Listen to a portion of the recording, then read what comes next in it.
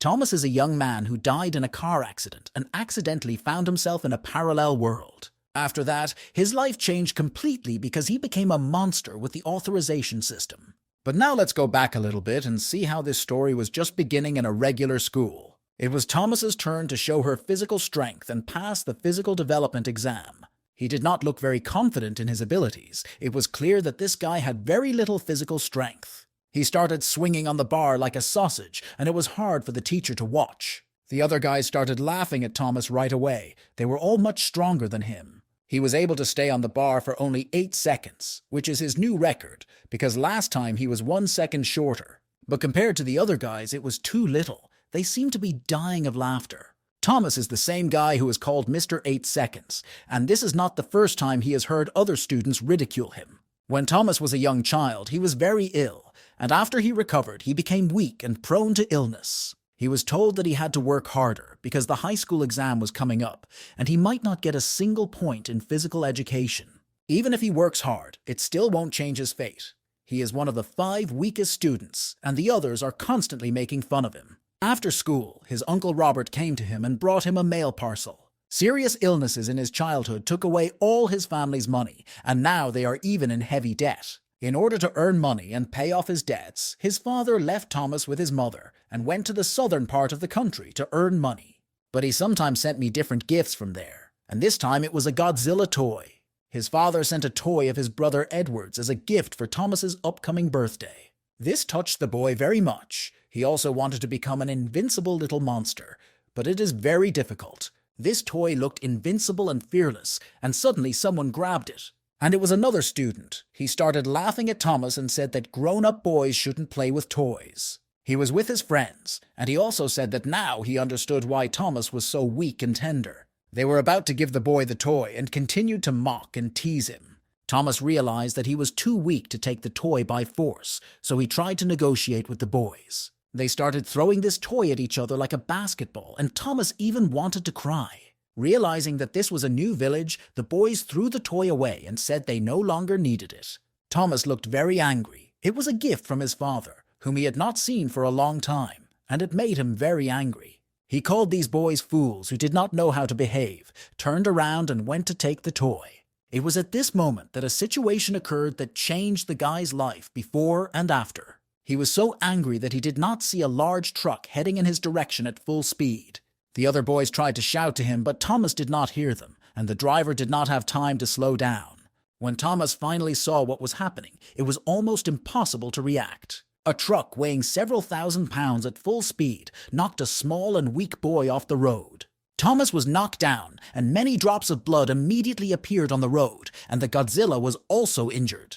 When the other guys ran up to him, they saw a picture from a horror movie. It was hard to watch. Thomas was covered in blood with his legs twisted and showed no signs of life. He opened his eyes and saw a water world in front of him, with various fish and sea creatures swimming around him. He saw that his arms had completely changed, and soon he also realized that he had a tail. Thomas did not understand what had happened. Had the car not killed him? Was it just a dream? The boy thought that this did not look like paradise. He could not understand why he had turned into an unknown sea monster. Suddenly, an unknown creature appeared in front of him. It was a mark, the face of the system. He said that after the host's consciousness returned, the system of evolution into a monster was automatically activated. So Thomas realized that the monster had logged in, and Mark confirmed it and said that he never cheats. He asked Thomas to look at the screen. It had many different symbols and different characteristics of the monster. Now the blood of an ancient lord, a divine beast described in various legends, flows into Thomas, but he is still small and has a long way to go. Thomas immediately wondered if he could come in every day to collect the reward, or if he could use the evolution points to improve. Has it really been reborn and become a sacred beast from the mountains and seas and now has its own system? He thought it was absolutely impossible. Was it really not a dream but a reality? The sensations of movement of my tail were really real, so I had to get used to the new body and new opportunities. Realizing that this was real, Thomas asked Mark to let him log in. This was the first successful entry into the system, and now Thomas is in the Mariana Trench at medium depth. The system explained that by combining faces, he would earn evolution points that ensure growth. There's a chance to learn the victim's abilities, so until Thomas dies, he has to eat constantly. He immediately felt terribly hungry as soon as he thought about food. It seems that if he doesn't eat someone in 10 minutes, he will die. When Thomas saw the light ahead, he remembered that many sea creatures can emit light and wondered if they were tasty. A deep-sea fish, very commonly known as a lanternfish, plump body and mouth full of sharp teeth, has something like a lantern above its head. When Thomas saw this fish up close, he thought it was just as terrifying as it looked on Instagram. Despite the huge difference in size, he decided to move on and look for something much nicer looking. Mark appeared before him again and told Thomas not to be afraid, because the lanternfish was smaller than his ears. These words were very apt and worked on Thomas. He said that he was not afraid of some horrible freak with a flashlight over his face. The guy remembered that now his body is not as small and weak as it used to be. Now he has become a real Godzilla, and no sea creature can stop him. As Thomas swam closer to the lanternfish, he began to examine it and wondered at the strange behavior of this little monster. He wondered whether it was even possible to eat lanternfish, and whether he would gain evolutionary skills for doing so. Mark said that if he didn't eat, he would die soon, and the lanternfish was not poisonous and quite tasty. Thomas thought it wasn't the most beautiful thing he had ever seen, but he had tasted it before with his father. So, realizing that he had no choice, he immediately swallowed this disgusting fish and said that it was quite tasty. He immediately felt that the system had not deceived him, and now he had new abilities and evolution points. He gained the skill of illumination, and after activating it, bright beams of light were immediately visible from his back. It looked very cool, and it was all possible only because he ate a small fish. This remarkable ability immediately began to attract other fish, giving them another chance to eat. Through evolution, Thomas becomes an even more ugly monster who wants to eat everything in the world, but this gives him many new abilities and speeds up his evolution. In his past life, he didn't eat seafood often, but now his life has changed even in this regard. When he got 1,000 points of evolution, he called Mark and said it was time to evolve. Thanks to 300 points of evolution, its scales were immediately strengthened, and thanks to 200 points of evolution, it gained giant claws. Thomas did not stop there, but asked Mark to increase his body shape by 500 evolution points. Thanks to this, it was able to grow by 3 feet, so it wouldn't be too hard to grow by 300 feet. Thomas asked Mark if he was still in his world, but Mark replied that the owner had to explore and discover it himself. Thomas was very interested. It was like some kind of open-world game. The Mariana Trench shows that he must be on the ground, but if he were in a human city now, he would definitely be attacked by missiles. Now it is too small, but if you grow to 300 feet, you can show yourself to the whole world. By that time, rocket massage and the destruction of the country of cherry blossoms will be no problem for him, so he must continue to eat. After realizing how his evolution and ability improvement worked, Thomas immediately continued to gain additional points. His strategy was simple. He emitted light and other sea creatures came to him on their own. But soon this strategy led him to a huge octopus. Is it a kraken from Pirates of the Caribbean? This king of the deep sea is also attracted to bright light. At the moment, Thomas is not his rival. It's not even big enough to get out of these tentacles, and if you don't come up with a plan, you can suffocate. It would be very funny to die almost immediately after being reborn, but it is really possible now. Thomas didn't know what to do, and suddenly he saw something huge, even bigger than the octopus, appear above them. It was a sperm whale that weighs 60 tons, the largest toothed whale in the world, with the largest and longest dive underwater. As soon as the octopus saw this monster, it immediately let Thomas go. Was he really so easily saved? It seems that the Kraken is interested in something much more interesting than the little Godzilla. A real sea battle of the Titans began, with the octopus trying to grab a huge sperm whale and strangle it with its tentacles. Having been transformed into a monster, Thomas got too carried away. In front of 2 huge creatures, he is still a thin and weak chicken. Although now that he's become a real sea monster, he doesn't want to bury his head in the sand. The monster at the top of the food chain must be cruel, ruthless, and fearless. Thomas said that he would never run away again, and from now on, no living being on the planet would abuse him. That is why he actively swam forward toward these 2 huge monsters without feeling any fear. As he approached the octopus, he grabbed it and said that anyone who angered it would be torn to pieces. After saying this, he tore off a piece of the Sea King's body and began to eat it. It tasted like raw squid, but in any case, it was much tastier than lanternfish. The system immediately reported that for just one squid bite, Thomas received 21 points of evolution as a Lord of the Deep. Realizing these possibilities, Thomas immediately began to tear the octopus into many pieces. Each bite gave it 21 points of evolution, and of course the octopus immediately felt that someone was tearing off its tentacles. He immediately forgot about the battle with the sperm whale and turned his attention to Thomas. The octopus had never seen such impudence. This little Godzilla continued to tear its tentacles with a confident expression. Thomas told him that there was no need to scare him anymore because of his small size. He was a monster now, and he would not be afraid of anything. He was not going to watch his body being eaten away step by step, so he grabbed a tomato.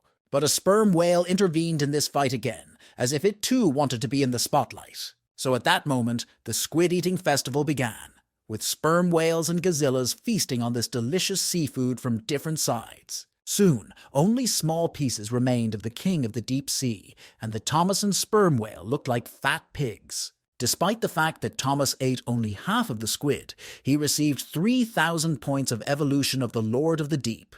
After he saw the report from the system, an aggressive sperm whale swam up to him. Thomas had already fully entered the role of a real monster and thought that now he had to eat the sperm whale. The sperm whale did not understand why Thomas, being so small, was so confident. He thought he could easily swallow him. But having received the body of a Godzilla, the boy was no longer going to calmly watch others look down on him. Feeling this inner peace and confidence in his abilities, the sperm whale realized that it would be better to return home. Thomas said he would not touch him because he helped him destroy the octopus. Then the guy turned to the mark and said that it was time to increase the size again, thanks to the evolution points he had gained. His weight was increased, along with his claws and sharp teeth, and his body shape improved. Now it weighs 24 tons and has the skills of destruction, bite, and dragon tail. He also gained special skills in absorption, illumination, and night vision enhancement. At this rate of evolution, thanks to the remains of the Lord of the Deep, Thomas will be able to double in size. The mark appeared and congratulated his master on eating the first king of the deep sea. Now he received the Monster Compass Award. This reward seemed rather incomprehensible, and Thomas did not understand why he needed it. Mark explained that if monsters appeared near him, the compass would be able to point them in the exact direction. Thomas realized that with this gift, even the Lord of the Deep would not be afraid of him. After another week of getting used to his new body, Thomas realized that there were no large fish near the surface, and sharks were not enough for him. He has grown so much that the combination of the Lord of the Deep does not give him many evolution points. And now he has a problem. If he continues to swim near the surface, he will die of hunger. So Thomas decided to return to the depths of the sea and told Mark that he wanted to log in. Now he is in the Sea of Polar Islands and has received a reward for logging in: explosive breathing. When you log in new places, they give you incredible abilities, and Thomas was happy to get a new power. But suddenly the compass activated and began to show that there were many different monsters on this island. Thomas saw something here. There are many strong currents. If not for his weight and length, he would have been swept away into the open ocean. But now he is not afraid of these problems. He is no longer as small as he was after his rebirth. When he got closer to the island, he grabbed the shore and started climbing the mountain. Despite his heavy weight, his strength has also increased, so it was not a problem.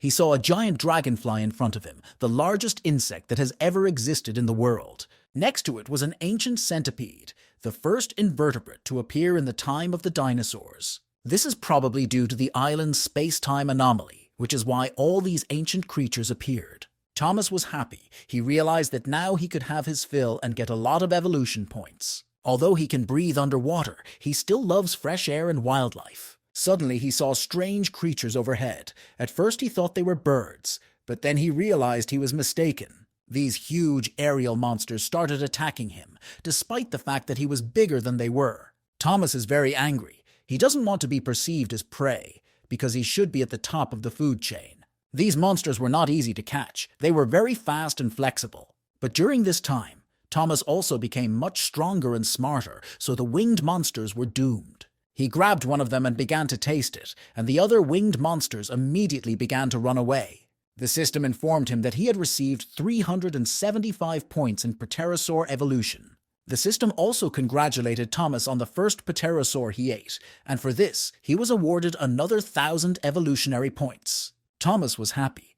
He had been tired of seafood for days, and he was happy to try something new. Realizing that the other pterosaurs were not going to come down to him, he decided to test his new ability. He began to activate all his power, and his tail began to glow strangely. The winged monsters had never seen anything like this before, and they quickly realized that it would be better to be friends with Godzilla. It looks like Thomas has tried a new toothpaste, and now he can dazzle everyone else with his radiant smile. The fire breath was activated, and the pterosaurs had already begun to say goodbye to their lives. But as it turned out, Thomas still hadn't developed this ability to the required level. It was a total fiasco. Realizing that they had been fooled by fake special effects, the winged monsters immediately began to attack. Very quickly, reinforcements arrived, and they all attacked the Godzilla as a team.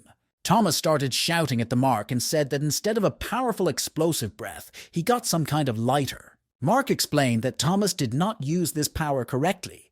First, he needed to concentrate and feel the energy of his body. Thomas thought it was very similar to the CI purification technique he had read about in a cultivation manga. He asked Mark if he was sure that this was the right instruction, because now he himself would become someone's lunch. Mark remained calm and said that Thomas should believe him and try to concentrate all the energy of his body in one place. Although it sounded rather mysterious, Thomas decided to try it and trust the system. He closed his eyes, relaxed, and gathered all his energy into a single impulse to activate his explosive breathing. But the winged dinosaurs continued to interfere with him, their claws causing Thomas great harm. Even though they were much smaller than he was, they were able to knock him down and bleed him out. They looked like voracious rats and kept moving forward to destroy the Godzilla. He was beaten like the last loser at school, and he couldn't even respond to it. So is he still a dangerous monster? It was hard for Mark to watch his master, who had developed incredible strength over the weeks, being beaten so vigorously. Thomas recalled that he had experienced similar emotions in his life, and in those moments he focused on the closest person, as if they were standing next to him. He realized that he was experiencing the same emotions and words now, and the situation repeated itself. He recalled that at that moment he was able to gather all his strength and use it to break away and knock down his enemies. And at that moment, he finally managed to activate the power of explosive breathing. It looked very powerful. Now the winged monsters realized that they had decided to attack this stranger in vain. The explosive breath was so powerful that it sent its force many kilometers ahead. The winged monsters were destroyed in a few seconds, and their skin was not ready to meet this burning breath. Thomas was happy that he had finally been able to activate this incredible power, and that he could now defeat anyone. But it also became clear that this ability took too much of his energy, and he urgently needed to eat and rest. Under his feet, he saw the freshly baked bodies of winged monsters, which must be quite tasty. So he immediately started eating, even though he didn't have any sweet and sour sauce with him. The system quickly reported that he had received more than 1,000 evolutionary points for the pterosaur. When his delicious home-cooked lunch was finished, he felt an incredible accomplishment. After walking a few meters, he saw a huge hole in the mountain, which was formed by his fiery breath. He realized that there must be many different animals near this lake, so he had to drink the water very quietly. But when he got even closer, he wondered if it was really a lake with water, because it looked very suspicious. A few seconds later, he saw that a large monster had been hiding under the big mountain all along. It is a giant Dashan cow. It does not live in lakes and rivers, and its back and belly are overgrown with bones, so it looks like a mountain. This huge creature can stay under the ice for up to 4 days. Its stone wall is the perfect camouflage. But before Thomas could get a good look at this huge cow, new creatures appeared out of the water. This is an imperial crocodile. It lived in Africa in ancient times, and was one of the largest crocodiles in history. There were quite a few of these crocodiles in this lake, and they also came here to eat a tasty cow. In less than 2 minutes, only bones remained of the giant Dashan cow. The crocodiles were too hungry. After their lunch was finished, they turned around and saw a potential dessert in front of them. Now it became clear why none of the other monsters came to this lake to drink water, but Thomas did not consider them strong rivals. He thought it was time to show these crocodiles who was the biggest predator on the island. But something very unusual happened. A huge human hand appeared and grabbed one of the crocodiles. The imperial crocodile began to scream in pain and could do nothing to stop it. In a few seconds, this huge and fierce monster was completely destroyed. It had no chance of survival. Thomas was watching this all the time. He did not understand what was happening and who this unknown creature was. A few seconds later, the giant reappeared and jumped into the lake, as if killing one crocodile wasn't enough. It was a huge King Kong, an ancient barbarian ape about which legends and fairy tales were written. So far, this huge monkey hadn't paid any attention to Thomas and continued to eat delicious crocodiles. The flock of imperial crocodiles was unhappy that their brothers and sisters were being shamelessly destroyed. King Kong felt that the imperial crocodiles were preparing an ambush for him and wanted to attack him from behind. That's why he decided to strike back and play proactively. This huge ape had great strength, and even a flock of imperial crocodiles could not stop it. In a few minutes, many crocodiles were killed. Only a few managed to escape, and it was time for a quiet dinner. It was at this moment that the first eye contact between King Kong and Godzilla occurred, and the legendary confrontation was born before our eyes. King Kong immediately began to show his humanity and aggression. He started shouting and preparing for battle. Thomas realized that the huge ape was much stronger than him at the moment, and it was better not to start this conflict.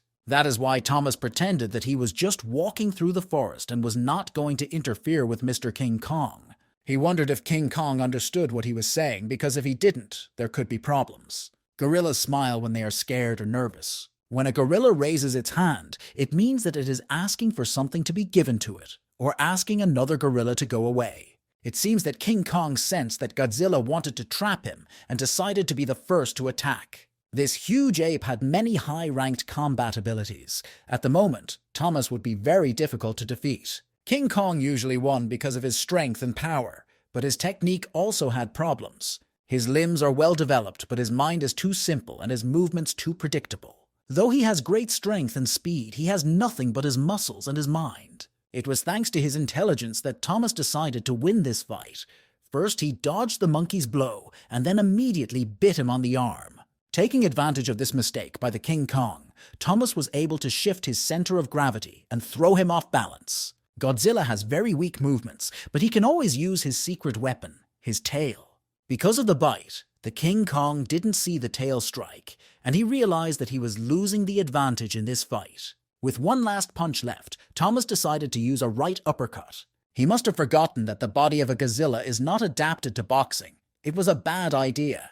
During all this time, King Kong was able to regain his strength and change his tactics, and now he will be much more cautious in his attacks. He jumped forward and struck a powerful blow to the heart of the Godzilla, while constantly paying attention to the opponent's tail. After working on his mistakes, King Kong looked much more convincing and started winning again. This huge gorilla is not only much stronger than a Tom, but also has much faster and more flexible body movements. King Kong was not going to rest on his laurels and wanted to finish off his victim and enjoy his delicious flesh. Thomas realized that his situation was very bad. He could only win with explosive breathing, but he needed energy for that. Moreover, if Thomas uses up all his energy and fails to kill the King Kong, he is doomed to die. That's why he decided to hold off his opponent for a while and use the power of his teeth. He bit my hand again and began to clench his jaws as much as possible, and the gorilla's hand bled. But King Kong was not going to give his hand to an unknown lizard. He decided to tear the Godzilla's jaw open. He grabbed the Godzilla by the face and began to pull its jaws apart, and he saw something. It seems that during all this time, Thomas managed to accumulate the necessary energy and decided to use his main trump card. Focusing on his inner energy and activating all his strength, he began to prepare explosive breathing. King Kong has never seen anything like this before. He has fought various monsters before, but he has never met his equal in strength. He got scared and let go of the Godzilla's head. He hardly understood what was happening, but you could see the fear in his eyes. This huge monkey tried to run away and hide, but Thomas used his tail in time. Gripping the King Kong tightly, he activated his explosive breath and directed it at his opponent. It was an explosion of real kinetic energy. This island has never seen anything like it in its history. But despite the fact that explosive breath can destroy dozens of winged dinosaurs, it could not kill a single King Kong. Thomas couldn't believe that his main weapon hadn't worked. Did the King Kong really have such a strong skin? It seems that these burns only made the monkey angry, and now the real battle will begin. But it turned out to be the other way around.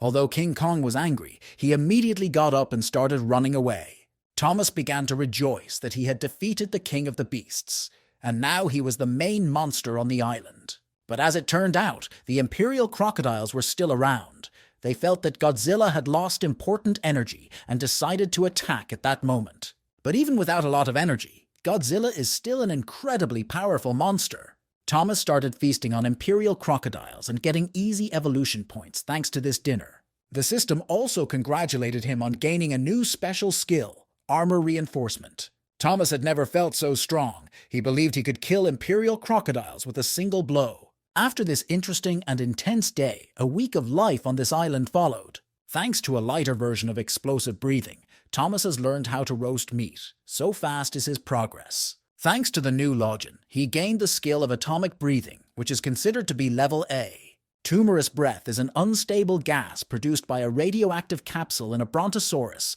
and after eruption, it looks like fog. Yesterday, Thomas learned the skill of armor, and today he has learned atomic breathing. Now he is like a European emperor. If he had logged in a few days ago, he would have also received the Monster Compass update and been able to view monster attributes. A giant ancient rat ran up to him. It has a strong sense of smell and large front teeth. Usually the giant rat hides in the grass to hunt rabbits, so Thomas decided to feed it.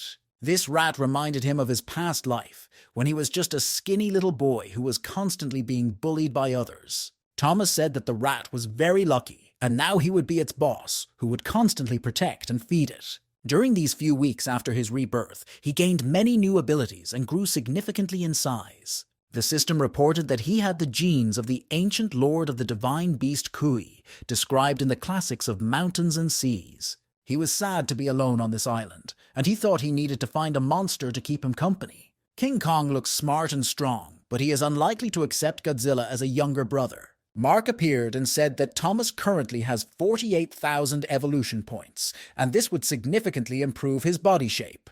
He started the augmentation process and activated the power of the system.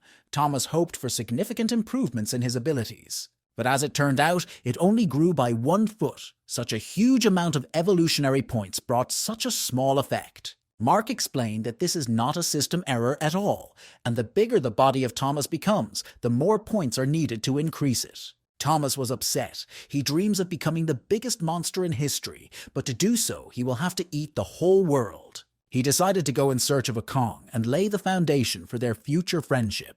On the floor, he saw the remains of a King Kong hare from their last fight. He called his new friend, the Mandarin Rat, and said that now it was time to help him. He showed the Mandarin the hair of a huge gorilla and asked her to find it by smell. He also said that if the Tangerine could find a King Kong, he would feed it fresh meat all year round.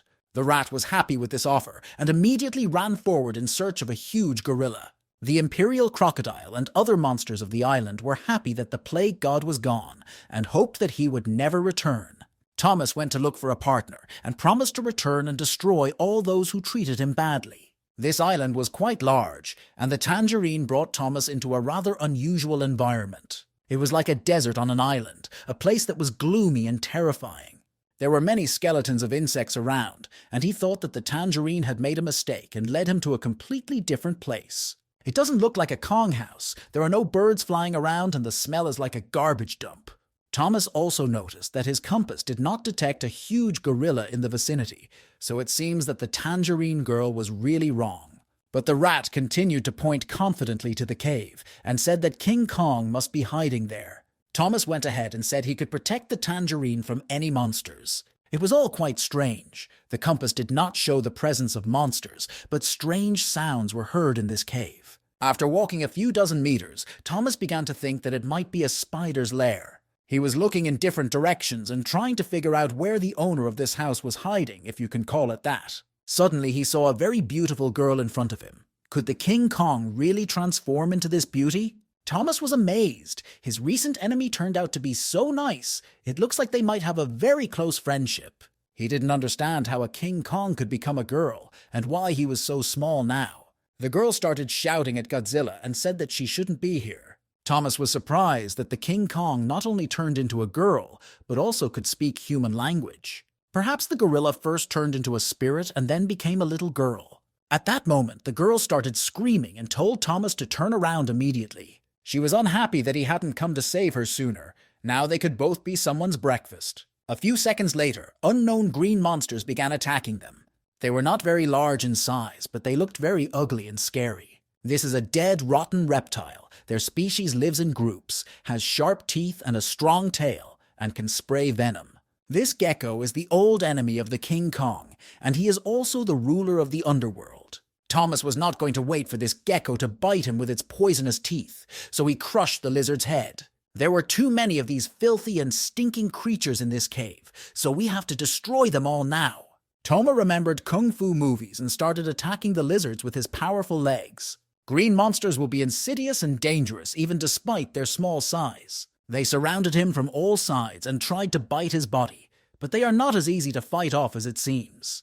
Thomas was very angry and decided to show these monsters what real power means. He has focused and concentrated all his energy in one place, and now the real special effects will begin.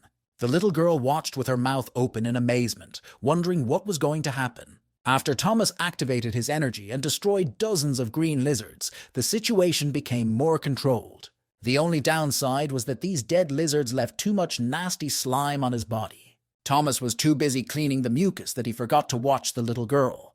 Fortunately, he remembered about her in time and destroyed the lizard that tried to eat the girl alive. He told all these disgusting green creatures that he was now protecting the girl and would not allow anyone to hurt her. These warnings did not scare the inhabitants of this cave. These green lizards do not seem to be afraid of anyone in this world. Realizing that even beautiful words do not help, Thomas decided to use his true power. He activated the explosive breath and sent many disgusting creatures to hell, which is where they belong.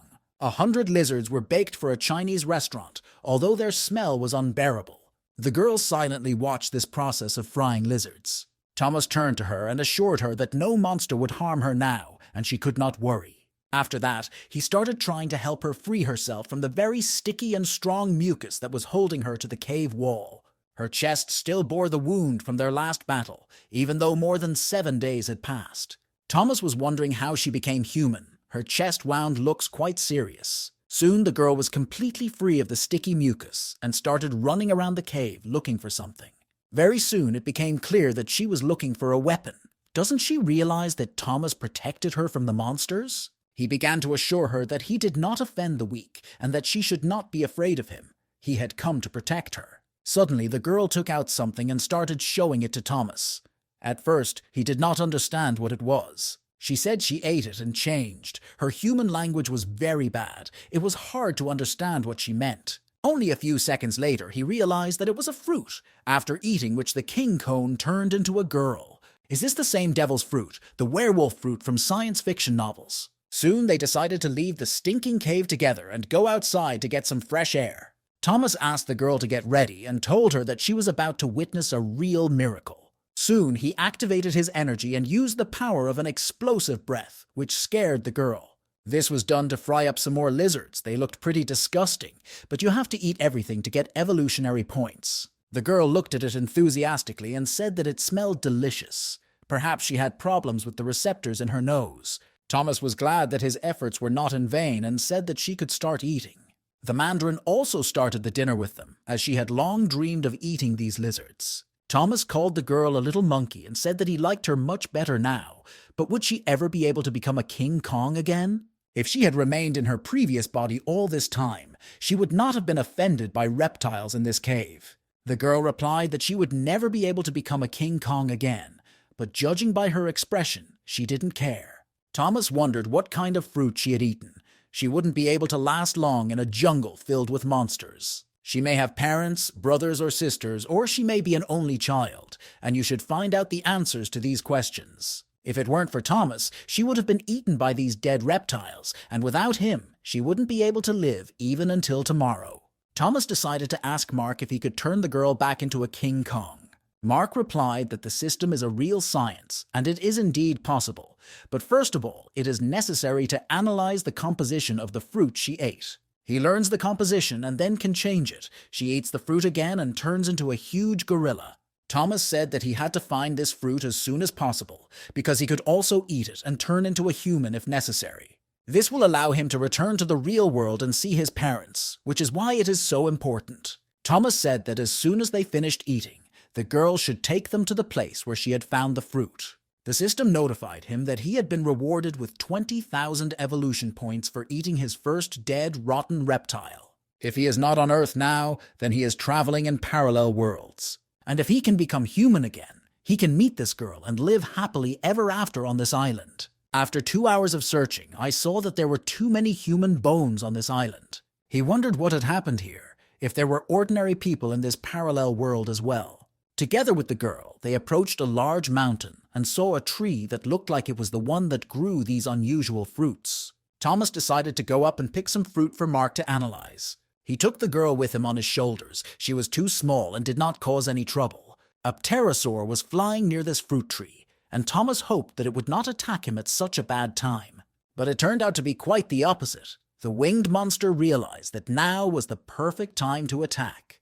Thomas prepared to defend himself, which would be quite difficult to do in such an uncomfortable environment. But everything turned out to be quite the opposite. The winged monster is not a tomato, but a tree with fruit. He picked and ate one of the fruits and immediately felt its magical effect. In a few seconds, this winged monster turned into an ordinary man, a man with a strange hairstyle. But without wings, it was difficult for him to fly, and now it became clear why there were so many human bones around. The winged monsters flew to this tree, plucked the fruit, turned into people, and fell to the ground. Thomas thought that this place was very dangerous, so he had to quickly harvest the crops and get out. But suddenly he saw something much bigger and more dangerous than a pterosaur. He decided to start his acquaintance with kind words and offered the creature delicious reptile meat. It was a bird of death, a mysterious and large bird with the genes of an ancient beast. Usually its appearance always brings death. Thomas does not understand why this bird came here. Maybe it is guarding this strange tree. He also doesn't understand why she looks down and smiles strangely. Does she know something they don't? The bird of death began to approach Thomas and the girl, looking mysterious and resembling an owl. Thomas did not know how to behave, but it seems that the bird of death is not going to attack him. He decided to greet her and said that he had come here to pick a delicious fruit from the tree on the advice of his girlfriend. He tore off 2 juicy fruits and said that he did not want to distract the bird of death any longer, so he would return to his home. It seems that the bird of death took some forbidden pills today, and she began to have strange visions. After that, she got angry and prepared to fly. It looked quite aggressive. Her red eyes were directed at Thomas, and judging by her expression, she was not in the mood for friendship. At the last moment, Thomas managed to dodge the attack of its beak and survived. Without wings, a fall from this height could have been fatal for him. He realized that this bird of death was sick in the head. Probably the sun had baked its brains too much. Thomas asked Mark to hold the fruit and analyze it with the system, as it was very difficult for him to hold it in his small hands. Mark was happy to help the owner, but said that the analysis required 100,000 evolution points. The problem was that at the moment, Thomas had only 93,000 points of evolution, so it was impossible to analyze. If he had known about this, he would not have wasted evolution points on different skills, but it's too late to think about it now. The bird of death approached Thomas, activated its sharp claws, and inflicted a severe wound on his back. It was an unequal battle because the bird had wings and could attack easy prey too easily. But Thomas also had his own strengths and decided that it was the perfect time to cook fried chicken. He activated all his energy and used his fire breath, a power that always comes to the rescue at the most important moment. The bird of death felt this fiery breath and flew down. But it was still alive, and it managed to stay in the air. This bird is too strong.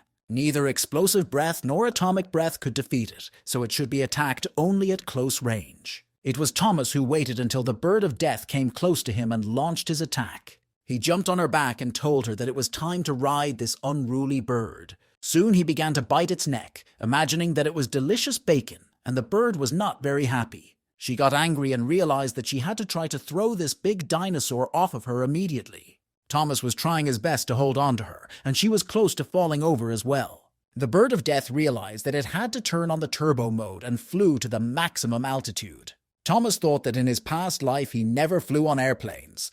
Now he has become a monster and can ride on other monsters, feeling the thrill of flight. He began to rejoice and enjoy the process too soon, because the bird of death turned 180 degrees. This was her cunning plan, and now it will be much harder to stay on top of her than before. Thomas and the girl looked very frightened, as if the bird of death had lost its mind and was about to hit a rock. Soon Thomas noticed that there was a lake near them. He began to analyze the situation and think of a rescue plan. He decided to choose the right moment to activate his explosive breathing and jump into the lake. He realizes that he has strong skin and strong bones. He should not fall to his death. So he activated all his energy again, concentrated, and began to attack the bird of death with his fiery breath. She immediately felt burning sensations on her back, and the air began to smell like fried chicken.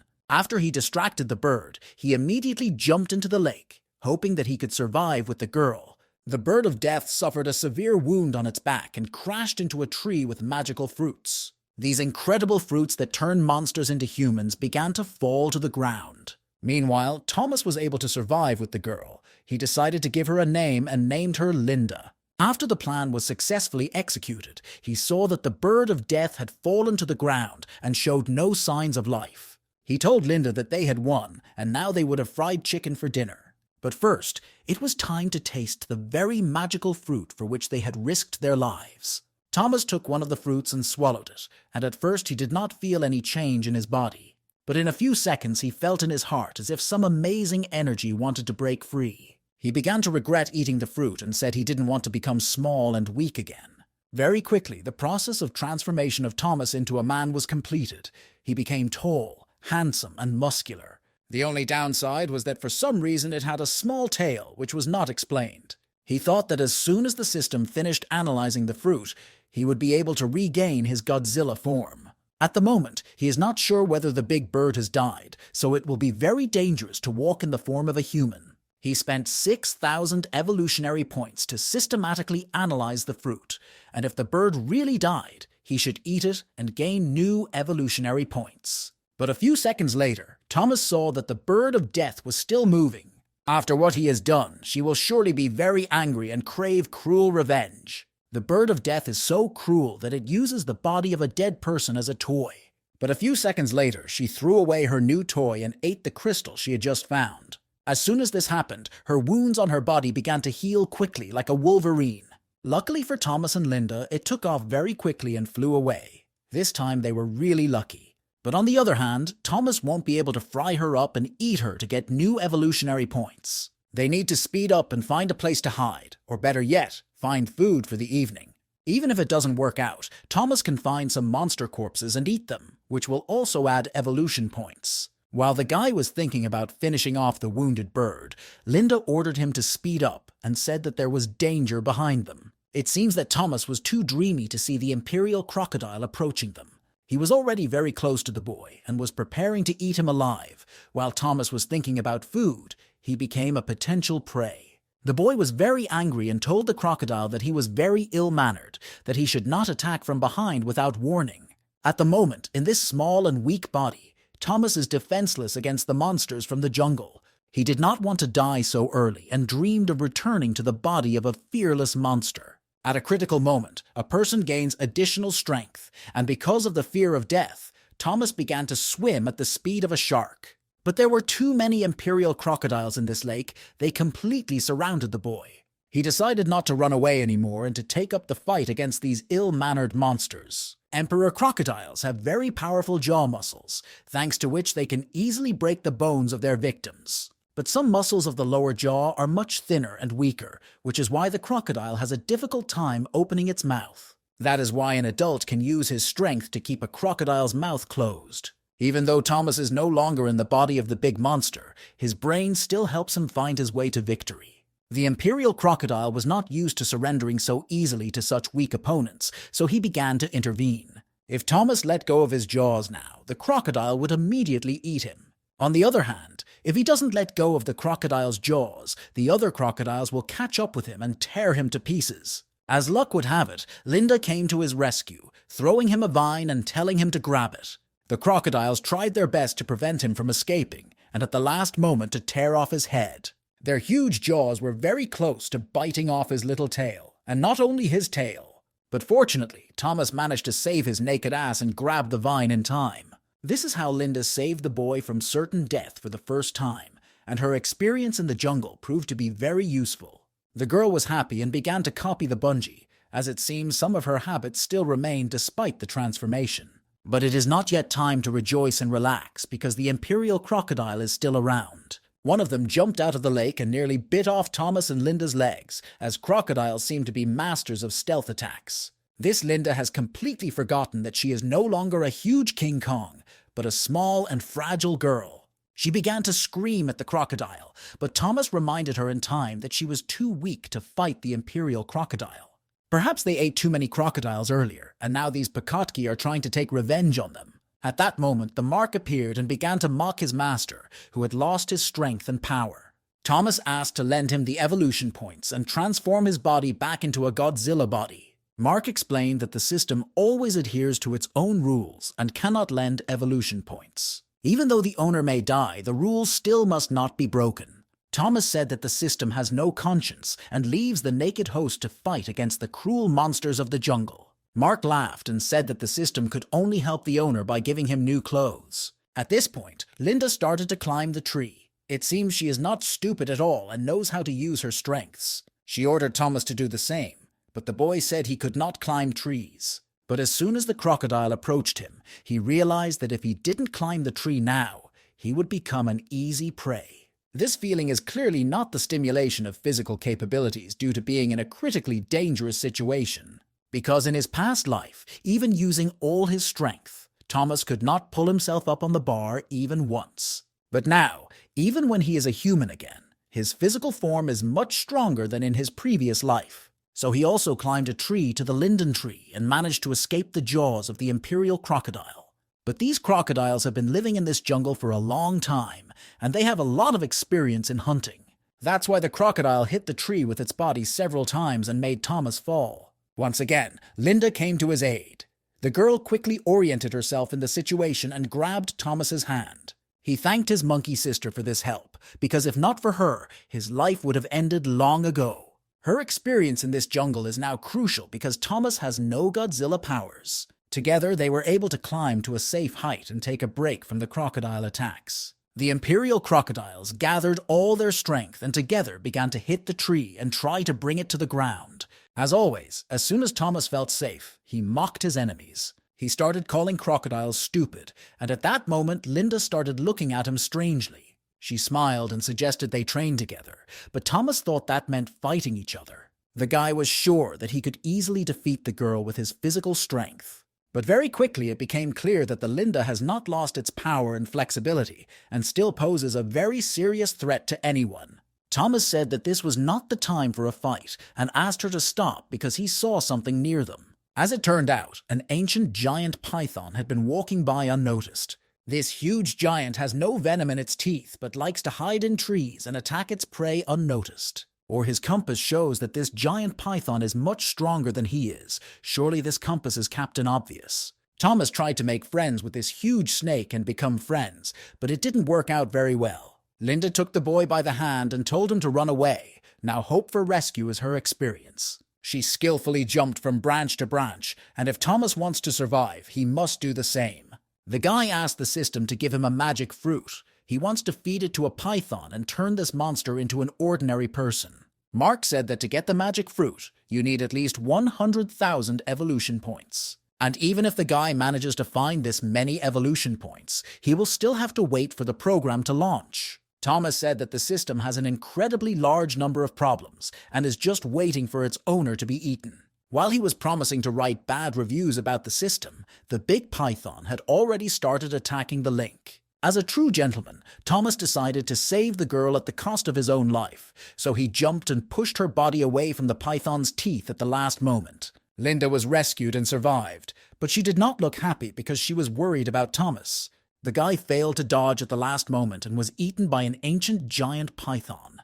At first he didn't understand what had happened, and then, smelling an unpleasant odor, he realized what was in the python's stomach. He was very lucky to have good physical fitness, so the python's gastric juice has not yet taken effect. But if he does not leave this place quickly, his body will soon completely disintegrate. After he became a human again, He had no way to test whether his Godzilla abilities would work. Mark ordered him to stop and said that if Thomas continued to condense his energy, he would die immediately. He also explained that Thomas could not use his abilities in a human body because the flesh of this body would not withstand the load. Mark also explained that now the explosive breathing has been replaced by explosive eating, and he has to eat the python's internal organs to get evolution points. That is, the energy of Thomas's body works differently in human form than in Godzilla form, and this should be used. The python's internal organs tasted very foul, as if the Toman had eaten stinky socks that hadn't been washed for a week. The system immediately notified him that he had received 150 points of evolution for the ancient giant python. Hearing this, the guy was happy and continued to eat the python's internal organs to increase his evolutionary points. At this time, the python was in terrible pain and screaming, not realizing what was happening in its stomach. The monster began to roll over in different directions and prevent Thomas from continuing his delicious lunch. The guy said that nothing would stop him and he would get what he needed. Soon he felt the spasms of the python's internal organs and realized that the monster was trying to spit him out. Thomas thought that the python was behaving inconsistently, first inviting him into its belly and now trying to spit him out. At this point, Mark appeared and said that the evolution points were enough to get the magic fruit. But first, you will need to wait for the full analysis process, which can take about 30 minutes. Thomas was very angry and said that he did not want to spend so much time in this horrible and smelly place. Mark explained that for him, evolutionary points are like gasoline for a car. If he doesn't get them, he won't be able to work. To speed up the process of analyzing the magic fruit, you need to get a few thousand more evolution points. Realizing he had no choice, Thomas began attacking the monster's internal organs to speed up the analysis process. The ancient giant python was in great pain at this moment, and he had already regretted attacking these little worms many times. Thanks to the additional evolution points, the process was completed ahead of schedule, and the magic fruit for returning to the monster's body was formed.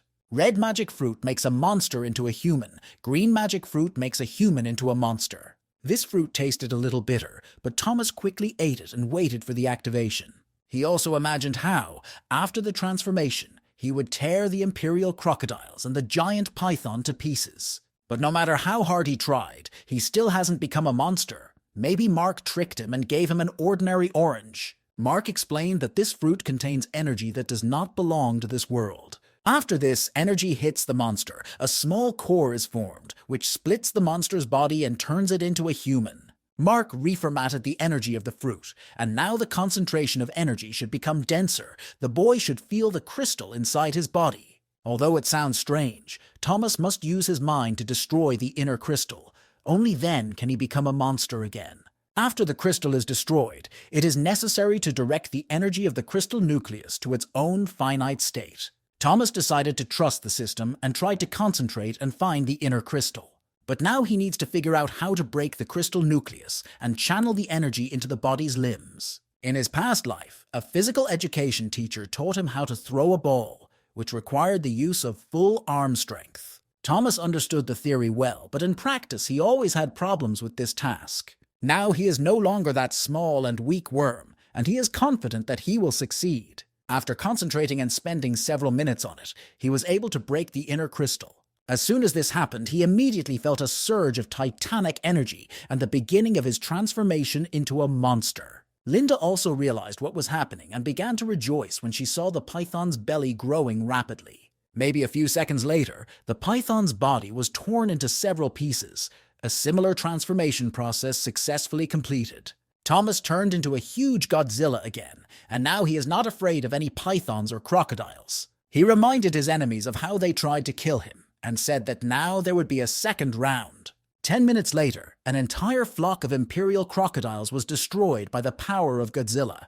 Thomas thought he never wanted to return to a human body again, because it was too dangerous and scary. He feels much more confident in the monster's body, despite his fat stomach, small hands, and ugly face. While Thomas was roasting the python and crocodiles, Linda asked him why he had returned to the body of a Godzilla. She also did not understand why he had become so big, but Thomas was not going to tell her all his secrets. He only said that he gets up early, eats well, and trains constantly, which is why he is so strong and powerful. All of them were very hungry and enjoyed delicious dishes and monster delicacies. For the new achievements, the system gave Thomas the monster fruit of life, which can cure any injury, even a fatal one, by eating it. Mark said that this fruit can relieve fever, detoxification, and fatigue, as well as clear the mind and improve vision.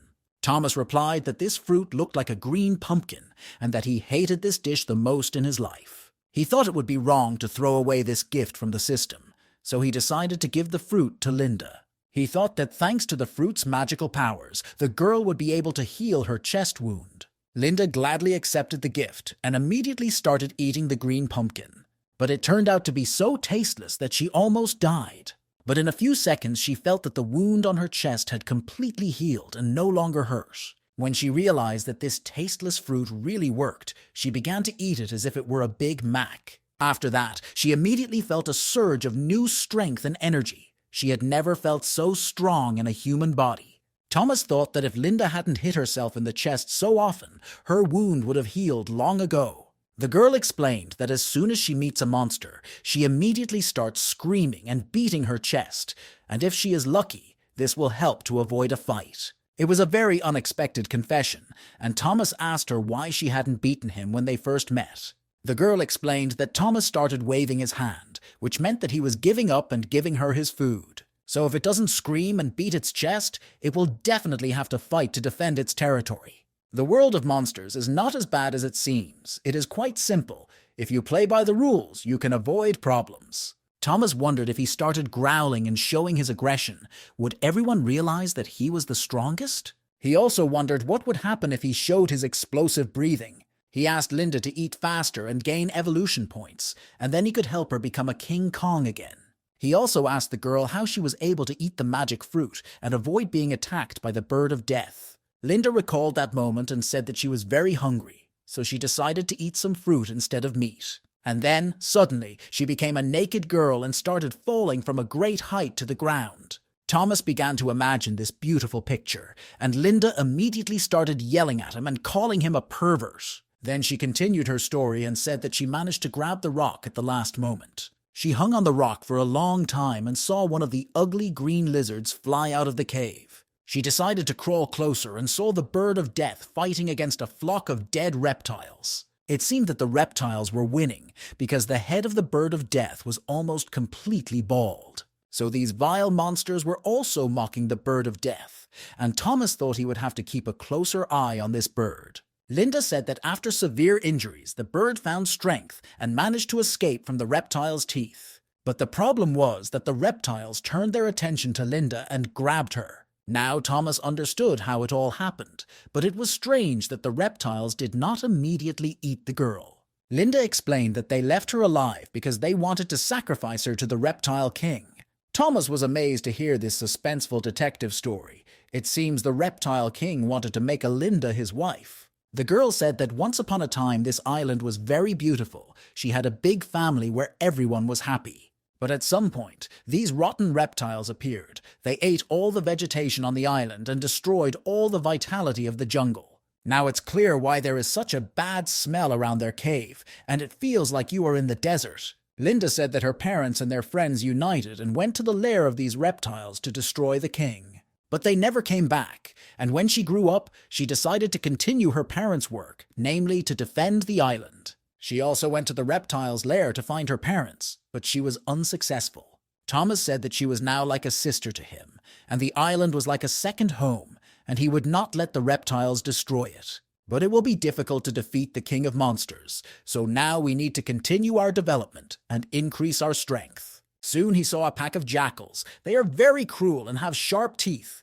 Their main weapon is teamwork and spikes on their backs. It seems they saw a ground sloth and decided to kill it to eat it. The ground sloth stood up on its hind legs to look bigger and began to destroy the jackals with its huge claws. Several jackals flew in Thomas's direction, and he decided to seize the moment and score some evolution points. The jackals continued to attack the sloth and tried to win the battle by sheer numbers. Thomas decided to wait for the best moment and attack and eat both sides of the conflict. He decided to cheer for the big sloth because he is fighting alone against a whole pack of jackals. For some reason, at one point, the sloth focused all his attention on Thomas and began to run at him with great speed. It was not clear what the sloth wanted to do. Did he want to start fighting Godzilla instead of jackals? He must have overestimated his strength and capabilities too much, because a Godzilla is much stronger than an ordinary sloth. Thomas easily dodged his attack and began to tear off pieces of juicy meat. It was very tasty, and the system immediately reported that he had successfully received 500 evolution points for the giant ground sloth. Thomas continued to enjoy his new meal and did not notice the other animals approaching him. It was a pack of those same jackals. They were still hungry and planning to have a delicious meal. They had never seen a Godzilla before, and they thought it would be easy prey for them. But the first jackal that decided to attack Godzilla became a tasty snack for the sloth's meat. Thomas easily snacked on it in several pieces and got a lot of evolution points from the system. Seeing their brother so brutally torn to pieces, a pack of jackals readied their spikes and rushed into battle. Their tactics were classic. They attacked from different sides and tried to outnumber their big rival. Although it was difficult, Thomas grabbed their bodies and bit them into several pieces. Linda was on his shoulder all this time, and some jackals made her their main target. Although it has become much smaller and weaker than before, it still remains very dangerous. It was a good duo of a monster and a man who successfully repelled the attacks of a pack of jackals. Thomas was pleased that this small and fragile girl was trying to protect him, but he was worried that she might get hurt as well. That's why, in order not to endanger the girl, he decided to activate one of his strongest points. It activated an electric charge on its tail and thus killed many jackals. Some of them even died from this lightning strike, and those who survived now began to fear Godzilla. Realizing that they could not win, they started to come out like real wolves. Thomas remembered that he needed to keep gaining evolutionary points, so he decided to eat the whole flock together. But it seems that their call was addressed to their leader, and he soon came to their aid. Thomas wasn't scared at all when he saw this terrible giant. He was excited that he could get a lot of evolutionary points if he defeated it. He decided that the huge jackal leader would not run away, so now he had to finish off the ground sloth. The leader of the jackals decided that this was absolutely attention to him and began to attack. Thomas was angry because of this circle.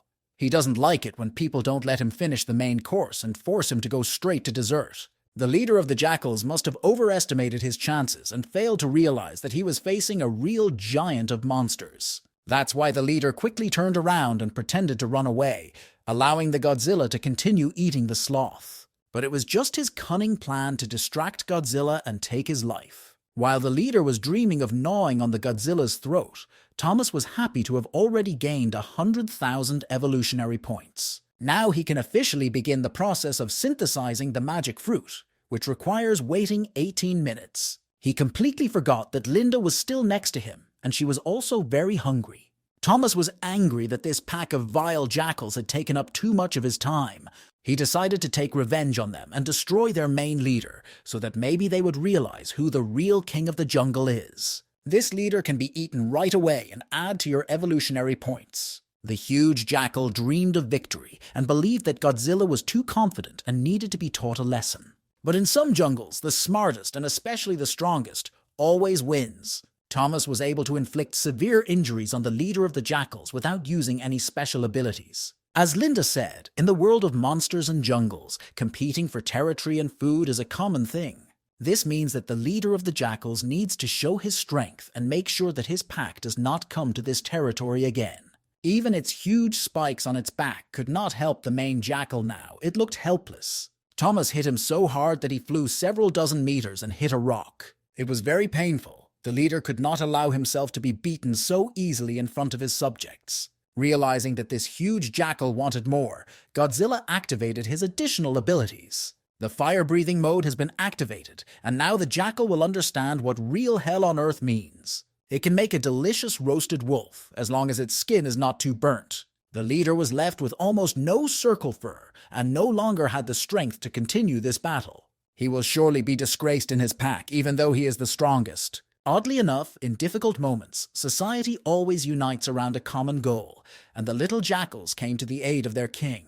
Thomas is excited about what's happening, because for him, it means fast food delivery and extra evolution points. But something distracted him. Someone continued to imitate the voice of a wolf.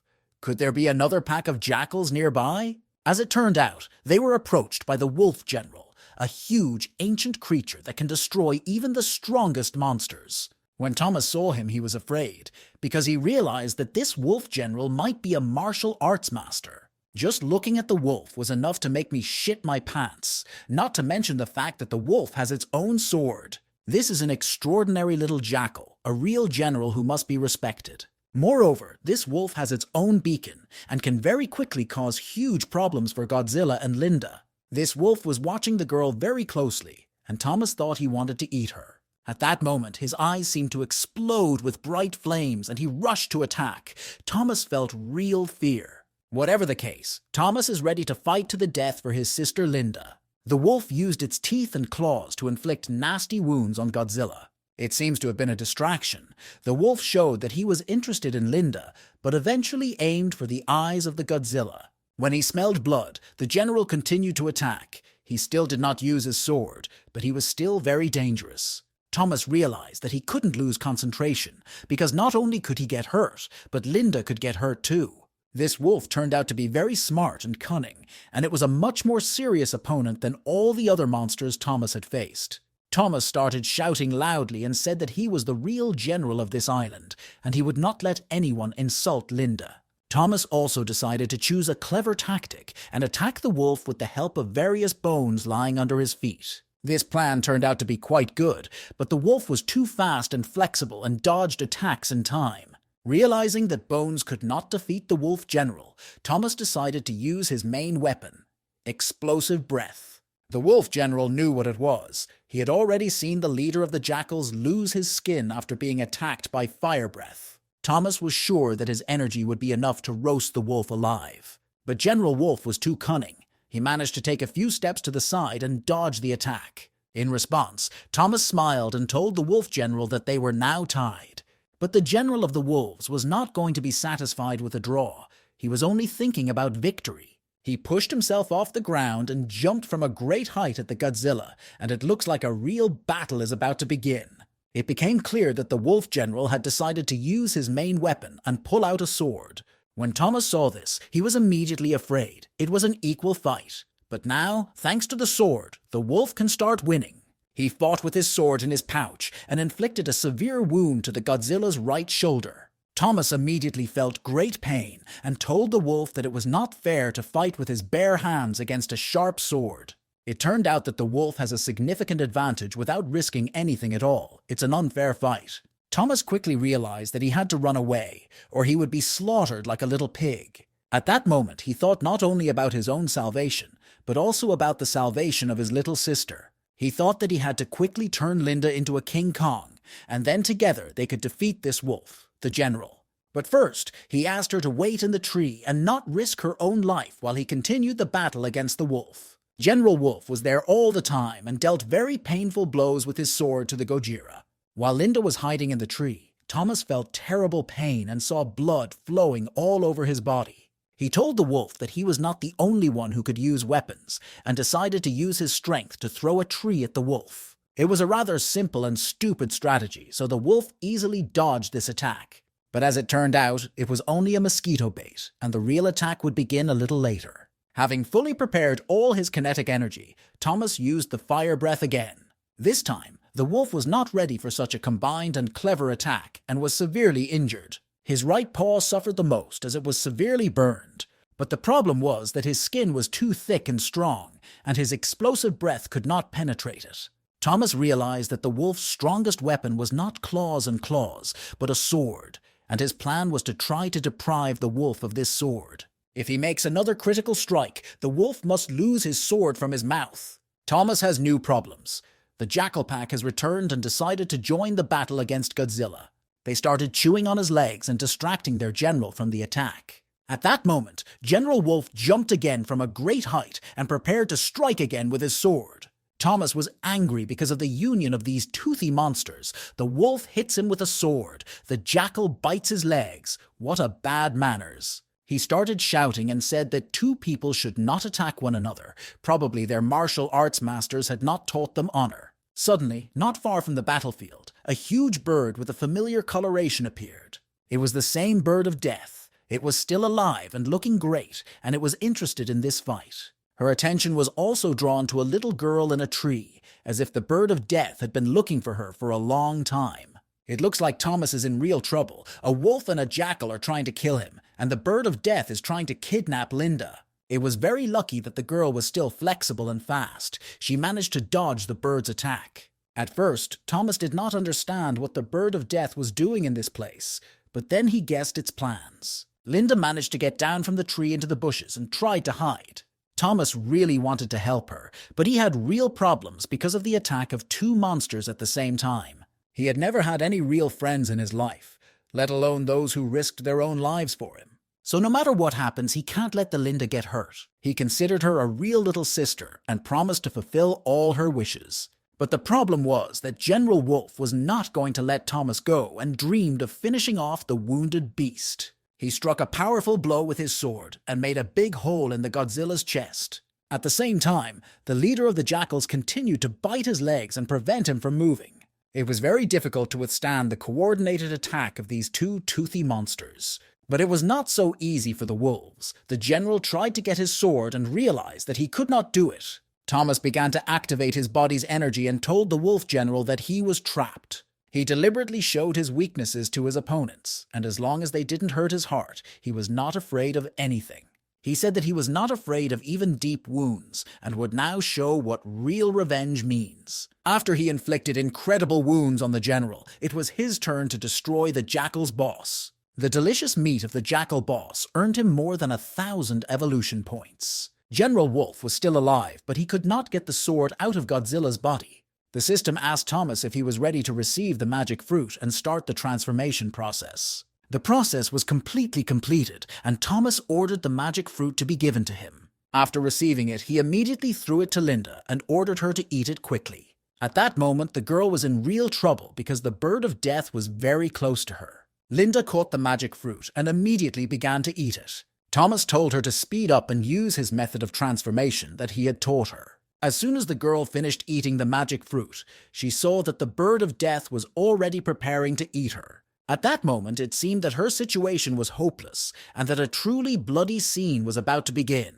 But something strange happened. The Lin's hand grew 100 times larger and struck the bird of death with a strong blow. This meant only one thing. The transformation process was complete, and the Linda had turned into a King Kong.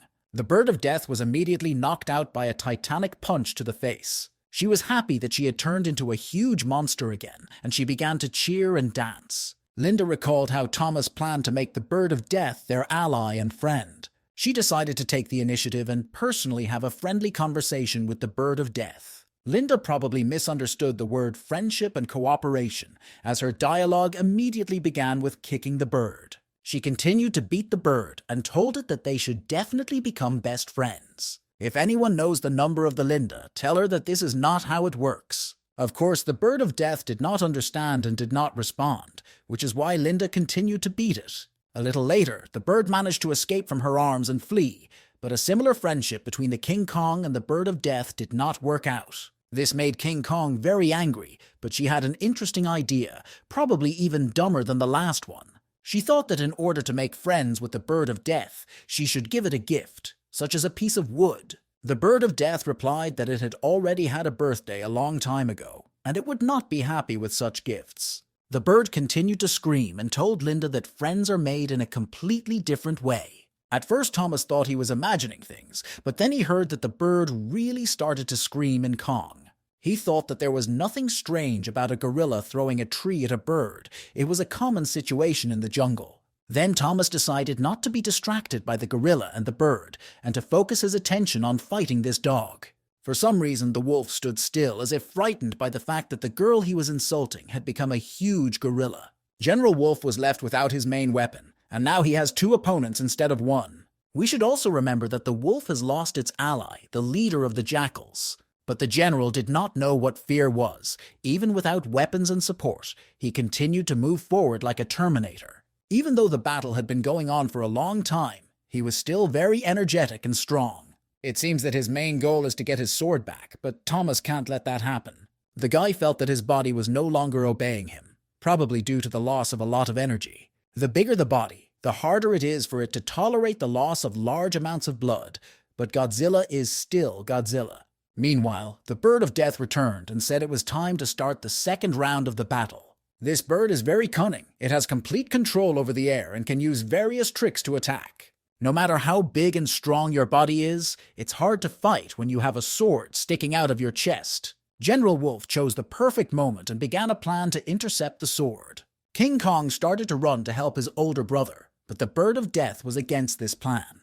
It caught up with the gorilla and inflicted a severe wound on its back thanks to its large claws. The Godzilla and King Kong duo were doing very poorly, and it was urgent to turn the situation upside down. Feeling that General Wolf was sitting on his back, Thomas decided to activate the power of his spikes. This clever wolf immediately remembered what happened last time, and he didn't like these flashbacks. That's why he jumped off his back in time to escape the Godzilla's power.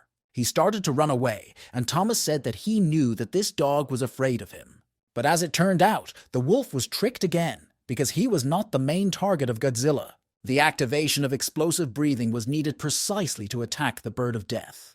The main threat came from it because it fully controls the island's airspace. A portion of the blue energy hit the target and caused the Bird of Death considerable pain. An incredibly weak guy who was bullied every day of his past life today gave all his strength for his only friend. So now it's time for Linda to intervene, as the outcome of the last round depends solely on her. Linda realized that her time had come, and she had to finish off the wolf general. Feeling the incredible strength in her hands again, she jumped and dealt the wolf a titanic blow. But despite his severe injury, the general was not going to give up and continue to fight. He quickly regained his strength and ran to attack the Kong. He immediately bit the gorilla's leg and began to clench his strong jaws to break the bones. King Kong has destroyed more than a dozen monsters on this island. He is hardened by fierce battles and is not afraid of anything. But the wolf also has a legendary past. He was promoted to general for a reason. The wolf jumped up into a tree, pushed off, and began to attack the gorilla again with its sharp teeth. This time, his target was not the leg, but the arm of a King Kong, a combined attack by a professional killer.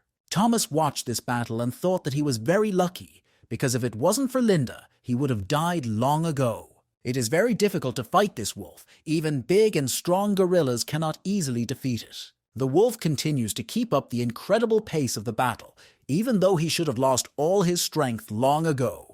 Then Thomas noticed that the other jackals had fled into the woods. Perhaps the wolf was only fighting to buy time to retreat. It seems that this red dog is really too smart and is the king of wolves for a reason.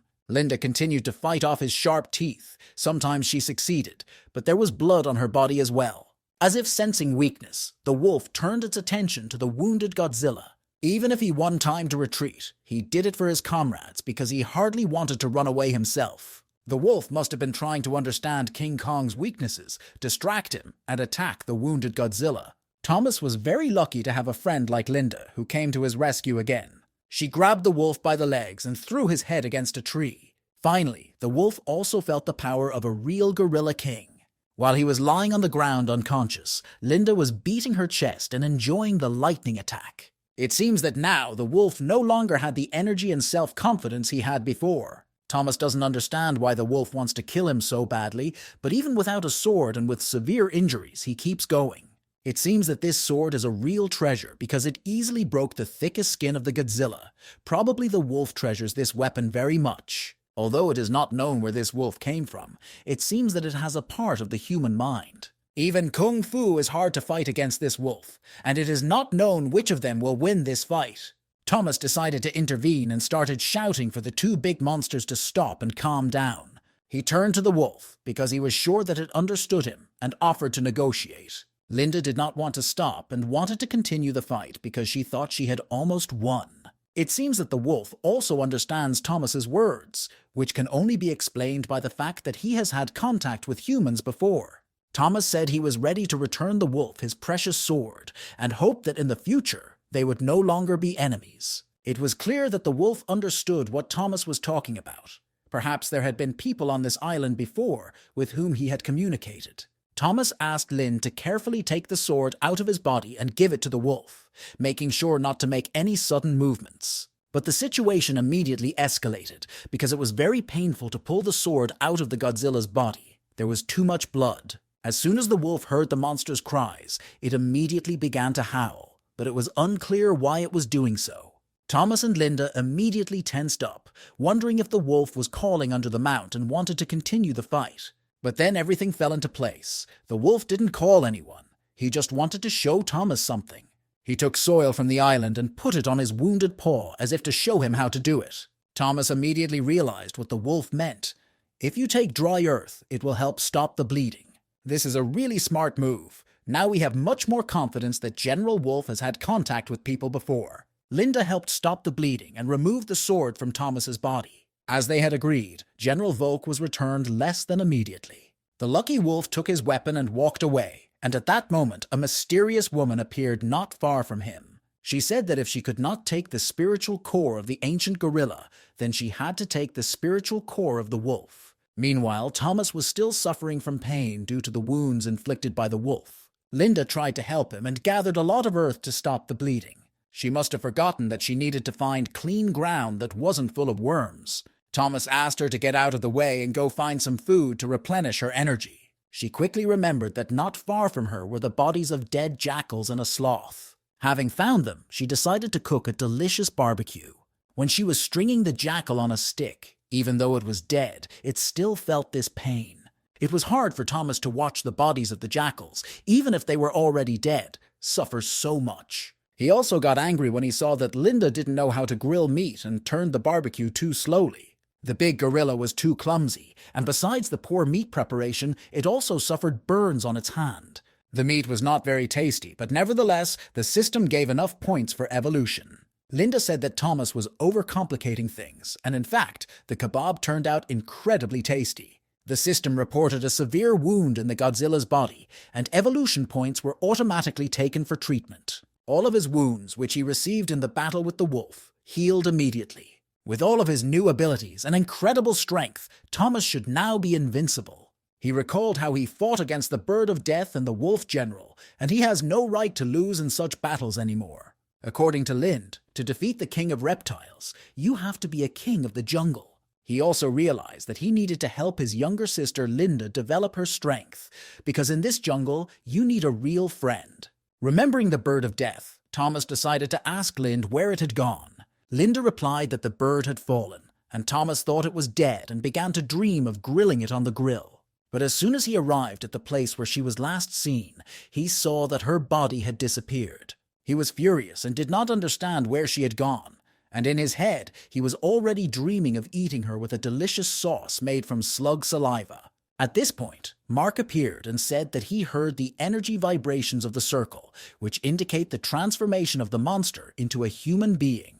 Thomas was surprised and asked if this strange bird had turned into a man. Mark said that he had nothing to do with it, and he did not give the Bird of Death the magic fruit. Mark reminded us how the Bird of Death took the core from the corpse of a T-Rex and ate it to heal all its wounds. So the bird restores its strength by eating the kernels of other monsters. It's a bit like the Thomas method, that is, eating other monsters. Linda, meanwhile, thought that her brother had become mentally retarded after the battle with the wolf and was talking to himself. Mark said that we need to kill the Bird of Death and analyze its body. Only then can we find the answer to this mystery.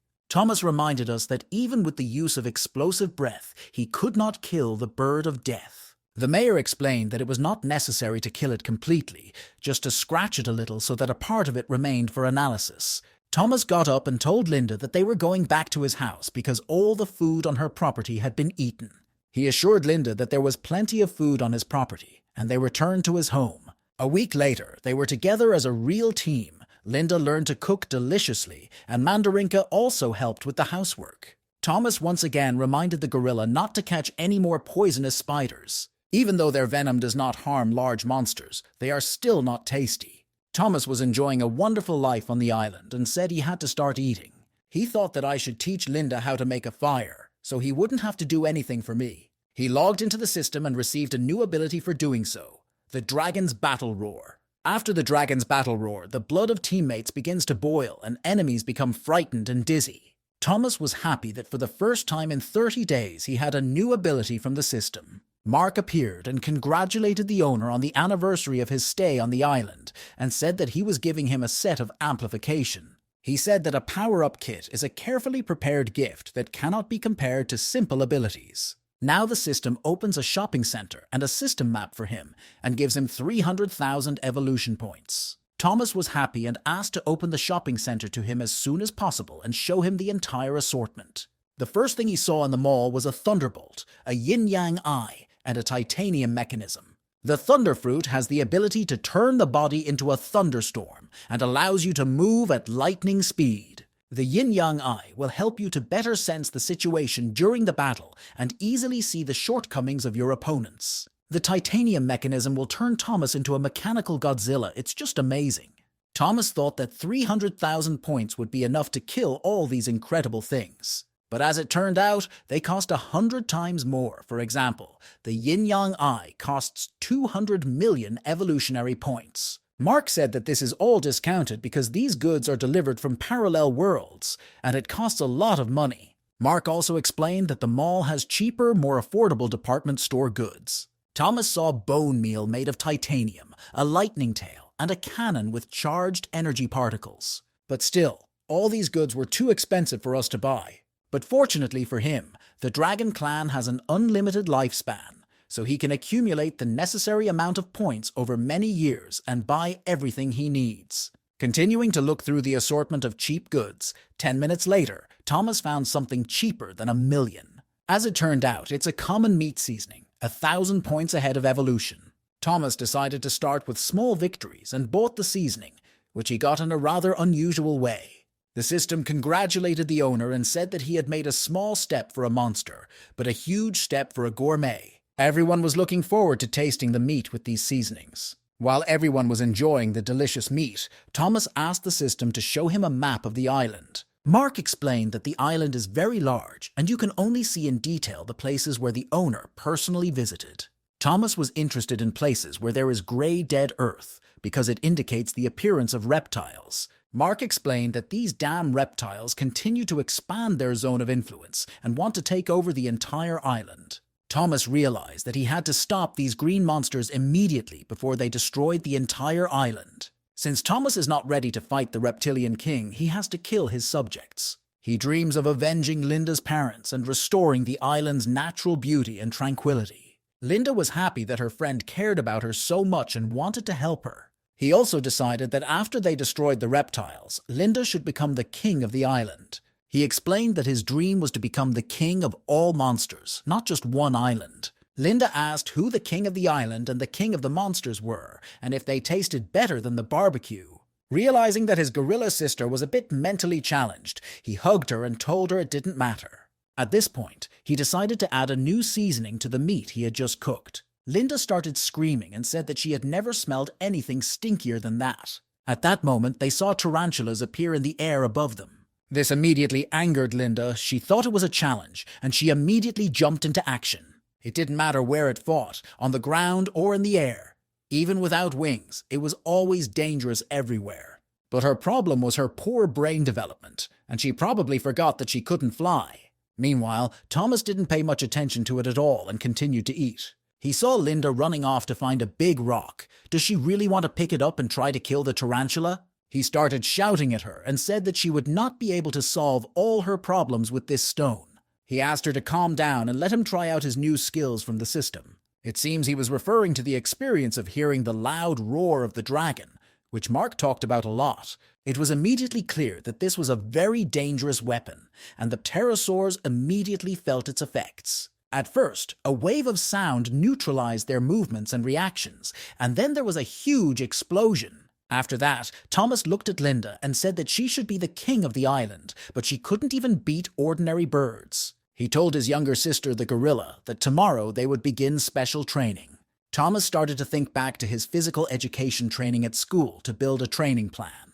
He called it a triathlon for monsters. It was done to help Lind become king of the island. As usual, Linda behaved like a little child. She asked if training tasted better than barbecue. Thomas tried to explain to her that these trainings were necessary so that in the future she could defeat the Bird of Death and General Wolf. He realized that he would not be able to persuade her in a quick way, so he bought a special seasoning. He explained that if Linda trains hard, she will get a delicious shish kebab with seasoning. This approach worked right away. The gorilla started to puff out her chest and said that she was ready to do anything for a delicious barbecue. Thomas was pleased. Foodies are very easy to persuade if you know the right approach. He explained that the first level of special training would be to improve strength. He wanted to show me an example of how to do a pull-up, but he forgot that he had very short arms. To make sure Linda understood what she had to do to improve her strength, Thomas decided to go all the way. He jumped up and grabbed the tree with his teeth, which looked quite unusual. He asked me not to pay much attention to it and explained that Linda would have to do it with her hands. But a few seconds later, he saw that she had disappeared. As it turned out, Linda had already climbed the mountain and offered to help him. It seems she was really mentally retarded. Thomas thought that she already had enough strength, so he should move on to developing endurance. He explained that it is endurance that helps to win in a real battle and ordered her to run 1,000 meters. Thomas also did not want to lag behind and ran with her, and anyone who got under his feet was crushed. But despite all his efforts, he still couldn't win over the girl, just like he hadn't been able to at school. A pleased Linda hinted that Thomas would soon give her the prize for the victory. While these two giants were running on water and land, they managed to step on the heads of many animals. Other animals of the island even organized a rally against too much speed and accidents. This is how the second stage of pensioner physical training ended, and the third stage is now underway. Thomas explained that endurance is only the foundation, but striking and fighting skills will show a true titan.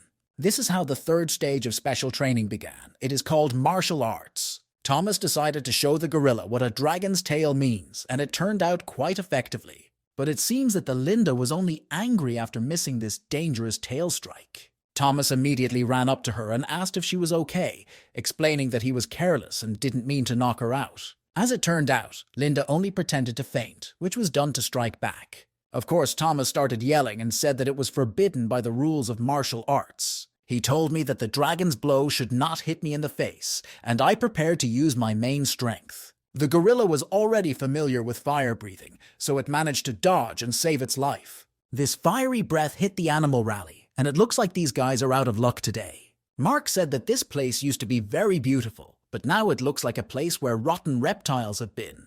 He explained that training to defeat the reptiles is good, but you can't destroy the island.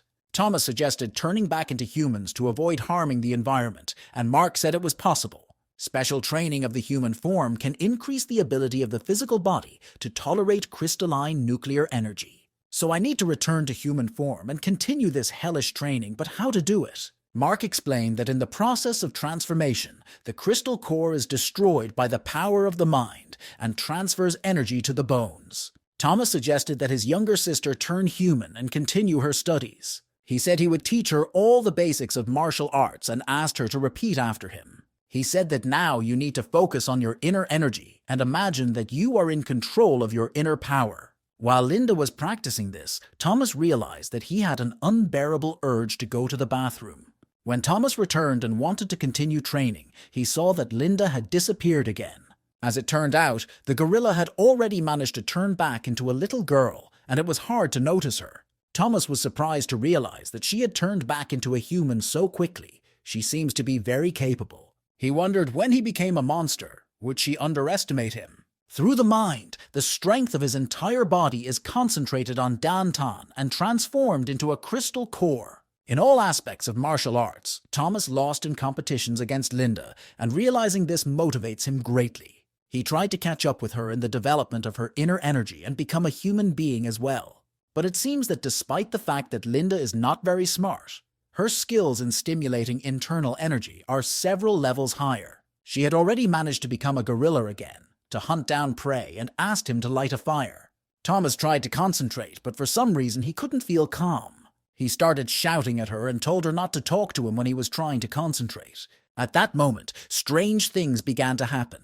Its mouth opened and everyone saw a strange glow. Linda thought he was going to activate his explosive breathing again and asked him to close his mouth. Perhaps this happened because explosive breathing is of a similar nature to the technique of turning into a human? If you direct the explosive breath to the ground, you can destroy the island, so it's better to swallow it. Although it was quite difficult to do, Thomas showed his best and took care of the environment. If he had had a phone, he would have immediately received a call from Greta Thunberg. So after swallowing his fiery breath, Thomas immediately turned back into a human being, and now the mechanism of transformation will be even simpler. Last time, He was busy running away from crocodiles and didn't have time to fully feel the strength of his own body. But now running 1,000 meters or doing 100 pull-ups will not be a problem for him. The guy immediately started training, despite the fact that his last meal was a day ago. He remembered how in his past life everyone called him a loser, and he wanted to set a new personal record. Surprisingly, he continued training all night until the next dawn. He was happy to be human again and tried to speed up his progress with special training. He was surprised to see that Linda and Tangerine were still sleeping. He started yelling at them and ordered them to get up and start their morning training. He ordered the Mandarin to patrol the island and watch out for monsters, and Linda was to become human again. He said that this time, if she beat him in training, he would cook 10 pieces of juicy meat with seasoning for her. Before Thomas could even finish speaking, the Linda had already begun to attack him with the aim of total destruction. She said that for 10 pieces of juicy meat with seasoning, she was ready to slaughter him like a pig. He asked her to stop and said that he hadn't had time to finish speaking and that this was not the way to behave. Thus, they spent a whole week of active training to improve their physical fitness. After this week of training, Linda looked very powerful and Thomas was covered in bruises. During this time, he managed to accumulate more than 500,000 evolution points. He asked the system to add these points to his development and keep 100,000 points just in case. The system updated his scores and said that he had passed the period of innocent childhood and it was time to move up in the level. Thanks to this, Thomas immediately grew several times larger and Linda was shocked. He explained that he would continue to grow if he slept well, ate a lot, and exercised actively. He said that now we need to check their training results for the week and then we can start destroying the reptiles. He said that if Linda did everything he told her to do, they would definitely destroy these green, disgusting creatures. The gorilla was happy. Her long-held dream was to avenge the death of her parents. Meanwhile, thousands of skeletons of the island's dead inhabitants have accumulated in the green reptile's lair. Thomas and Linda analyzed the situation and realized that no one was guarding the entrance to the cave, and they could easily get inside. As soon as he told his younger sister about the plan, she immediately disappeared somewhere, again. They trained hard all week to improve their fighting skills, but he never taught her to be careful. Of course, the green reptiles immediately noticed the intruders and began to attack. During the week of training, Linda also improved her fighting skills and began to demonstrate them to the reptiles. She was happy that she could easily tear them into several pieces. But while she was destroying a few reptiles, a whole army came to their aid. Thomas said that after their special training, it became much easier to destroy these green monsters. He also recalled his past defeats by the Deathbird and General Wolf, and now he has become a fighter of a completely different level and is ready to take revenge. The total extermination of the green reptiles began, and Thomas was happy because he realized that now they had food for the next week. He does not understand why they keep attacking and do not run away. They are too weak to defeat Godzilla and King Kong. Thomas enjoyed the destruction of these small and ugly monsters. He said that the barbecue would be especially delicious today. As soon as Linda heard the word shish kebab, her mouth immediately drooled and she said she was ready to fight until the morning for the sake of delicious food. Thomas said that these reptiles can be called a real food delivery straight to the mouth. He also said that these were the bravest opponents he had ever seen on the island. But a few seconds later, the battle was over and the green reptiles, for some unknown reason, turned around and started running away. Thomas doesn't understand what happened. He was just praising them for their bravery, and now they started running away. Perhaps all this is connected with some circumstances in the cave, and we need to find out what is going on. Linda was incredibly angry and ordered the reptiles to come back because she wanted to make a delicious kebab out of them. Together, they went deep into the cave in search of green reptiles despite the danger. On the monster's compass, Thomas could not see where the reptiles had gone, and there was some cunning plan. Soon after Linda and Thomas saw these little rascals, they started attacking them from the top floor. It looks like it was the plan of the entourage. They deliberately forced them into the middle of the cave to prevent them from retreating. Each individual reptile cannot kill the monster, but when they attack in groups, their venom begins to be felt. Thomas quickly realized that the situation was getting out of hand and decided to activate his fire breath. But he didn't have time to do so because he heard some loud noises, as if another titanic monster had entered the cave. A few seconds later, they saw a huge train coming at them, but it was the eyes of a monster. It was a huge reptile that attacked Godzilla in the first place. This reptile was much bigger than Thomas and Linda, and it will be very difficult to defeat it by joining forces. Its mouth was so big that it could swallow a whole tomato. Thomas was able to defend himself from the reptile's sharp teeth, but it attacked him with its venom. The bastard's saliva began to eat away at the Godzilla's skin, even though it was very thick and strong. This is how he met the direct descendant of the Reptile King, who personally participated in the capture of some parts of the island. Most likely, this is the son of the Reptile King, and Thomas thought that he should take him hostage to blackmail the king. The plan is certainly not bad, but it will be incredibly difficult to implement. The king's son began to attack with poisonous bombs that could easily pierce the mountain. Thomas was very lucky to dodge this attack because the speed of the bomb is not too high. The son of the Reptilian King was ready to fire many bombs at once, like an automatic weapon. Toma realized that it would be very difficult for him to dodge so many attacks at once, and the situation escalated. Of course, he did not have time to dodge all the bombs at once, and some of the poison bombs hit the target. Linda saw what was happening all the time, but she could not help because she was being attacked by hundreds of small reptiles at the same time. It was hard for her to move, but she couldn't watch the Reptile King's son try to finish off the wounded Thomas. Thanks to the last week of active training, her physical strength increased, and she was able to escape from the reptile's grip. She desperately rushed to the defense of her friend. Linda could not let him die. Fighting reptiles is a personal matter for her family, a matter of honor. She struck a powerful blow with her right hand and managed to severely injure the son of the Reptile King. But this brazen slug did not give up and continued to attack with its poisonous bombs. Rinda was able to easily dodge the first attack and said that her brother's explosive breath was much more dangerous than this green jam. Dodging explosive breathing during training has created a reflex. Thomas was pleased to see and understand the fact that his training helped her become better. But the monster's reptilian bombs continued to attack it from different directions and posed a real threat. One of these bombs did hit the gorilla's skin, which must have been very painful. Linda fell to the ground and started screaming, and the son of the Reptile King felt that he could finish off the wounded beast. Thomas did not understand how the bomb could change its direction and was very worried about his younger sister. But it was difficult to help him at that moment because he was also surrounded by an army of small reptiles. These bastards will attack until everyone is dead. They act as a truly unified mechanism. Thomas got really angry and told the reptiles that they had made him angry for nothing. He activated all his inner energy and began to electrocute the reptiles with his spikes. Meanwhile, Linda's situation was much worse. The son of the Reptile King was attacking her and was winning so far. But Thomas came to the rescue in time and activated the power of his tail.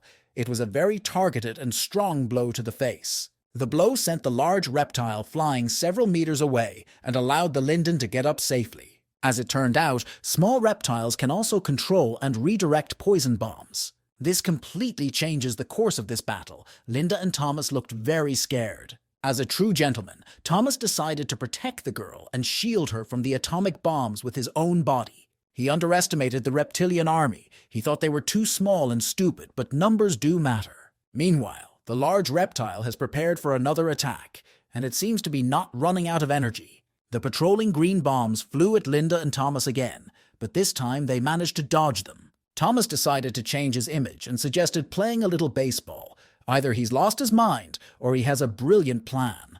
But no matter how interesting and clever his plan is, the size of the green reptile army is too large. He wanted to use his signature punch, but there were too many opponents around to prevent him from doing so. He saw that the main reptile was concentrating its forces and preparing to start firing poison bombs again. He could not let this happen, and that is why he activated his mental attack. The reptile titan immediately felt the power of the Godzilla, but it was not yet clear whether it would last long. It seems that no matter how strong Godzilla's mental attack is, the reptile's strength is much greater at the moment. As it turned out, Thomas's mental attack affected the poison bombs, and now it will be harder to dodge them. Thomas and Linda tried their best to dodge these bombs because no one wanted to get new burns. Everything around was covered in green bombs. I don't even understand how you can survive in this damn cave. Thomas was very scared because he almost lost very important manly things because of these dangerous attacks. He realized that it was urgent to make sure that the son of the Reptile King could no longer fire these bombs. That is why his main power, explosive breathing, was activated again. At that moment, It was as if the reptiles had deliberately gathered in a pile, and Thomas had hit them exactly. He was happy because the reptiles he was caught in could no longer redirect the shells from the poison bomb. He realized that he had to completely destroy the little reptiles, and only then focus his attention on the king's son. But the large reptile had its own opinion about this plan. It appeared out of nowhere and began to attack. Thomas could not foresee this. He was severely wounded and blood appeared on his body again. As soon as he opened his eyes and tried to get up, he saw that a poison bomb was already flying in his face. Seeing this, Linda tried to help him and threw him a small reptile to help him. It was a brilliant decision by such an unintelligent gorilla. Perhaps we were too harsh on its IQ. When Thomas saw that the poison bombs reflected off the small reptiles, he realized that this could be used to his advantage. After realizing this, he officially became a table tennis player and picked up another small reptile. He also told Linda to repeat his technique and defend herself from bombs with the help of small reptiles. The most ingenious things are the simplest, and Thomas has once again proved this ancient fact. But we must admit that his accuracy in hitting was not very good. It looks like this dragon would be a bad table tennis player. Due to a lack of accuracy, some poison bombs still hit his head and body. But even at that moment, he continued to be lucky again, because Linda came to his aid. His gorilla sister always saves him at the right time, and he should enter her in this year's Table Tennis Olympics. The son of the reptile king could not watch his enemies celebrate and started shooting poison bombs like a machine gun. The best table tennis player on the island began to demonstrate his hitting technique. Thomas was amazed and said that this was only possible thanks to his special training. Surprisingly enough, the giant gorilla was indeed able to repel all the poison bomb attacks. The reptile king's son looked somewhat upset and ordered his army to continue attacking. Thomas immediately saw that the little reptiles had changed their direction and attack pattern. They learned quite quickly. The son of the reptile king helped his little subordinates and released several more poison bombs. No matter how hard it was, Linda continued to successfully defend herself against these nasty demons. Sometimes it seemed that she was so angry that she was going to go crazy. It seems that a week of active training has turned Lind into a real king of this island.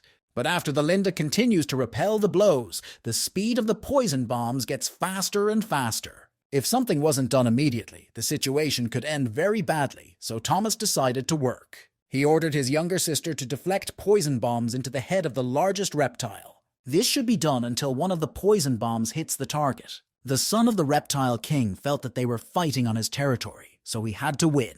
He fired dozens of poisonous bombs at his opponents, but they were all destroyed by the explosive breath of the Godzilla. Linda was happy and said that her dragon brother is incredible. Now they look like a really cool duo. But their satisfaction did not last long, for the son of the reptile king showed with his whole appearance that he was about to give them a real hell. Thomas can use his explosive breathing only a few times a day, so the best plan is to escape. It was like a race to the top, but instead of good grades, the winner kept his life. The reptilian king saw his rivals running out of the cave and sped up to catch up with them.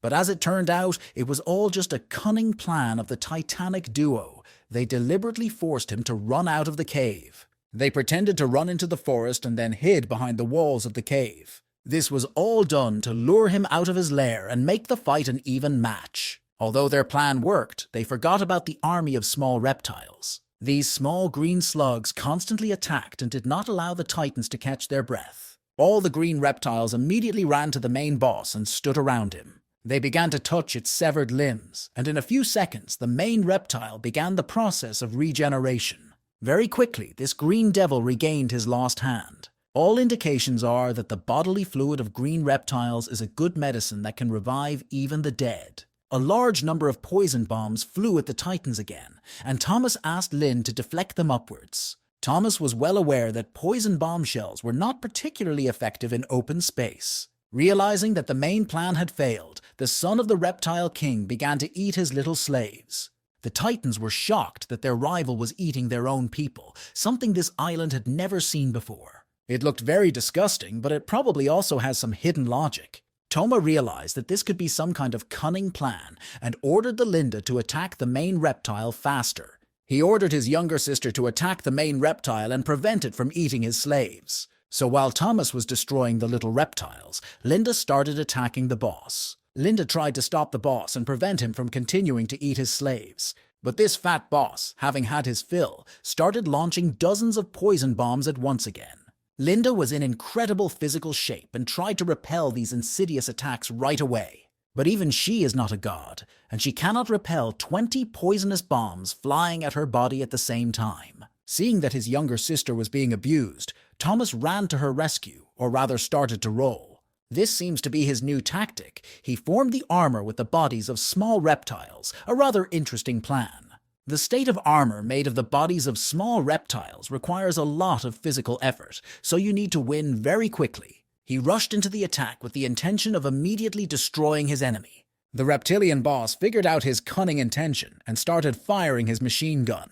Thomas was having a very hard time. The speed and force of the bastard's poison bombs were getting stronger and stronger every minute. But Godzilla didn't give up and kept going until he hit the reptilian boss. When he got close enough, Thomas activated his sharp teeth and tried to bite off one of the reptile's paws. He succeeded, but he hardly planned to eat this delicacy. The wounded boss immediately called all his employees for help, as he would probably start eating them again. Thomas felt that maintaining the reptilian armor was taking too much of his energy, so he needed to speed up and kill the boss. He realized that every second the reptilian boa regains its strength by eating its subjects. Thomas said that now the boss has no forearms, so he won't be able to hold off the ferocious Godzilla. The main reptile had his own plan for victory, a huge, incredible atomic poison bomb. It will be very difficult to defend against such a large green bomb, and its hit can lead to death. Thanks to the armor made of small reptiles, Thomas tried to block the impact of this bomb. It was difficult, but possible. He held this atomic bomb with the last of his strength and began to call Linda for help, now more than ever. The gorilla has always had problems with perceiving information. Perhaps it confused its rivals? But then she helped Thomas, and they were able to repel a powerful attack by the son of the reptile king. During this time, Thomas recovered some of his energy and was able to use explosive breathing. His shot hit the target. It penetrated the atomic bomb and hit the boss's head. The main reptile fell to the ground and showed no signs of life, so it looks like it was a really accurate hit. Thomas was incredibly tired and sat down to rest for a while, and it seemed like everything was over. He said that they were very lucky to be alive today, but they are a really good team. A few seconds later, Thomas saw a butterfly and green grass under his feet. It was very strange, and he asked Mark to tell him what it could mean, and Mark immediately began the process of analysis. He explained that he had found some power in the body of green reptiles that did not belong to this world. It is because of this force that the green nature around us disappeared, and everything turned into a grey mass, which is how reptiles destroy the island. Mark said that this power is passed down from generation to generation, and the closer the reptile is to the king, the more frequent this energy is. Thomas immediately realized that now their plan was completely changed. The main thing was to kill the reptilian king and his inner circle. So to save the island and improve your fighting skills, you need to find the location of the reptile king on the map. But first, of course, you need to eat well and rest, because this battle has taken too much energy. Linda had already started making kebabs from dead green reptiles and asked her older brother to build a fire. Thomas explained that he had already used explosive breathing several times today and would never be able to do it again. He said that it was time to teach Linda how to drill wood and build a fire naturally. He began to gradually show her the technique and explained that he could not do it alone because his hands were too small. Since it was only the first attempt, the gorilla did not succeed and got angry. But after a few minutes of active attempts, she finally managed to get fire, a historic moment. This is how prehistoric humans made a huge step forward in terms of evolution millions of years ago. Thomas was relaxing and looking forward to a delicious dinner, but Linda was having trouble cooking. Even after a long stay on the fire, the color of the meat of the small reptiles did not change at all. Mark explained that this is not surprising at all, because the energy in the bodies of reptiles does not belong to this world, and they do not burn even in fire. But the energy of explosive breath and fiery lightning also does not belong to this world, so it can kill these reptiles. Thomas was so hungry that he said he was ready to eat these stinking slugs without even frying them. He quickly regretted his decision because they tasted worse than a long skunk. But for the sake of evolutionary points, he was even willing to eat these disgusting monstrosities and risk his own health. Mark explained that it is for this reason that these monsters are so strong that they cannot be defeated or killed by the inhabitants of this world. That's why the whole Linda family, uniting their forces, could not defeat them, but Godzilla is an exception to the rule. Thomas quickly realized that with the help of fire breath he could fry these vile creatures. Linda also realized that only the fire breath could defeat these demons, and she thought that her brother did not need her help. She was immediately upset about it, and Thomas noticed the changes in her face and became interested in the reasons for her sadness. While they were enjoying their vacation and eating roasted meat, they were being secretly watched. It was the bird of death again, and it seems that this large bird plays a very important role in our history. She was surprised that these two titans could really kill so many reptiles and their boss. At that moment, the bird of death immediately recalled his personal duel against these green monsters in their cave. These memories were very painful because the reptiles had done her a lot of harm. At that moment, the son of the reptile king was also there. The bird of death was millimeters away from death, paradoxically. The bird of death was approached by his assistant and told that now it was possible to kill two titans at the same time while they were resting.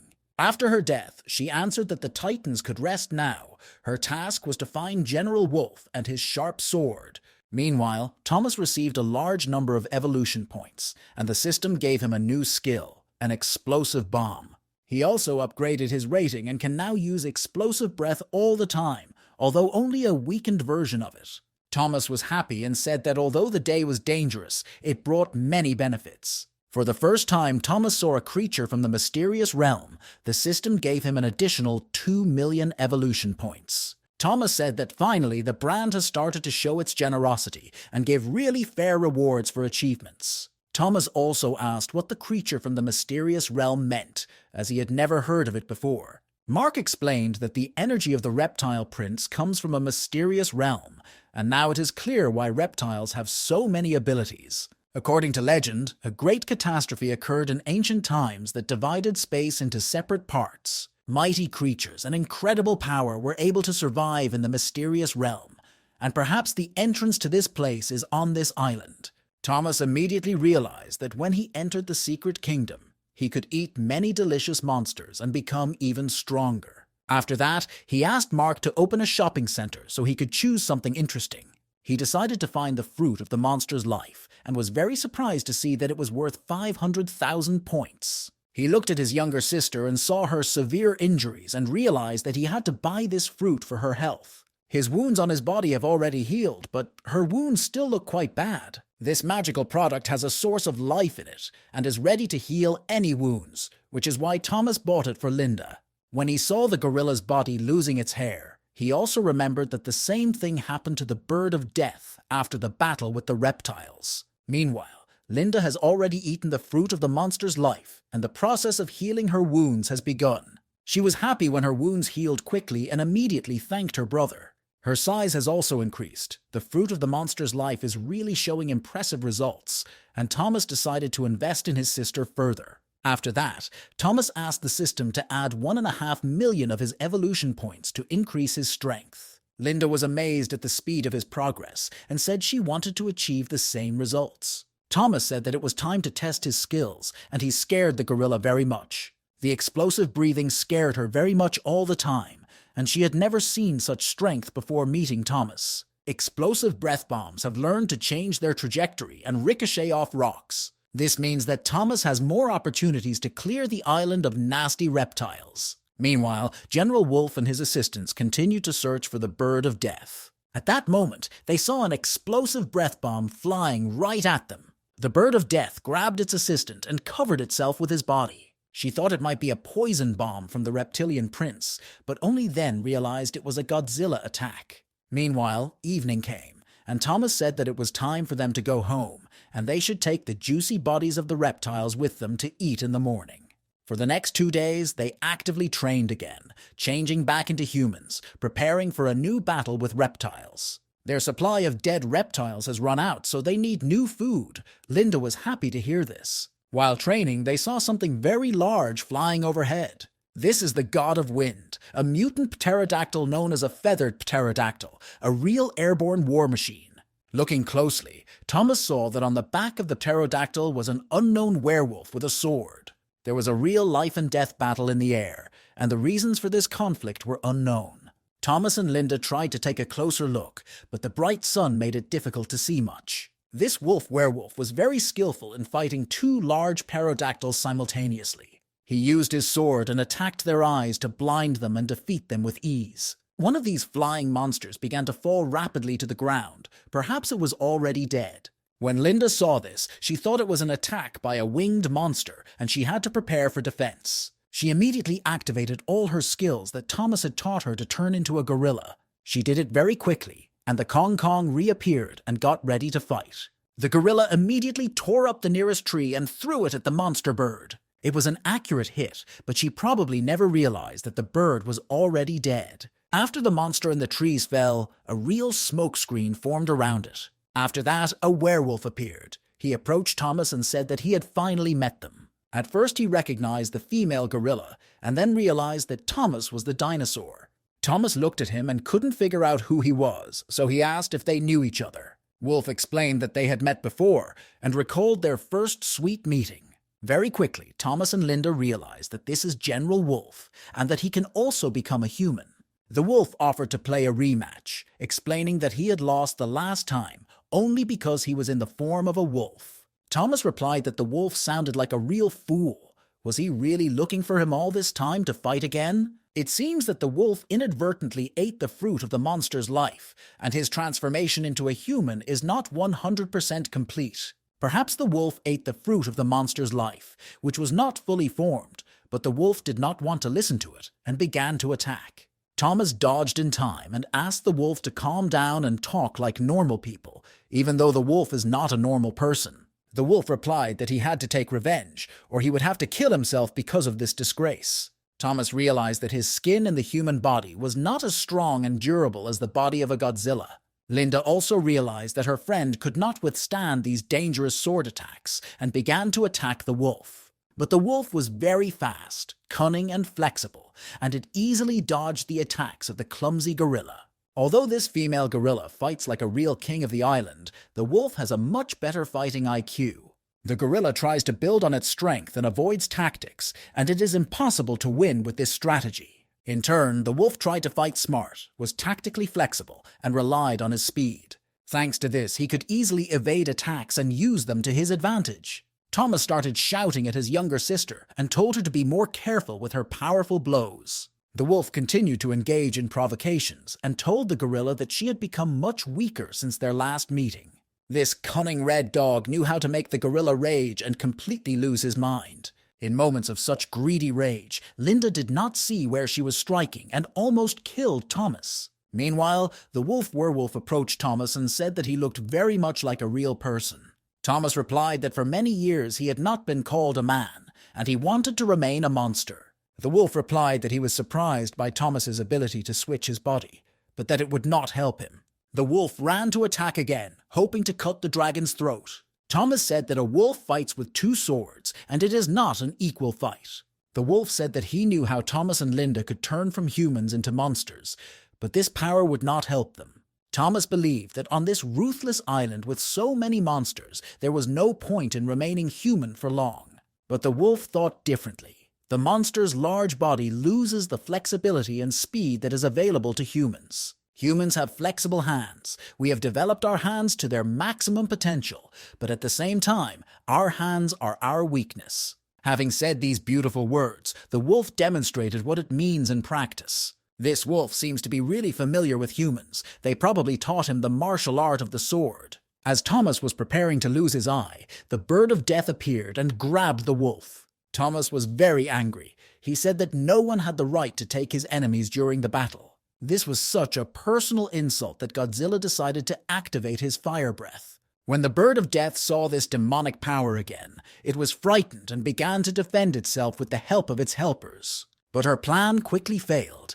A new modification of explosive breathing helped change the direction of the attack.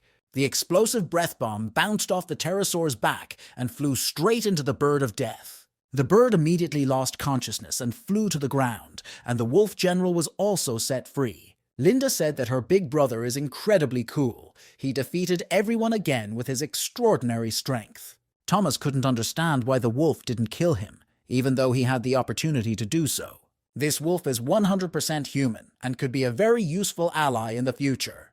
Thomas decided not to waste the moment and asked Linda to save the wolf so that he wouldn't break his back when he fell. Meanwhile, Thomas ran to look for the dead bird of death, but the damned chicken disappeared again.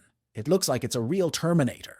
Did she run away again, leaving everyone else in the dark? But Thomas noticed something in the neighboring trees in time. When he came even closer, he saw a very beautiful girl tangled in the vines. He quickly realized that this was the bird of death, and that it could also take human form. He also immediately noticed that she was much more attractive in human form than in bird form.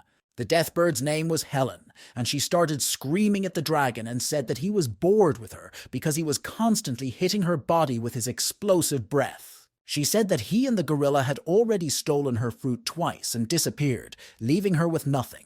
Angry, she wanted to eat the gorilla for all these insults, but Godzilla intervened again. But then Helen said that Thomas had killed her enemy, and that is why she forgives him all his offenses and will not kill him.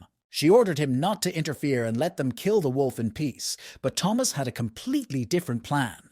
He said that they should become friends and destroy the reptiles together, and Helen didn't understand the point. She said she was too busy with her own affairs, but Thomas explained that they had a common enemy and that he had to be destroyed.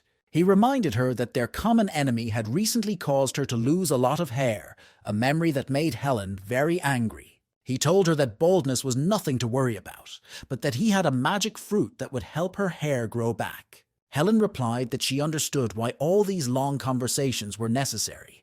It was all done so that the gorilla could save the wolf. But then Helen smiled and asked Thomas to open his eyes wider and see what was happening.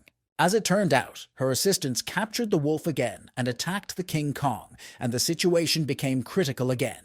In how many seconds the huge monster birds grabbed the gorilla and took it away with them. Thomas was furious and said that no one had the right to touch his friends. He said he was going to destroy Helen. Helen replied that she was not in his power and that he was not a serious problem for her from the beginning.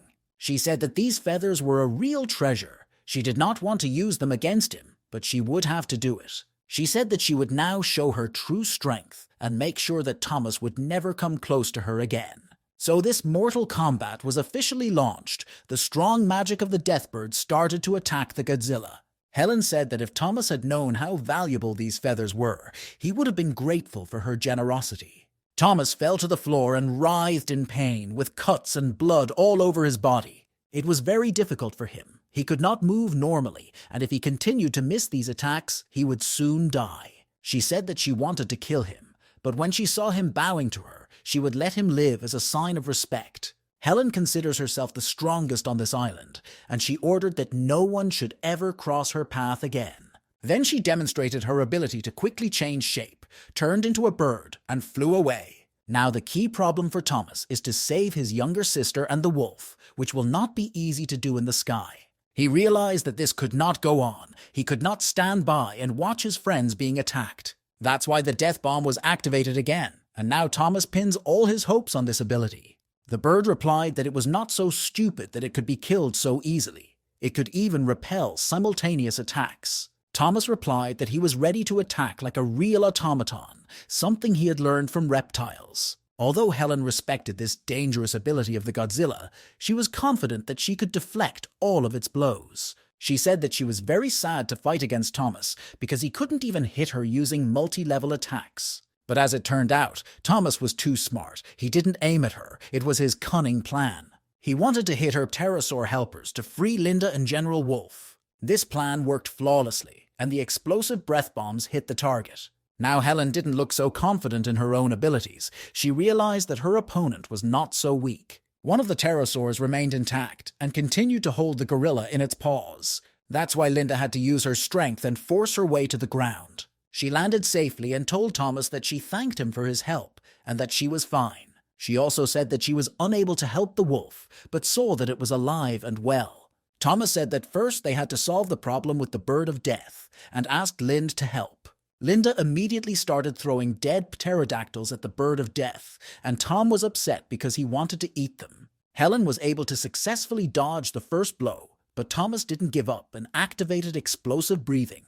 This bird was very smart and flexible. It easily dodged and repelled all the attacks of the Titans. But soon they saw that a wolf had climbed on her body. It seems he likes close combat. Helen was unable to see it coming right away, and now she is at risk of losing her eyes. She realized that her life was in danger only when General Wolf was right in front of her. His attacks were very swift and powerful, and you can immediately see a true martial artist. She started yelling at him and said that he had no right to use people's knowledge against her. But General Wolf continued to attack with his sword and cut off her precious feathers. A little later, he successfully landed on the ground, having finished his work. He told Helen that until she learned to fight against him, she would be a victim. Although Helen can summon the wind with her feathers, this wolf easily deflects all her attacks and is the perfect opponent to fight her. Thomas approached the wolf and said that they must fight together to win. The wolf replied that he would be of little use to such a large and stupid monster in these jungles. Thomas offered interesting conditions.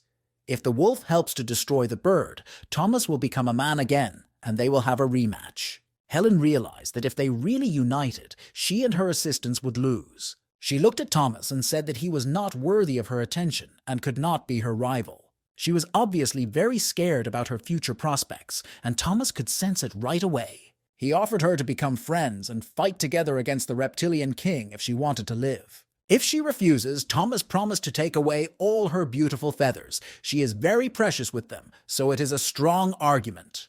The wolf said that if the bird attacked him again, he would cut off its wings and it would never fly again. It seems that Helen decided to test his true strength and started trying to escape. A wolf does not like to be taken lightly, so he immediately took off like a bird and drew his sharp sword. Within seconds, the bird was lying on the ground, having lost a large number of its precious feathers. The pterosaurs immediately began to fly to her aid. They were always ready to give their lives for her. But Linda had other plans. She took a huge wooden stick and sent the pterosaurs into space. Helen was very angry and thought that this stupid wolf should have been killed long ago. Realizing that she would not be allowed to fly in peace, she decided to turn on the fugitive mode. But she forgot that Godzilla has huge legs, and it would be almost impossible to escape from him. In a few seconds, Thomas easily caught up with her and showed that size doesn't matter, his small hands delivering a powerful punch. He said that Helen should recognize that he is a really strong opponent who should be respected. He suggested that she team up and fight against the reptilian king, but Helen again refused. The wolf could no longer calmly watch her bad behavior. He had to do what she was so afraid of. After losing a large number of her feathers, Helen almost started to cry, which is probably her weak point. She said that these feathers are too precious. Each one is the source of life for the monsters on this island. Thomas realized that she wanted to eat the wolf and gorilla's energy kernel, in which case they would not be able to become friends. If it really is a threat to their lives, they will have to kill it. Helen said that she would never leave the battlefield, and for the loss of her feathers, she would take the lives of Titans. She said that the island is under threat of destruction, and it will take incredible strength to save it. That is why the island's monsters entrusted her with their powers and lives, turning them into her feathers. This changes the matter completely. Thomas mentioned that they tore off a lot of feathers. It seems she was very angry. She said that each feather had its own personal name, and she started to make a real tornado. An incredibly strong wind rose, and it was very difficult to even stand. Despite his enormous weight, Thomas lost his balance and fell to the ground. Even a huge gorilla could not stand it, but it found a hole and ordered Thomas to hide in it. This is no longer just a small wind, but a real natural disaster. Thomas noticed that the wolf had disappeared and hoped that at least he had a clever plan. Thomas saw the bird of death starting to fly somewhere. Was the wolf really up to something and trying to distract it? Thomas believed that he was the bird's main enemy, but for some reason it turned around and followed the wolf. Even if the wolf is very strong, he is unlikely to be able to tame this natural disaster, so he needs help. A new enemy appeared on the horizon, a two-toothed pterodactyl with incredible speed and sharp teeth. This pterodactyl is not too big, but due to its speed, it can defeat even huge titans. Helen ordered her assistants to attack the Godzilla and King Kong. It was a real army of pterodactyls. Their teeth are much sharper than a wolf's sword, so we need to find a way to stop them. Thomas said they couldn't run away when their new friend was in danger, so they had to do everything they could to save the wolf. Thomas orders Lynn to rescue the general while he activates his new ability. Loud ultrasound can stop the pterodactyl army for a while. But these ugly monsters managed to break through the power of ultrasound and began to bite the Godzilla. Thomas had no choice. He realized that now was not the time to make a fire because he needed to eat raw meat. As it turned out, the evolution points gained during the battle immediately heal the wounds. Although these wounds still hurt, they won't stop the Godzilla from taking a lunch break. He ordered all the pterosaurs to attack him and decide once and for all who was the strongest. The wolf felt the true power of the hurricane. The bird of death approached him and prepared for revenge. But its claw attack was not successful. The wolf's speed is increasing, and its direction is difficult to predict. Thanks to her constant attacks, he was able to learn to predict her future actions and easily defend against them. But as long as it activates the power of the tornado, it is almost impossible to go on the attack and take the initiative. The only thing the wolf can do now is to take away her attention and distract her and allow the titans to escape.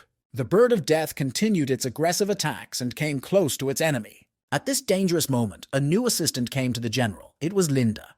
Helen called the gorilla stupid because she overestimated her strength, and now she will pay for it with blood. It was almost impossible to stop this shock tornado, and you wouldn't envy the gorilla now. The wolf thanked the assistant, but said that he would be able to destroy the bird of death himself. Linda said that even if they lost, she would not leave him, and they should all stick together. Wolf thought these two titans were too stupid and naive, and maybe one day he would change his mind.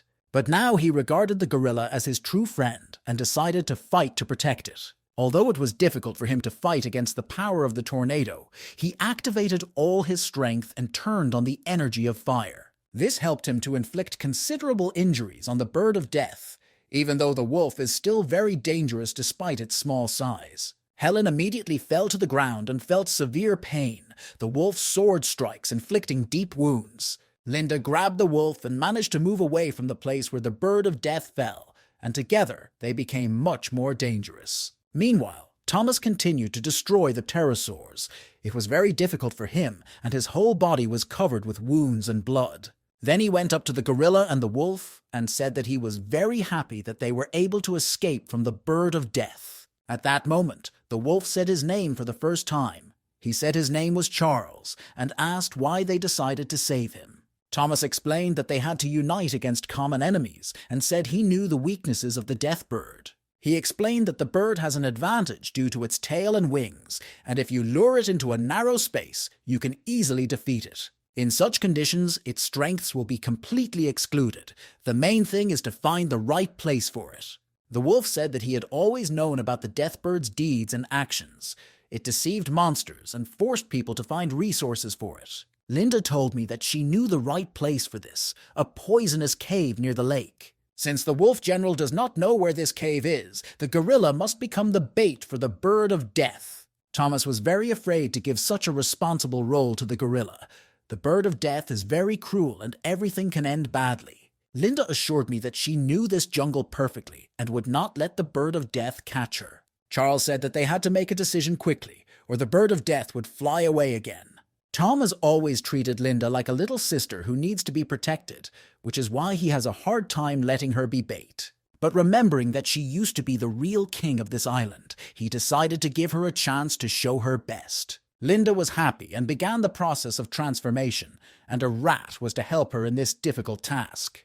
Thomas also told the wolf that in order not to be noticed, he should hide in its mouth. Linda transformed into a human form and sat on a tangerine and ordered them to run to the poisonous cave. Soon they saw that the bird of death continued to be obsessed with finding General Wolf. Linda realized that she had to immediately draw the bird's attention to herself and ordered the rat to wait for her near the poisonous cave. Linda decided to use the simplest weapon, the power of provocation, and started calling the bird of death bad names. In the jungle, various animals were resting and enjoying the beautiful weather and sunshine.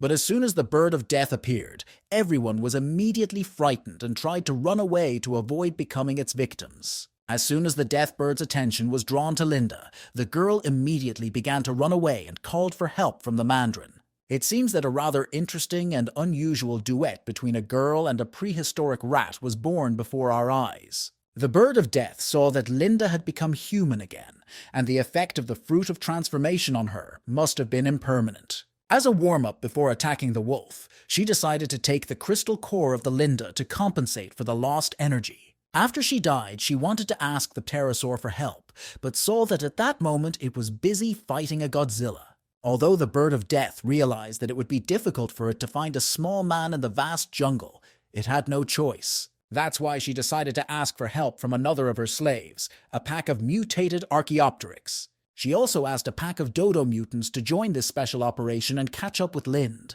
At this time, the Mandarin began to play a major role in this battle, and now its speed is needed more than ever. Thomas tried to catch up with them and told Linda that first they had to destroy the birds that show the mutants the way. Linda thanked me for the correct hints and started attacking the birds. Even though she is now in a human body, destroying the other monsters on the island is not a difficult task for her. She destroyed several birds that were showing the bird of death the way and noticed that a tornado was approaching.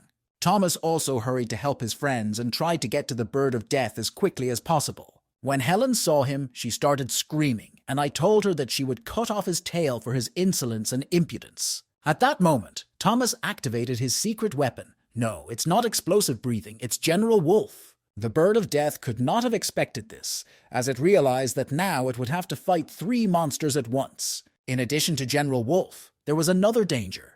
Thomas activated the atomic bombs from his fire breath. Thanks to its speed and cunning, the wolf distracted the bird's attention, and at that moment, Thomas attacked it with bombs. This tactic was quite successful, and the bird of death was now without its assistance, and it was harder than ever. No matter how much she wants it, she will now lose some more of her precious periods. In the meantime, Linda was able to break away from the pursuit and was satisfied with the work of her assistant. Even though the Tangerines set new world speed records that day, they can't stop there, because a real army of mutants is chasing them. When she saw that Mandarin and Linda were heading towards the poisonous caves, she began to realize that everything could be a cunning plan against her. So far, the Mandarin has not allowed anyone to catch up with her and has been confidently leading the race. On the way home, they tripped over skeletons near a poisonous cave and huddled together. Not much intelligence in them, it seems. Linda was happy and congratulated the Mandarin on the successful marathon.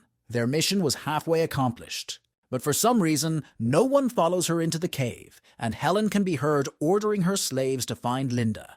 Linda had forgotten that ordinary monsters do not like to go beyond the boundaries of the poisonous caves. A similar deathbird knows that the owner of this cave is already dead, but its other slaves may not know this and be afraid to enter. The mutants and pterosaurs were preparing to enter the cave, but suddenly they heard some scary voices. Probably for the first time in her life, Linda showed her intelligence to the fullest. She imitated the voice of the reptile prince to intimidate others. The bird of death was very angry and said that its slaves were just a bunch of cowards and idiots who could do nothing.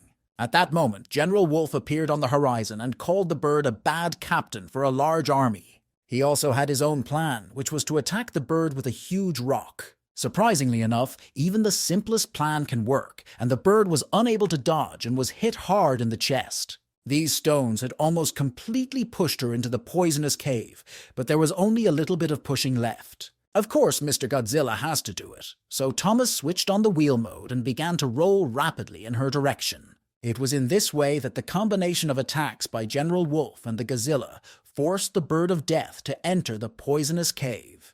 The impact of the fall was so severe that Thomas turned back into a human being. He began to search for this impudent bird, and the plan was almost completely fulfilled. The enemy was now driven into a dead end. As it turns out, not only Thomas and Linda have human form in this cave, Helen has also turned into a beautiful girl. Thomas came up to her and started smiling, and asked her if she was ready to officially admit her defeat. But Helen had watched too many dog movies and decided that she could imitate their behavior as well. Thomas replied that even a wolf doesn't bite like her, and explained that he skipped ethics classes, so he would be happy to beat a woman. As she bit his hands, Thomas saw severe scars and bruises on her neck. He immediately stopped hitting her, saying he was sorry because he didn't mean to hurt her so much. Helen immediately grabbed her neck and started to back away. She wanted to say something, but something prevented her. As it turned out, there was a wolf general standing behind her. He pulled out his sword and said that he would cut her head off if she made another move. Helen was cornered and had no chance to get out, and against the background of the people, the Tangerine looked like a real titan. But this cunning girl remained as confident as ever. She said that no one could stop her. Thomas immediately told her that if she did not apologize and admit defeat, she would lose her feathers. Helen replied that no one has the right to force her to turn into a bird and promised to destroy them in less than a second. Thomas realizes that in this cave the bird of death is not dangerous at all, and he begins to think about the scar he saw on its body. He told me that it is impossible to kill a poisonous reptile. Even if it is very badly wounded, it can always rise from the dead. Helen had to eat every venomous reptile that attacked her, but she also ate a lot of venom that left her body with many scars. Linda said that they also ate a lot of delicious reptiles. Thanks to the fire, the reptiles become soft and very juicy. Helen recognized that Godzilla's fire gives him the ability to destroy reptiles and gives him an advantage over other monsters. Toma realized that this was the perfect moment to propose to her again, that they join forces and fight the reptilian king together. She said that their entire team was not worth even one of her feathers and ordered the wolf to put away his miserable weapon. Thomas said that she had no choice, and now they all had to become a team and get to know each other better. He told me that his name was Thomas, and he was an ocean dweller. He accidentally found this island and met Linda. After telling his story, he asked the wolf where he got so many human weapons and where he learned this martial art. Charles replied that he had not yet agreed to fight with them against the reptilian king and did not want to tell them anything about himself. Helen said that it was better not to count on this wolf because he was a coward and would not be able to help in the battle against the reptiles. It seems that a new conflict is brewing, and if they are not calmed down, a new round of fighting will begin. Thomas immediately intervened and said that they all needed to calm down and become real friends. Thomas asked Helen how she found the fruits of transformation and realized that they could be used to take away the monster's life force. The girl replied that they were still not close friends, so she was not obliged to answer all these questions. Thomas realized that he needed to make friends with the very top monsters, but if he didn't, the Reptile King would be hard to defeat. That is why he realized that he had to show his new friends the sincerity of his intentions and use his evolution points. He bought a transformation fruit for them all and gave it to Helen as a sign of respect and new friendship. But the girl was very angry when she heard that the transformation fruit was bought with the points that were obtained after eating her slaves. Linda told her new friend that this fruit could heal all her wounds and give her new strength. Helen didn't understand where the fruit in the boy's hand came from, but judging by Linda's face, this fruit really has great benefits. Of course, Thomas did not forget about his new friend the wolf, and gave him a fruit to restore his energy. Charles said that although his body was experiencing some changes, he was a martial artist and would be able to restore his strength on his own. A few seconds after these words, he fell to the ground, as if the battle against the bird of death had taken too much of his strength. Thomas said that there was no need to hold back and be ashamed. It was better to eat this magical fruit and restore the supply of vital energy. Thomas noticed that the wolf could no longer turn into a monster, but if he wanted to, Thomas promised to help. Helen was very surprised to hear that you can change your state from a monster to a human at will. She used to think that Linda and Thomas were turning into humans because of the instability of the energy in their bodies. Thomas said that as long as he was around, nothing was impossible. He said that he was a god of nature and science and could be trusted. Linda didn't understand how he could say such nonsense with a serious face. She remembers well how he recklessly ate the fruit of transformation for the first time. Helen said that it was impossible to control such a force, and Charles did not really believe these words of Thomas either. Thomas promised to demonstrate that his words are not a lie if he is given the fruit of transformation. Helen didn't understand how he could ask her to do such things. The last time he did, a tree with fruit was damaged. Charles called the bird of death selfish and said that he would show it what a real knockout punch meant. The two started fighting again and calling each other garbage and worthless. They probably don't know how to talk calmly and can only fight and conflict, so Thomas again acted as a calming agent. Helen admitted that when the tree with the magic fruit fell, she hid some fruit for the future. She promised to give him one tomato fruit so that he could demonstrate that he could control the energy of the fruit. If he can really do it, she will be ready to cooperate and fight against the reptilian king. She also told us that there is a swamp of bones on the island where the fruit of transformation is hidden. Less than 10 seconds later, the wolf and Helen started quarreling again, the wolf calling her too greedy because she hid the fruit. Thomas began to calm everyone down again and said that it was time to go to the bone swamp and find the fruit. The Swamp of Bones is a monster graveyard with lots of fog and monsters ready to attack at any moment. Charles told Thomas that it was a very dangerous place, and it was better not to go there. The wolf explained that he was in good control and did not want to transform into a monster again, but Thomas was still interested in the trip. Helen was surprised that Thomas was willing to go to an extremely dangerous place for the sake of transforming a wolf. Thomas is willing to go there to prove his honesty to everyone, and Linda has also expressed her willingness to help her older brother. Helen thought that this guy really looked quite confident, although he might have lost his mind from dealing with gorillas. She told Thomas that if he was really sure about it, she would show him where the fruit was hidden. Helen wanted to do this as a sign of gratitude for his gift, but Thomas said that he did not regret anything for his friends. The wolf said that this swamp is called the Graveyard of Monsters for a reason. Only real titans can go there. Charles said it was better to go there in a human body so that the mutants could carry them on their backs. He thanked them for their advice and told Charles and Helen to start eating the gift he had given them. Although this green fruit tasted incredibly tasteless, the wolf and the bird of death began to eat it. They immediately began to feel pleasant sensations on their bodies, and some of their wounds quickly began to heal. Helen said that she was completely cured and felt an incredible surge of energy. Could the fruit help her feathers grow back? She asked Thomas for more such fruit and promised to give him the fruit of transformation in return. She tried to use all her feminine manipulations to get more green fruit from him. Thomas replied that he could not buy it and started whistling to call for a new vehicle. It was one of the dragons that serves the bird of death. She asked not to eat her new friends, but to take them to their destination. She also told Thomas and Linda not to insult her slaves or even think about making barbecue out of them. Linda and Thomas turned back into Titan monsters, thanked the Mandarin for her help, and let her rest. Helen didn't understand how Godzilla and King Kong could transform so easily. Were they really stronger than her? It's time for a trip to the Bone Swamp, and the fun is just beginning. The sun began to set over the horizon, and the wolf began to tell us how best to get to the Bone Swamp.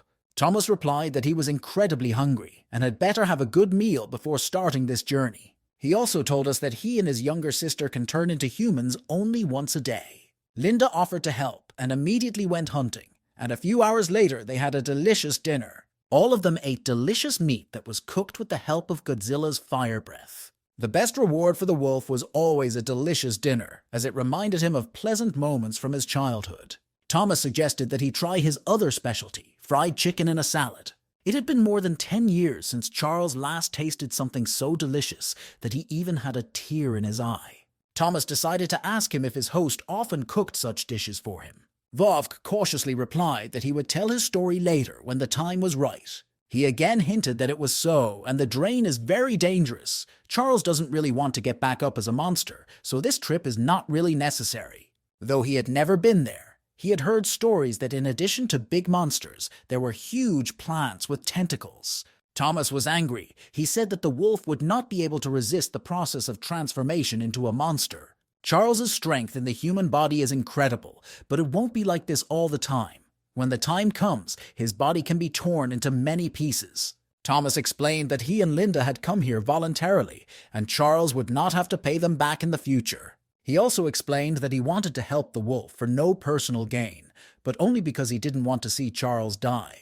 The wolf liked these words very much, thanked us for dinner, and said that he would stay for the night vigil. It was strange to realize that he had done nothing good for Thomas, and in return he received so much good. Once upon a time, his master taught the wolf that people are scarier than animals, but this is hardly the case. Charles climbed up a tree and saw strange green tentacles. Is it a swamp monster hunting? But nothing else happened, and Thomas, Linda, and Charles set out on their way.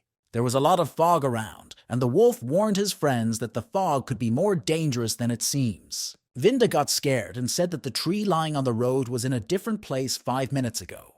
The wolf told her not to move and not to touch anything with her hands. He was right, and soon a mutated wood mantis appeared in front of them, perfectly disguised as a dry tree. Its paws are sharp as swords, and thanks to the dry trees, it tries to get closer to its victims. Linda is the type of woman who is never afraid of anything. But a new problem has appeared. Although she is not afraid of anything, her foot got into the mud, and now it is difficult for her to move. Thomas asked her not to move to avoid aggravating the situation and promised to help her quickly. The situation was close to critical because the wooden mantis was very close. General Wolf realized that the moment had come when he had to intervene and save his friends. He began to attack the mantis with his sword and immediately felt how strong its skin was. In addition to being quite strong and sturdy, this wooden mantis was also large in size. Charles began to fight this monster and shouted to his friends to run away from there. Charles activated all his energy and vitality and cut up the wooden mantis like a piece of bacon. After that, he started falling into the mud, and if he got into this mud, he would hardly be able to get out. Luckily for him, Thomas and Linda were able to pick him up in time. Thomas said that he could not survive another surprise in this swamp. The insects are too big. The wolf said that they could go home before it was too late, but Thomas did not want to listen to such suggestions. Now they need to get to the depths of this swamp and find the fruit of transformation. Thomas said that he needed a sword, a Charles sword, so that he could get through all these vines. He also asked Lynn to climb a tree and help him in this difficult task. But the swamp of bones terrifies even the island's strongest titans for a reason. As soon as Thomas and his friends were distracted, their vehicle immediately lost its head, literally. There are too many dangerous animals in this swamp that can only cause trouble. At first, Thomas thought it would be safe in the tree, but these mantises can fly. There is no hiding. Sooner or later, we will have to accept this dangerous battle and win it. The wolf drew his sword and was the first to attack. He knew that he had to destroy the mantises as quickly as possible. Thomas told these monsters that they were bothering him too much, and so he had to give them a martial arts lesson. He attacked one of the wooden mantises and said he was going to chew its head off. At first it seemed that these were just beautiful words, but Thomas forgot that he was not a Godzilla and literally began to bite the mantis. He activated his inner energy and began to tear off large pieces of mantis meat with ease. It was hardly very tasty, but it was a very effective way to win. He was close to completely destroying the mantis, but something very slippery came to his opponent's aid. It was a swamp fat frog, which usually hides constantly waiting for its prey. At this difficult moment, his younger sister came to Thomas's aid as usual, grabbing a vine and moving forward. The boy immediately grabbed her hand and started climbing a tree. Now they had to find a safer place. When they climbed the tree, Thomas asked Linda to hide and not move, because frogs react to any movement. The whole team hid and didn't move, while the frog had a delicious wooden mantis for breakfast. But one mantis was not enough for a full breakfast. She realized that people were hiding and started looking for them. Thomas reassured Linda and told her that the frog couldn't see them unless they were moving. They underestimated the frog's intelligence too much, and this ugly swamp creature began to make incomprehensible movements with its stomach. A little later, it became clear that she was preparing to spit an incomprehensible liquid at her potential prey. It seems that General Wolf became its main target because this dark liquid flew in his direction. In a few seconds, she stuck out her long tongue and grabbed the char. If even such a fast and clever warrior as Charles could not dodge its attack, then we can consider the frog to be really dangerous. Luckily, at the last moment, the wolf managed to grab onto a tree and held on with his last strength, and Thomas and Linda rushed to help. Approaching Charles, Thomas asked for a sword so that he could cut off the frog's tongue. Thomas said that he had watched Pirates of the Caribbean, so he knows how to fight with a sword very well, so Charles doesn't have to worry. But it's one thing to watch movies about pirates, and quite another to be really good with a sword. Thomas quickly dropped the wolf's sword from his hands and heard many unpleasant words addressed to him. With the help of its long tongue, the frog began to pull the wolf towards it, and if you do nothing, the wolf will become its second breakfast. Thomas very quickly came up with a new plan of rescue. He took the paw of a mantis, which is famous for its sharpness. With the help of this mantis's paw, he cut the frog's disgusting tongue into 2 parts, and reason again prevailed over force. General Wolf was now free. He quickly untangled himself from that nasty tongue and prepared for battle. Although the frog had lost part of its body, it was still very dangerous. The frog quickly realized that he shouldn't have made the wolf angry, and he jumped down from the tree and used his sword against it. It was a well-aimed shot to the head, and the frog had no chance of surviving. Thomas congratulated his friend on the wonderful end of the battle, and the wolf ordered him to return the sword. Thomas apologized to the wolf several more times and said it was just a momentary lapse of concentration. Linda found the wolf's sword in time, and Charles immediately ran to get it. It seems that this sword is very important to Charles. He worries about it as if it were a part of his body. They had lost their main vehicle, but Thomas said it was nothing and suggested collecting vines. The difference between humans and monsters is that humans will use the materials around them to make various devices. Charles understood that he had some part of a human being in him, but he was far from Thomas's ingenuity. The guy explained that they would use these vines as hooks if necessary. Their journey continued, and inside the swamp forest they heard a strange sound. At first it sounded like the sound of a small child crying. Are there really other people in the swamp? Wolf said he had never heard anything like this on this island before, and asked his team to be very careful. Thomas said it could be a giant salamander, and asked us to look in different directions. He had never been so right in his guesses before, and in a second he was personally convinced of it. The giant salamander has a very unpleasant temperament and sharp teeth. If it manages to bite its prey, it is 99% certain to die. So far, the team has been lucky enough to see this giant attack in time and managed to take a few steps back before it attacks. The first thing that came to their minds was the realization that they had to run away immediately, and they didn't need to be very smart to do so. Thomas asked Linda to give him a piece of vine. It seems that this clever man has come up with an interesting plan again. It was a rather original use of a vine to save us from a giant salamander. This gigantic monster is somewhat reminiscent of a frog. It is just as disgusting and unpleasant, but much larger. Very quickly, the team realized that they had a new problem, or rather another giant salamander. The wolf told Thomas and Linda to jump, but it was too late. If the salamander bit them, they would die. Salamanders never chew their prey. They swallow it right away, so Thomas suggested jumping into the salamander's mouth. He couldn't think of anything smarter, but it wasn't really a bad plan, since he already had experience getting into the stomach of a monster. He reminded us that he had been in the stomach of a giant python. Their monster body would be able to withstand the acid in the stomach of a salamander. So then they can find a way to get out of this place alive, but they will need to turn into monsters again. The giant salamander's stomach had a terrible smell, and everything around it was very disgusting. Then Thomas began to eat the salamander's disgusting stomach, and the wolf almost fainted when he saw it, and Linda immediately threw up. The system immediately credited the guy with many points in evolution, and gave him a new skill, the cry of a giant salamander. This makes it possible to imitate a baby's cry and attract other giant salamanders, which is called a wolf in sheep's clothing.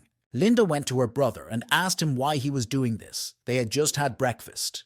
The wolf said that Thomas would not be able to chew a hole in the salamander's stomach because its skin was too strong. Charles said that he might be able to cut the skin with his sword, but at that moment the salamander began to move. Giant salamanders are very aggressive and eat their relatives when they are very hungry.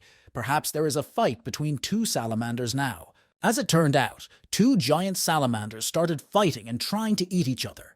It seemed like the battle was over, and the salamander that swallowed the team probably won the battle and ate the opponent. But if this is true, then the body of a huge salamander should soon fall on Thomas and company. Charles said that there was no need to worry. He had his favorite sword, and that was enough to save him. Very quickly, he used the power of his sword and made a hole in the giant salamander's stomach. This salamander died immediately before it could swallow its smaller rival. Linda was happy. She felt the fresh air, which was much more pleasant than the smell of the salamander's stomach. Linda did not understand why Thomas continued to eat, even though they were free. The guy replied that the meat of this animal is very tender and tasty, and if you could fry it, it would be a real delicacy. The wolf said that there might be other dangerous animals nearby, so they had to hurry and continue on their way. Linda listened to her older brother's advice and took some salamander meat with her on the trip, and it really turned out to be delicious. The deep bone swamp was more muddy than at the beginning, but it was possible to move along the roots of trees. Ahead of them was a very thick fog that made it impossible to see clearly, and there was a very unpleasant smell. The team quickly started having problems, and everyone started feeling sick and having headaches. Soon they saw a mutated devil's tongue, a huge flower with an unpleasant smell of rotting corpses. This smell can be poisonous to everyone except insects, and it was the reason for the team's poor health. Suddenly, Mark Thomas appeared and immediately asked him to buy him a gas mask, but Mark replied that it would cost a lot of evolution points. Thomas said that you can never rely on the system in a difficult moment. The system probably wants the owner to die. For 1,000 evolution points, Thomas was able to change his torn clothes, which somehow calmed him down. Thomas gave everyone his torn clothes and ordered them to pour urine on them and cover their mouths and noses with them, a suggestion the wolf did not like very much. Thomas explained that the reason for the weakness and headache was the smell of the devil's flower, and this method would help to save them. Thomas, as a true gentleman, offered Linda help and gave her a cloth that was covered with his urine. I have never seen such absurdity in my life, and I don't even know how to comment on it. But in order to survive, I had to take such an unpleasant step, and strangely enough, it really helped. Continuing their journey through the bone swamp, the team met a mutated titanium beetle. To intimidate opponents, it starts making hissing sounds, and it has a strong jaw and hard skin. The devil's flower uses the smell of corpses to attract insects, which is why there is a lot of danger around. General Wolf was the first to test the power of the Titan beetle, so he drew his sword and attacked. This time, the battle did not last long. The wolf quickly used his signature punch and killed the beetle. It's unusual because usually the monsters in this swamp cause the team much more trouble. Thomas and Talinda were happy that they became friends with Charles. He is a very skilled and experienced warrior indeed. Many more Titan beetles immediately appeared nearby, and the team decided to flee immediately. It was unclear what awaited them ahead, but no one wanted to fight a flock of giant beetles. There was plenty of danger around, and Linda saw one of the Titan beetles being eaten by a huge flower online. It is a mutated Venus, a trap of mutated insect plant that preys on giant insects. The mutated Venus has sharp spikes, and if it grabs its prey, it will be almost impossible to get out of its mouth. There were too many of these dangerous plants around, and this swamp could be considered a real minefield. Thomas ordered his entire team to get out of there immediately and find a safer road to the fruits of transformation. But instead of talking, I should have been watching my feet better, because now they will all end up in the mouth of a mutated Venus. Like a true captain, although no one appointed him captain, Thomas decided to save his teammates. At the last moment, before the plant's mouth closed, he managed to push his friends out of this hellish place. Linda and Charles immediately began trying to get Thomas out of the plant's mouth, but his right leg and shoulder were pierced by thorns. At that moment, a huge titanium beetle managed to get out of the flower, which prevented Linda from pulling out Thomas. Thomas started to fall into the mouth of this devilish plant, but Linda managed to grab his hand. She tried to pull him out of this hell, but instead he pulled her in and they fell together. The internal juices of this mutated plant can disintegrate any prey. This slippery mixture quickly begins to split the skin, while there is still time for Thomas to start looking for a Linda. This slippery mixture is very thick and corrosive, and all the wounds on Thomas's body immediately began to hurt and burn. He saw a Linda not far from him, and it was clear from the girl's appearance that she would not be able to stay in this mixture for long. Now they are in the very center of a swamp of bones. If Thomas turns into a monster, his body may drown. But at the moment, he has no other choice. If he doesn't start the conversion process, the lead will die. So the guy immediately turned on the transformation and turned into a Godzilla again. Of course, this was enough to destroy this devilish plant and save Linda. Thomas immediately threw her into the wolf's arms and asked him to help her regain consciousness. It was then that the real problems began, as the Godzilla immediately began to sink in the mud due to its size. Charles realized that they could not save Thomas in this form. They needed to find something that could support his weight, such as a tree. During this time, Linda fully recovered from the acid dip and asked her older brother to wait a bit longer. She is always ready to do anything for him, so she immediately turned into a huge gorilla to help. She began to climb a large tree that stood next to them to take a vine. The idea was very simple, to give a vine to Thomas so that he could hold on and try to get out of the swamp. Thomas immediately grabbed this ticket to life and began to strain his weak arms as much as possible. Soon he was rescued, and it was good that there was such a large tree nearby. Otherwise, he would have remained in the swamp forever. When Thomas looked at the tree more closely, he realized that it was an ogre, and he immediately told Linda about it. The tree ogre is the most terrifying creature of the bone swamp, and no one has ever been able to escape from it and be saved. A tree cannibal uses vines and branches to grab a victim, strangle it, and suck out all its life juices. Before the gorilla could get down to the ground, she immediately felt a large vine grab her stomach. Charles realized that he had to save his friend immediately, drew his sword and ran forward. No matter how hard he tried to help, the vine was very powerful and strong, and it was difficult to cut it with a single sword. Thomas got angry and said that the tree eater had gone too far, and it was time to teach him a lesson. It immediately gathered all its energy in the crystal core and activated explosive breathing. He had to be extremely precise because if Thomas had made a mistake, the gorilla would have turned into a kebab. But fortunately for everyone, he demonstrated incredible accuracy, and in addition to table tennis, he could play billiards very well. The ogre tree was not stupid either. It began to use the mud to extinguish the flames. After that, the cannibal tree began to push all its vines into the swamp so that they could no longer catch fire. Linda wanted to help and started biting the vines, but it was unlikely to help because even the wolf's sword could not cut the vine. The ogre tree finished its transformation and created an artificial arm with the help of vines. This scared the whole team, but Charles did not lose his optimism. He sharpened his sword and was ready for revenge. The artificial arm of the ogre tree looked 3 times bigger than a Kong, and we were in for an incredible fight. Linda managed to dodge in time and saved her life. If she had been less fast, the tree would have broken all her bones. The gorilla did not want to wait for help from his team, and immediately began attacking to confirm his title as king of the island. But the ogre tree is an experienced plant that has been living on this island for hundreds of years and has destroyed thousands of monsters. With the help of this experience, it had an advantage over the gorilla and began to win. Thomas realized that he had to immediately intervene in this conflict and help his younger sister. It was time to activate the fire breath again. The ogre tree was not going to tolerate this fire on its body and struck a forbidden blow below the belt. Probably instead of a delicious barbecue, the team will eat an omelet today. Before they could catch their breath, Thomas and Linda found themselves caught in the vines of the trees. They could not move and get out of these chains. Now all hope is with General Wolf. The ogre tree uses all its abilities to defend itself and skillfully launches a counterattack. General Wolf has fought various titans in his long life, but he has never seen anything like this. The artificial hand hit him with its finger like an insect, and even a martial arts master could do nothing against this demon.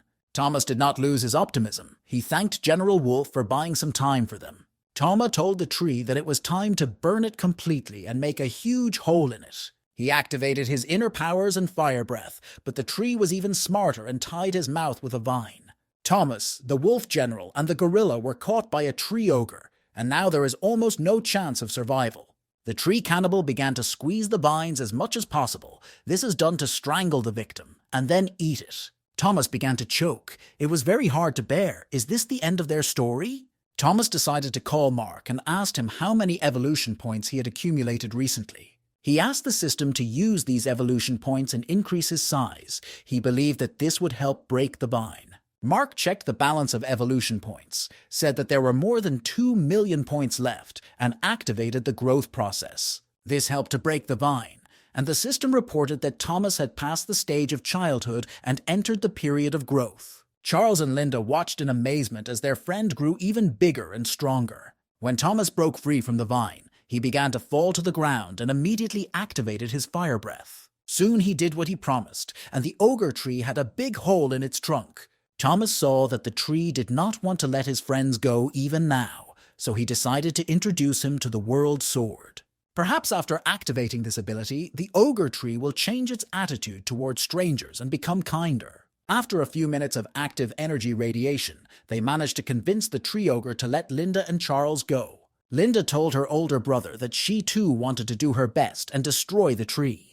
Thomas replied that it was not necessary now, and if she did not listen to him, he would no longer cook her a delicious barbecue. The ogre tree started talking and said that it no longer wanted to fight with them and wanted peace. No one expected such a turn of events. While an artificial arm was still imaginable, a talking tree was not. The tree ogre explained that it did not intend to kill anyone. It was just curious to test the strength of the new guests of the swamp. Thomas replied that the tree's attacks were ruthless and brutal, and he didn't really believe those words. The tree said that if it wanted to destroy the team of titans, it could easily do so. The tree also said that Thomas would not be able to get out of this swamp, but he had a different opinion. Thomas said that in the monster's body he had a lot of interesting ideas and options for attacks, and started screaming as if he was being cut. The ogre tree was immediately frightened and said that it did not want any trouble and did not like it. Thomas heard the sounds of the monsters and asked the gorilla to find the vines because they might need them. As it turns out, a giant salamander crawls up to them, and it can be used to make something very tasty. Linda found strong vines and prepared to tie the giant salamander with them. When she got closer, she realized that it was just a small chicken that hadn't grown up yet. She congratulated me on the salamander and said that her friends almost died because of her parents. In a matter of seconds, she had tied up the little salamander and completely imprisoned it. Thomas asked to do the same with other similarly sized salamanders. This can help Thomas get out of the swamp and stand on his feet again. Thomas said that the salamanders were too weak, so they needed to set their backs on fire to make them move more quickly. This interesting plan worked, and Thomas got out of the swamp completely. He thanked his entire team for their help. Thomas approached the ogre tree and asked why it had a human face and how it learned to speak human language. He thought that the tree ogre could eat the human fruit, and it seems he was completely right. The tree ogre showed him something, and he realized that it had indeed eaten the fruit of transformation. So, after the tree took a bite of the fruit, it gained the ability to speak human language and human features. Thomas also asked the tree how it was able to find the fruit of transformation if it could not move. The ogre said he didn't want to answer these ridiculous questions and said he had his assistants. These flying helpers must have picked up this fruit near the poisonous cave. Thomas asked the ogre tree to show his helpers the way to the poisonous cave where they found the fruit. The tree replied that they should go straight towards the sun, but they had to hurry because, according to rumors, the crab team was also interested in this. Thomas could not believe that some crabs could be interested in the fruit of transformation. He told his team to hurry up and promised to teach them how to manage the salamander squad. The tree ogre did not expect to see people in the swamp who could turn into monsters. Rinda found a few more small salamanders and made herself a vehicle. Soon after, near the poisonous cave, they saw thieving crabs stealing the fruits of transformation. They were too fast to catch up. Thomas asked Linda to watch the salamanders, and he and Charles went deeper into the cave. Inside the cave, they saw a dead pterodactyl, and Thomas asked Charles to get him the fruit of life. He decided to revive the dead bird, but the wolf didn't understand why he would waste precious fruit on a pterodactyl. Thomas said that these birds could guard the fruit of rebirth, so I wanted to talk to them. Meanwhile, the gorilla kept an eye on the salamanders and guarded the cave from other monsters and crabs. She was very frightened when she saw a pterosaur fly out of the cave. She thought that the fruit of rebirth had changed the wolf into a bird. Thomas came out and said that there was not a single rebirth fruit left, and that they needed to catch up with the crabs immediately. It is a controlled marsh giant crab. Its main strength is its strong claws. If this crab is called manageable, then perhaps the bird of death is involved in this story. Thomas decided not to waste time on unnecessary conversations and start eating seafood right away. The crabs immediately sensed that their exercises had been declassified and began to flee quickly, or at least try to flee quickly. Tom was told by Linda that they should use their speeding cars based on salamander paws. The race started, and although it didn't look as fast as Formula 1, it was pretty epic. General Wolf also intervened and began to attack the crabs to take away the fruits of rebirth with his sword. Suddenly, during the race, an unknown green fog appeared and the crabs immediately disappeared into it. Thomas and the company stopped immediately because they didn't understand what it was. Maybe it was poisonous. The only thing Thomas was 100% sure of was that the swamp was over, and he was standing on his own 2 feet. A green fog surrounded them from different sides, and the crabs were almost invisible. One of these little scoundrels turned to them, but he looked rather strange, as if he were bewitched.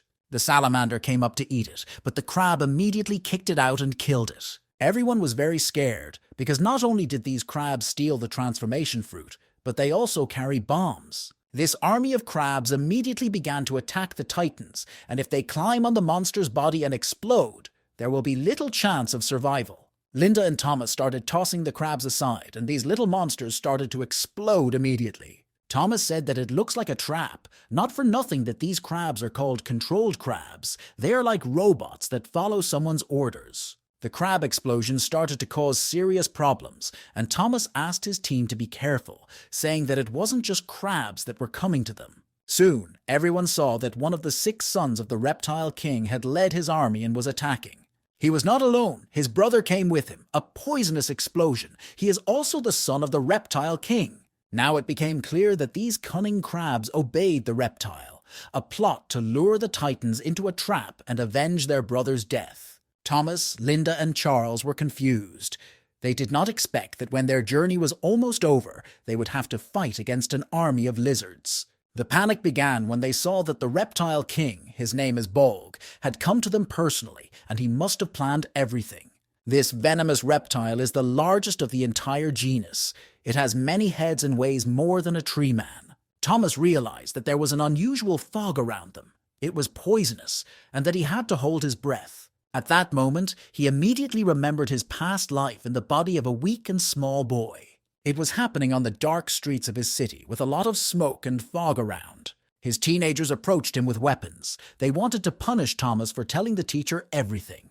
Thomas was very beaten, his nose was bleeding, and he desperately asked them to stop this abuse. The guys started laughing. They said that such a coward deserved to be beaten and were going to film it. A lot of time has passed since then, and Thomas is no longer a small and weak boy, but the situation is quite similar. He saw in time that Linda was standing there as if hypnotized. Perhaps it was the effect of the green fog. Surely not only Thomas saw a terrible illusion, something similar is happening now with General Wolf and the gorilla.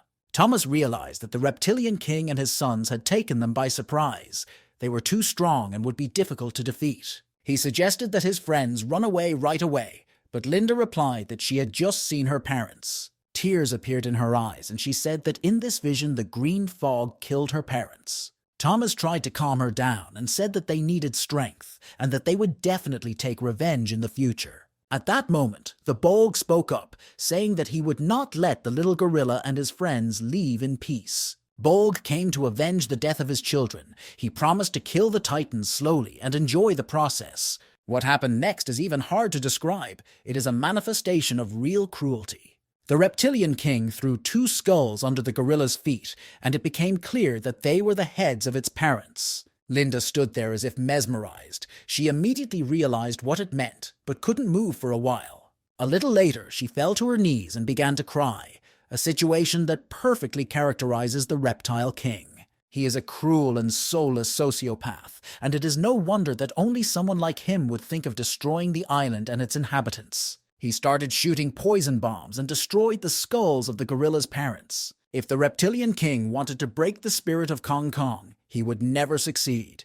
The only thing he managed to do was to make the gorilla angry and make it feel real hatred. Linda said that she would tear the Bolg into a million pieces and immediately went on the attack, and Thomas tried to stop her, but it was impossible. A very fierce fight broke out, with Linda striking the reptile with her hands and trying to tear off its head.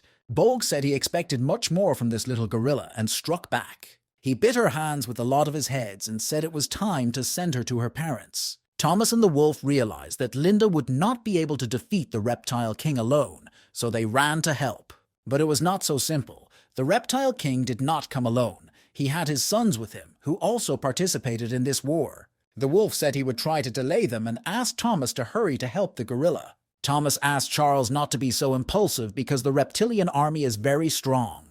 The wolf replied that he was not afraid of death and was ready to do everything in his power for a good cause. He began to use all his martial arts skills against the king's sons, and this could hold them back for a while. Soon he met the king personally, and the Bolg called him stupid for challenging the powerful reptiles. The wolf general was much smaller than the reptile king. It was not an equal fight, and even his sword could not help the wolf. The king of reptiles said that the wolf looked miserable, and he didn't even want to look at it. These words made Thomas very angry. He could not afford to watch his closest friends being destroyed by some bastard.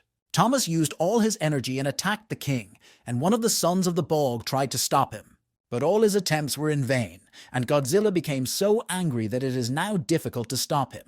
He grabbed the king's son and threw him away like a rag, and now the battle between Godzilla and the Bolg will begin.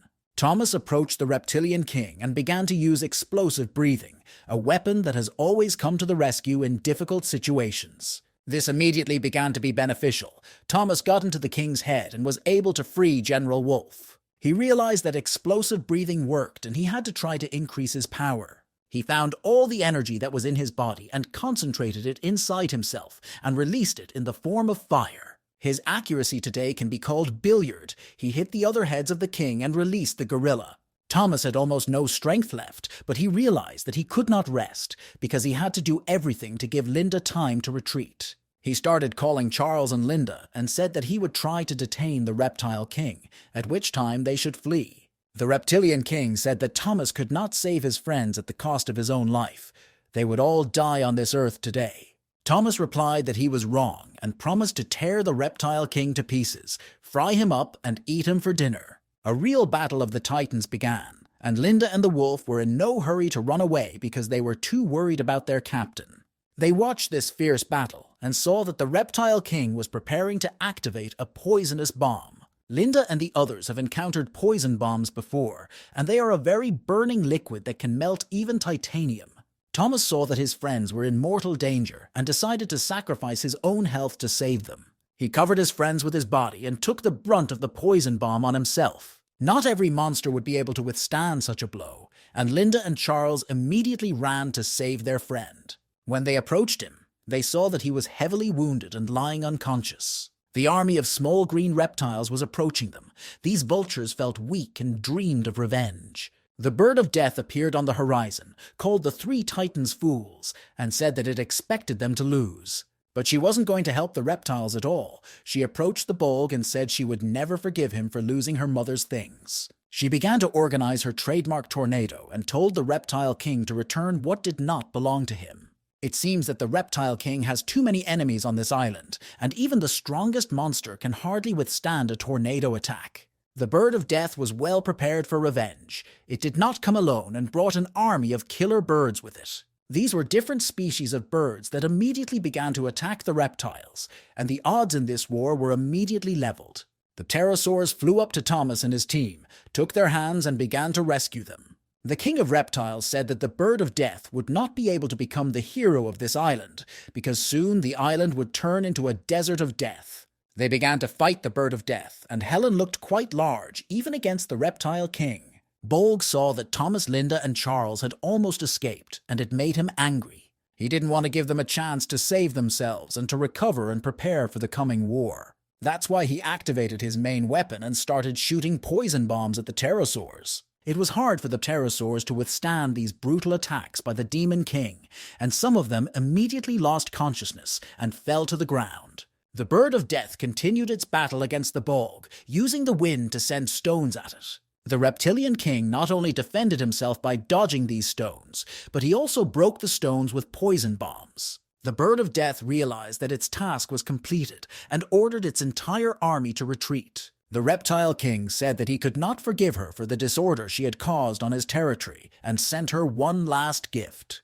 Helen tried to stage a surprise attack, but she failed, and now her life is in danger. It was too late to dodge the poisonous bomb, so she decided to turn into a human to shrink in size. This helped her avoid a meeting with a poison bomb, and one of her birds immediately became an autopilot for her. She ordered her entire army to flee quickly and take Godzilla and his team with them. The reptiles asked the king what they should do. Godzilla is too strange. He didn't die from the king's poisonous bomb. Bolg replied that he felt a new source of power after using the poison bomb. This power is from the source of life, Godzilla. The Reptilian King ordered all his sons to be summoned and to find the fugitives while he rested from this battle. Throughout the night, the pterodactyls flew to safer areas of the island to get away from the reptiles. The entire territory that belonged to the Bird of Death has now been captured, and we need to decide where to go. General Wolf decided to take the initiative and said that we should fly to his house now. During the flight, something strange happened. Thomas became smaller than usual. The team decided to deal with these problems later and went home to General Wolf. When Thomas opened his eyes, he was very scared because he thought the battle against the reptiles was still going on. Later he realized that he was safe, but he had a new problem. His size had shrunk considerably, as if he were a small child again, which made Linda and Helen laugh a lot. So far, Thomas did not understand this and asked Charles why he had become so big. Linda went to her older brother and explained that they hadn't changed in size, only Tom had become so small. Thomas began to panic and scream, and he immediately called Mark to ask him what happened. Mark explained that now there is a part of the Reptilian King in Thomas's blood. His cultivation was severely injured. This means that Thomas will have to start the entire development process from the beginning. Mark said that it could have been due to the Reptilian King's poisonous bomb, which can take away the life force from opponents. Mark also told us that poison bombs and poisonous breath can transfer energy to the Reptilian King. This means that all the evolution points that Thomas has been collecting all this time now belong to the king. Tom realized that now he had to be much more careful and start eating everything around him again to increase his size. The Deathbird told him that Thomas was really special. He was the only one who could survive the attack of the Reptile King's poisonous breath. All the ball could do was to make Thomas smaller, but that was enough for Thomas to start hating the Reptile King's children. Thomas said he wanted to take revenge, but Helen started laughing and said that with his size he would hardly succeed. Thomas asked her to wait, because soon he would become a giant killer dragon again. Then he asked where they were, and Linda told him that it was a cave belonging to General Wolf. There were a lot of weapons around, and in the center of the cave was a mysterious grave. Wolf told me that this grave belonged to his teacher, the man who owned all these weapons. Toma realized that it was this man who taught Charles martial arts and swordplay. Wolf said that the man was incredibly strong, fond of cold steel, and had learned telepathy. He liked to control his weapon during a fight, and could even control a sword several meters long.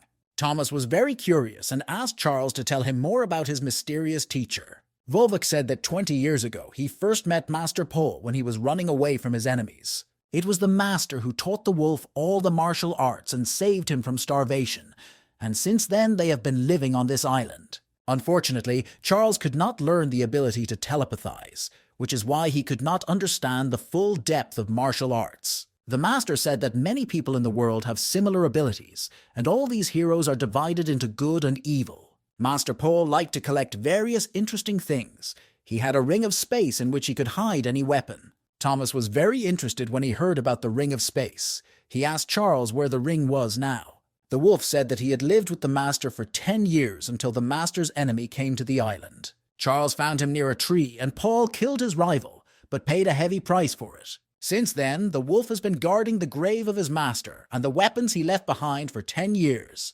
Thomas said that General Wolf was a worthy student of his master, and asked him if the reptiles knew about this place. Charles replied that no one knew about this cave, and Thomas was happy and said that it was time for a delicious meal. The Deathbird and the Wolf General started shouting at him like a little child. They said that now the situation is such that it is better not to think about food. Thomas apologized, but explained to his friends that he needed to eat well in order to grow bigger. Later, he managed to convince the whole team that they should go hunting. A real festival of delicious meat began, with Linda cooking fried crocodiles. Thomas helped to light the fire and improve the flavor of the meat with seasonings. He enjoyed the amount of food they had caught, which would help him gain new points for the revolution. Everyone around could smell this delicious aroma after adding spices. Linda asked everyone to be patient and said that soon everyone would receive their portion. Soon, the meat was finished cooking, and everyone around them began to eat the delicious shish kebab. Thomas enjoyed his visit to his wolf brother so much that he decided to log in again to check his rewards. Mark greeted him and told him that he was giving him a new ability, the explosive bite of the child version. Thomas got angry and said it didn't sound like something really cool. Mark replied that these were the best skills he could get at the moment. As long as Thomas has little strength, he can tear apart his prey like a piranha, cut through wood like a woodpecker, and dig a hole in the ground like a mole. Although Thomas was not very happy, he had no choice, and over the next few days, he mastered his new abilities. During this time, he managed to get bigger and decided to give Charles the fruit of transformation. He explained that the wolf would be able to switch freely between monster and human forms if he followed his instructions. To begin with, you need to focus on the inner core, then destroy it with the energy in the body, and begin the transformation into a monster. Thomas said it might take a few days, but the wolf learns very quickly. Helen had no idea that her transformation fruit had the same power. The General Wolf problem was solved, and then it was time for the magic. Thomas asked the mark to activate 200,000 evolution points and increase its size. Tom hoped that this would be enough to grow tenfold in size. He was very upset when it turned out that it wasn't so great. Mark explained that the attack of the Reptile King did not change the level of cultivation. Thomas only lost all his form, but remained at the same level. This means that the system thinks that Thomas is still very big, and in order to grow, he needs to eat an incredible amount. Suddenly, Thomas began to glow green. He did not understand what was happening. Mark explained that the Reptilian King's breath is still active and continues to suck the life force out of the Toms. The boy was very scared when he realized that he could stay so small forever. While Thomas was worried about his size, the Reptile King also had something to think about. He felt a new vital energy thanks to Godzilla, but he didn't understand how it worked. He developed telepathic abilities and felt where Thomas was now. In the cave, General Wolf did not know that they could be in big trouble. Thomas guessed that the green light could mean the breath of the Reptile King. The Bird of Death said that the Reptilian King had left a mark in Thomas's body and would continue to suck out his life force. Thomas can get energy and increase through food, but the poisonous breath will limit this process. If they can kill the Reptilian King, the problem will be solved immediately, but it is almost impossible. The Bird of Death offered to find an antidote, but the wolf was skeptical. The only one who might know how to deal with the poisonous breath is the Bane, the monster lord who lives on top of the Snow Sage Mountain. Thomas didn't know who he was, but his name sounded pretty cool. According to the legend, the base is immortal. He has lived for 1,000 years on this island and is now a step away from becoming the god of monsters. He is not interested in what is happening on the island, and therefore does not leave the mountain of the Snow Sage. This mountain is incredibly cold, and monsters cannot withstand it. You are in favor of death and said that it is possible to do the impossible, to reach the top of the Snow Sage and ask the base for help. In return, you have to give something in return, such as health, freedom, or honor. Linda said that this legend was true. She had heard it as a child from her parents. General Wolf intervened in the conversation, and he agreed that his master had personally climbed the mountain to meet with the Bird of Death. Thomas realized that this legendary master was the only one who could help him.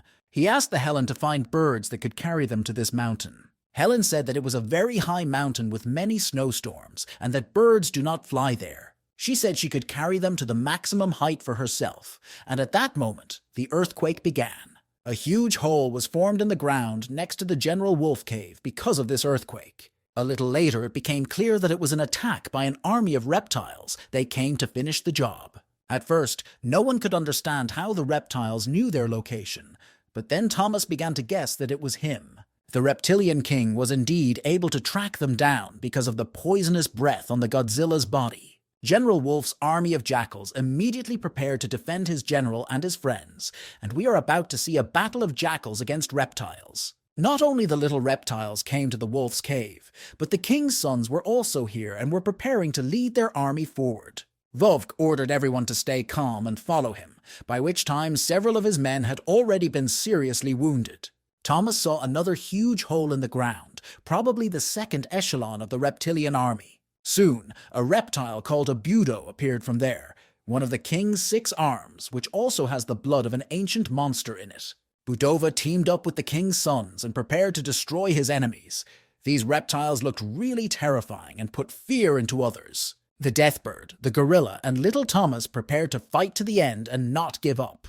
They realized that their chances of winning were very small, but they had nowhere to run, so they had to fight. Suddenly, Thomas saw General Wolf run out of the cave with a huge sword and activate some unknown power. Charles began to destroy the reptiles one by one. He cut them down with his guest sword without meeting any resistance from them. One of the king's sons was not going to watch the army die. He was the first to attack Charles and tried to cut off the wolf's head.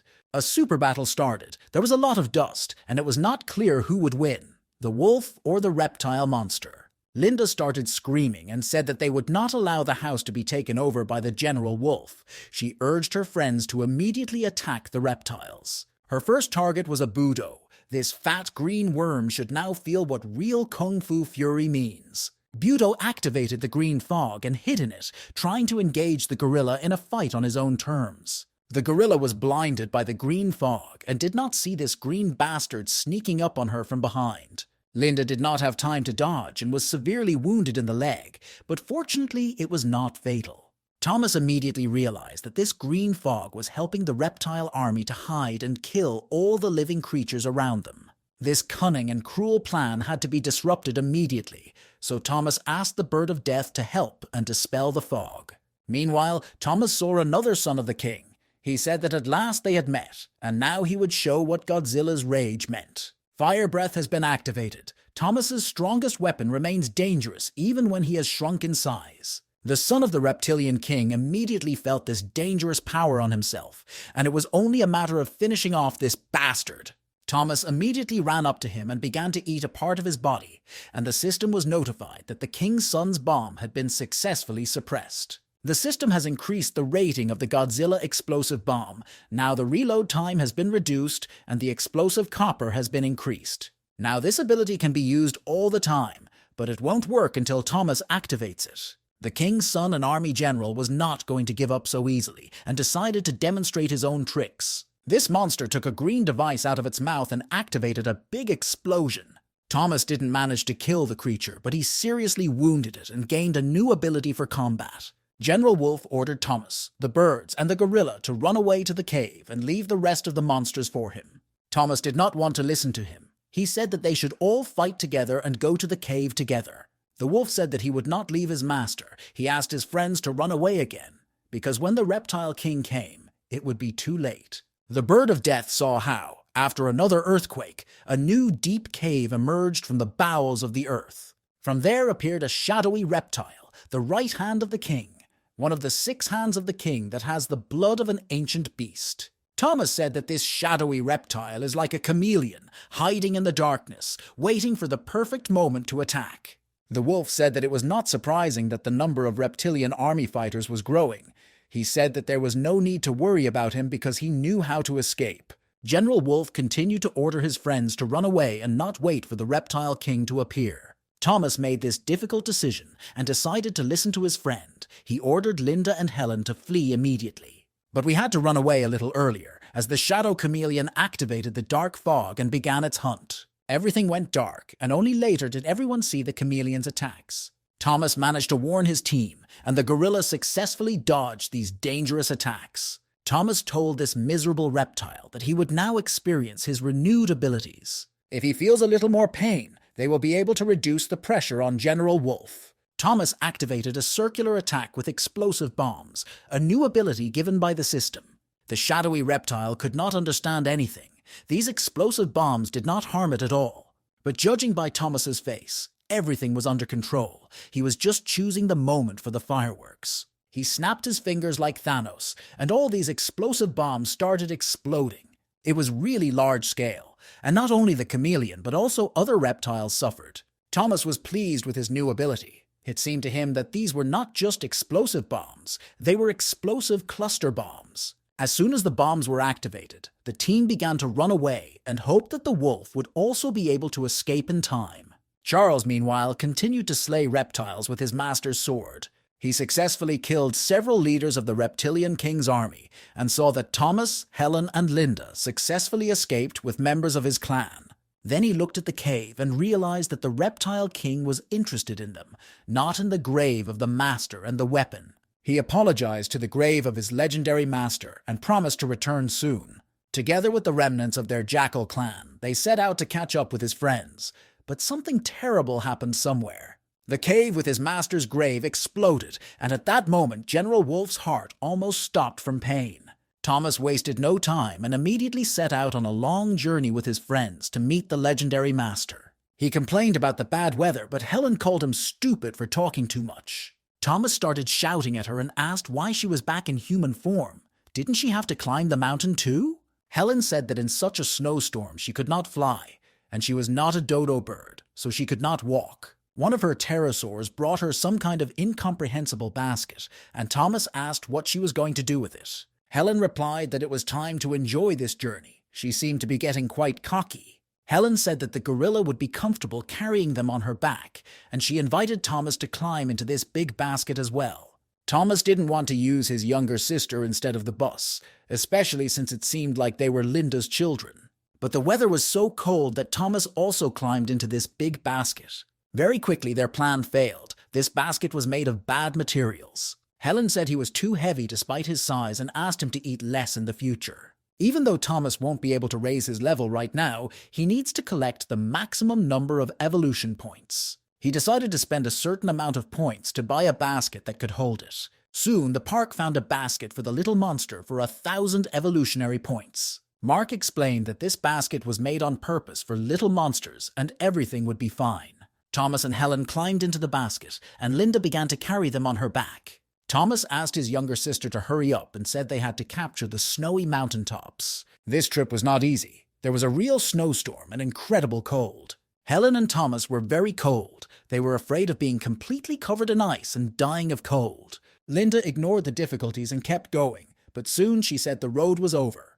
The only thing left to do was to climb the mountain, and Linda knew how to do it and assured me that everything would go perfectly. The gorilla's fur must have been very warm because so far Linda had never complained of cold. At first everything was fine, but then the stones under the gorilla's feet began to fall and problems began. Linda did not have time to grab another rock, and their team flew into the abyss. Thomas was screaming like a little girl, but Linda said everything would be fine and managed to grab a ledge on the mountain.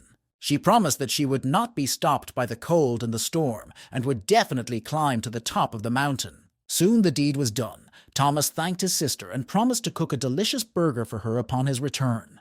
When they climbed to the top of the mountain, they saw a huge lake, a rather unusual location for water. Of course, the lake was completely frozen in this cold climate. The ice looked quite strong.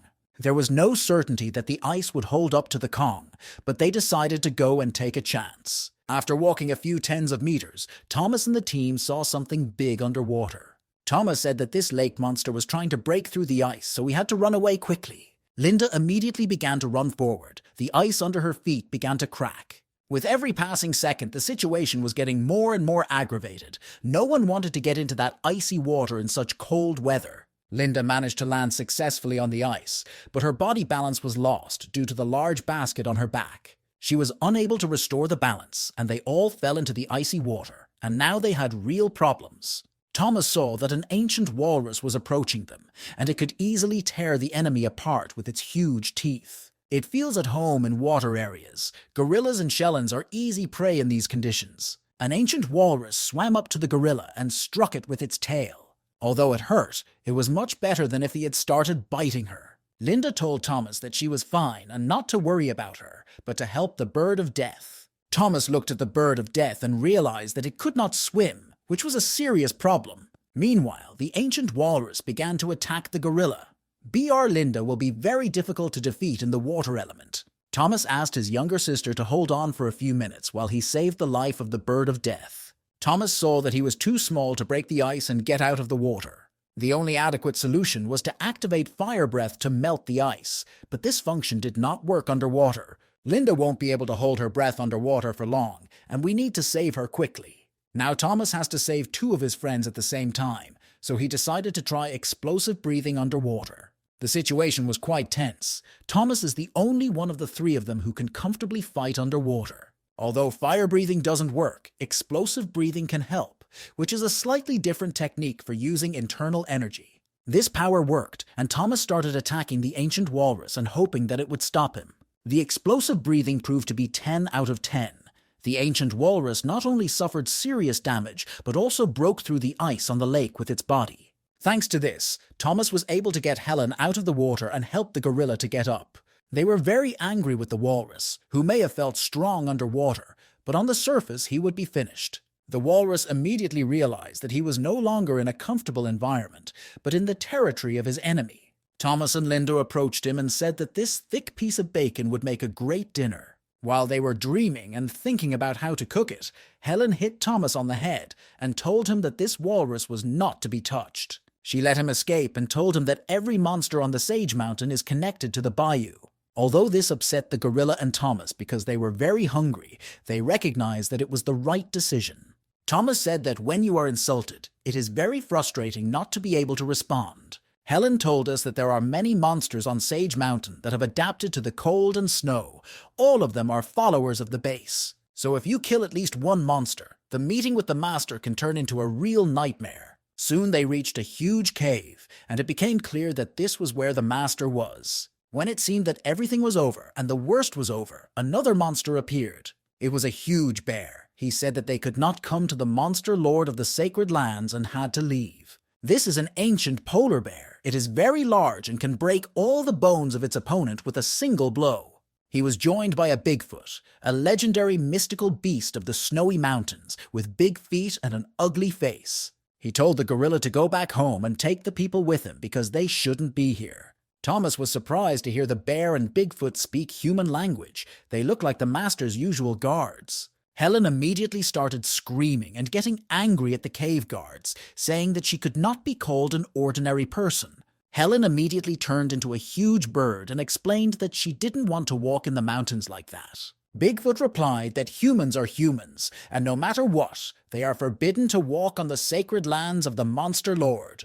The bear came up to Thomas and said that now it was clear what kind of cockroach had offended the ancient walrus. Thomas got angry and said that the walrus was actually the first to attack them, and explained that he was not a cockroach, but a real dragon. Thomas said that a few days ago he was so big that a bear and a Bigfoot would have looked like small children against him. Thomas said that he knew that people had been on this land, and that 10 years ago the legendary Master Pole came here. Bigfoot explained that it was a long time ago when he was not guarding the Master, and now there are completely different rules. Thomas said that they had come a long way and were not going to back down, and if the guards wanted a fight, they would regret it. It was felt that the conflict was about to begin, but a man's voice was heard from the cave, ordering the monsters to be let inside. Bigfoot and the big bear immediately bowed and said they would do as the master boss said. Bigfoot told Thomas and his friends that they could enter the cave, but if they decided to do something bad, he would kill them immediately. The gorilla, the bird of death, ate those who entered this huge ice cave. Everything around was very beautiful, and a little later they saw the throne on which the master sat. That's how the first meeting with the Bays, the most mysterious creature of the sage's snowy mountain, took place. He asked why they came. The bird of death replied that his friend had suffered from the reptile king's poisonous breath, and they had come to ask the bird for help. He got all angry when he heard that they had problems with the reptile king. It seems he knew the king. The master said that he knew about this situation, that because of the king's poisonous breath, Thomas had only shrunk in size, but his life was not in danger. Bates saw that the dragon was actually a human being. He saw an energy in his body that he had never encountered before. The master became interested in the energy in Thomas's body beyond the abyss. He asked if the bird really wanted to help the dragon. Helen replied that she was sure of it, and she asked the master to help and remove the energy of the poisonous breath from the dragon's body. The master boss said he could do it, and strange things started happening right away. Thomas flew into the air and crystal energy formed around him, and he immediately felt relieved. The legendary tales are true. The master base is really very strong and quickly managed to extract the poisonous breath from the dragon's body. Mark reported that the results of the scan showed that there was not a single gram of poisonous breath left in Thomas's body. On his way to this mountain, Thomas managed to collect 3 million evolution points and wants to use most of them to increase his size. Mark immediately obeyed his master and activated the process of enlarging the dragon's body. Master Base had never seen anything like this before, and he wondered what kind of unknown power was concentrated in the body of a Godzilla. The bird of death changes the energy of life into magic and stores it in its feathers, and the mysterious dragon grows in size in a few seconds. Fantastic. Thomas was very happy and immediately began to thank the master for his help. The master batsman replied that he didn't need to be thanked. It was all thanks to the bird of death. Thomas thanked Helen, but he didn't understand why he should thank her. He recalled their conversation, when the bird of death told him that he would have to pay dearly for the master's help. Then he realized that the bird of death had sacrificed something for him and made a deal with the master. Master Base said that all the monsters of the island know the price of salvation. The price for help is the source of life. Thomas recalled that when he lost his source of life, he shrank in size, and the pterodactyl lost its source and turned into a mummy. If the bird of death gives up the source of its life, it will also become small or die. Bayes said that without a source of vitality, the bird would quickly become old and die. When Thomas heard about the accelerated aging process, he began to shout and say that he was against it.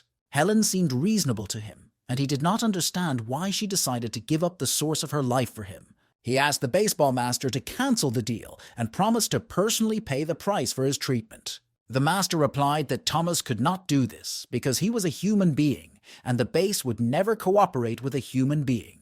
Thomas did not know that the master knew about his past. He said that he was no longer a man, but a monster. The bird of death only now realized that he was not just a monster who had eaten the fruit of transformation, but a real person. Thomas could not sacrifice his friends for the sake of his own health, and he began to beg the master to change his mind. Bayes noted that they are ready to sacrifice themselves for each other, which is a rarity among monsters. The master also noted the gorilla's help in their journey and said that he agreed to cancel the deal with the bird of death. Thomas began to thank the master and offered to give away his personal source of energy. Bass replied that he did not want to take anything from them, and if they passed his tests, he would fulfill their wishes. The team of Titans immediately tensed up, wondering what kind of test awaited them. Master Bass stood up from his throne and ordered them to follow him, and the monsters immediately obeyed his command. They all went out of the cave together and went to the center of the frozen lake. The master said that they would no longer be offended by the ancient walrus,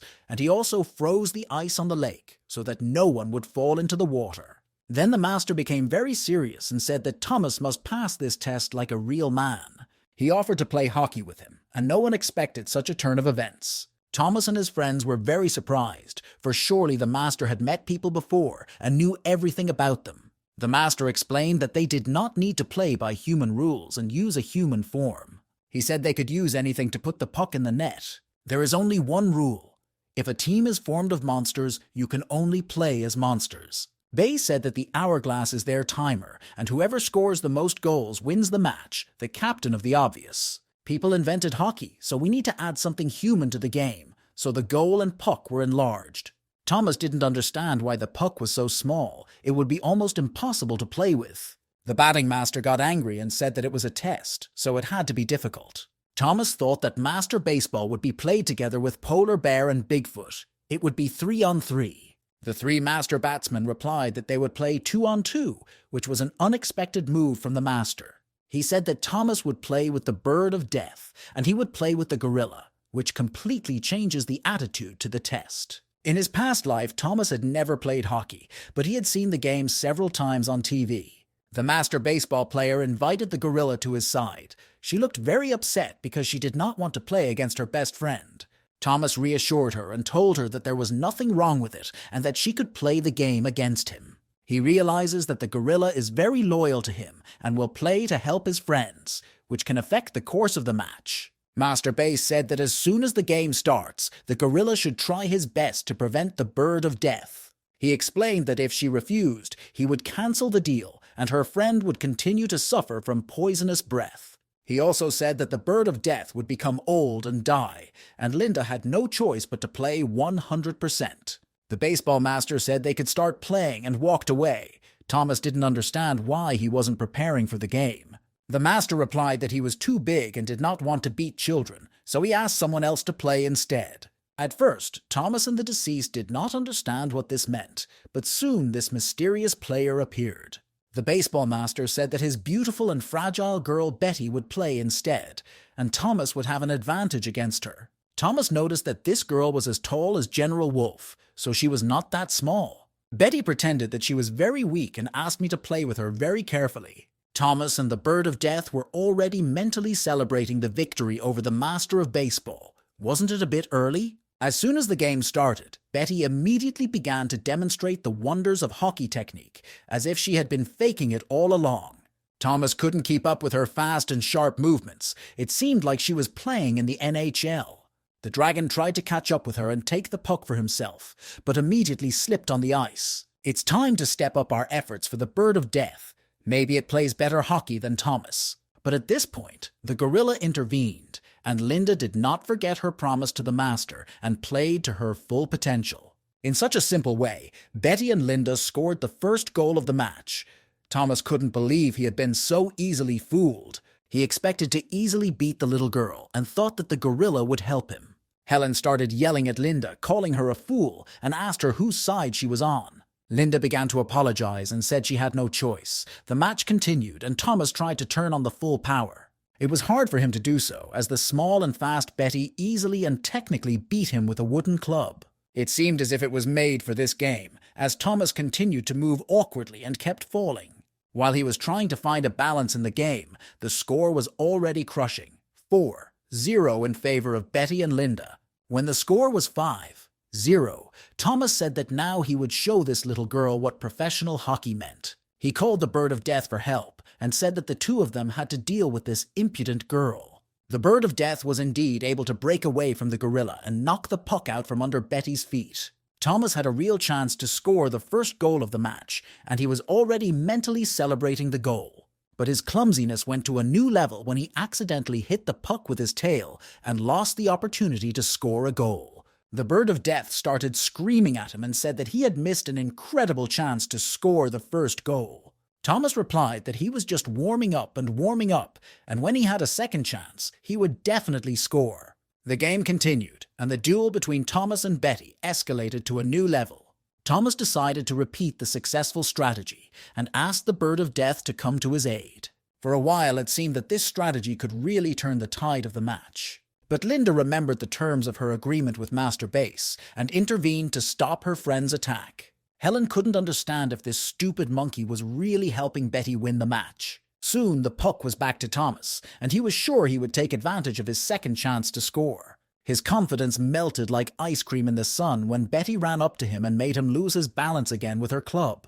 If you look at this situation from another angle, Thomas did manage to score a goal, but only with his head. He started complaining and said that it was a foul because it is forbidden to hit the opponent's legs with a stick. The baseball master said that the rules only apply to real monsters, so Betty was not breaking the rules. The girl called Thomas a fool and said that hitting him in the legs with a club is called justified interference. Thomas got angry and said that he would show her what a real justified intervention meant. Betty told the gorilla that it wasn't really her skating and balancing skills that made her move freely. It only seems so, but in fact, it is a cultivation.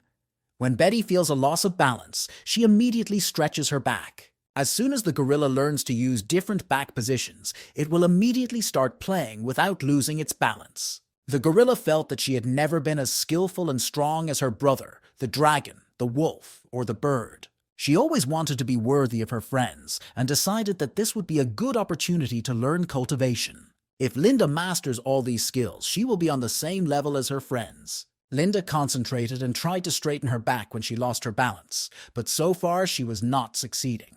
The Bird of Death started laughing at her and said that this is the outcome that awaits all those who help the enemy. Linda tried to calm down and become better than before. She can't drag her dragon brother down anymore. She tried to focus on her inner energy and balance her back position. Meanwhile, Thomas was able to get the puck out from under Betty's feet with his long tail. The Bird of Death immediately flew to the puck, confident that it would score a quick goal. Linda tried to react quickly to this moment, but she immediately began to lose her balance. But her belief in her strength and capabilities was very strong, and the gorilla did not lose her enthusiasm and tried to restore the lost balance. With the help of Betty's cultivation lesson, she managed to do something similar to a real acrobat's performance. Helen could not believe that her friend had become so fast and skilled in such a short period of time. With one last move to make, Linda confidently sent the puck into the goal of her current opponents. While Betty was congratulating her new friend on her first success in cultivation, Thomas was yelling at her and saying that this was a real betrayal. Linda smiled and apologized to her older brother, trying to look as if she was ashamed, which was not very good. Thomas doesn't understand why his friend is helping Bess and Betty. The gorilla must have trusted them because she believes anything. Thomas got angry when he realized that the baseball master didn't care about the rules of the game.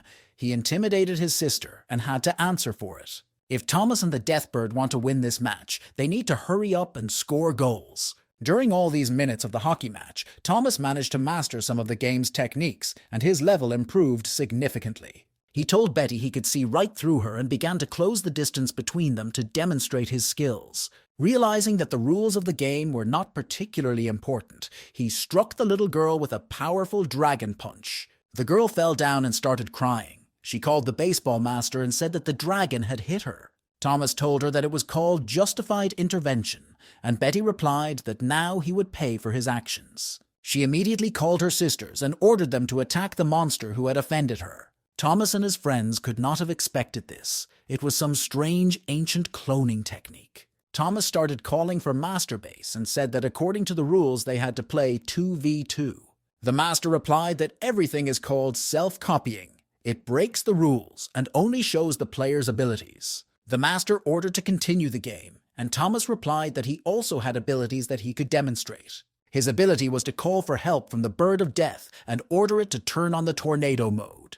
High winds, or tornadoes as they are also called, can be a deadly threat in such conditions. Seeing that the Betty replicas were made of ice and snow, Thomas decided to use atomic breathing.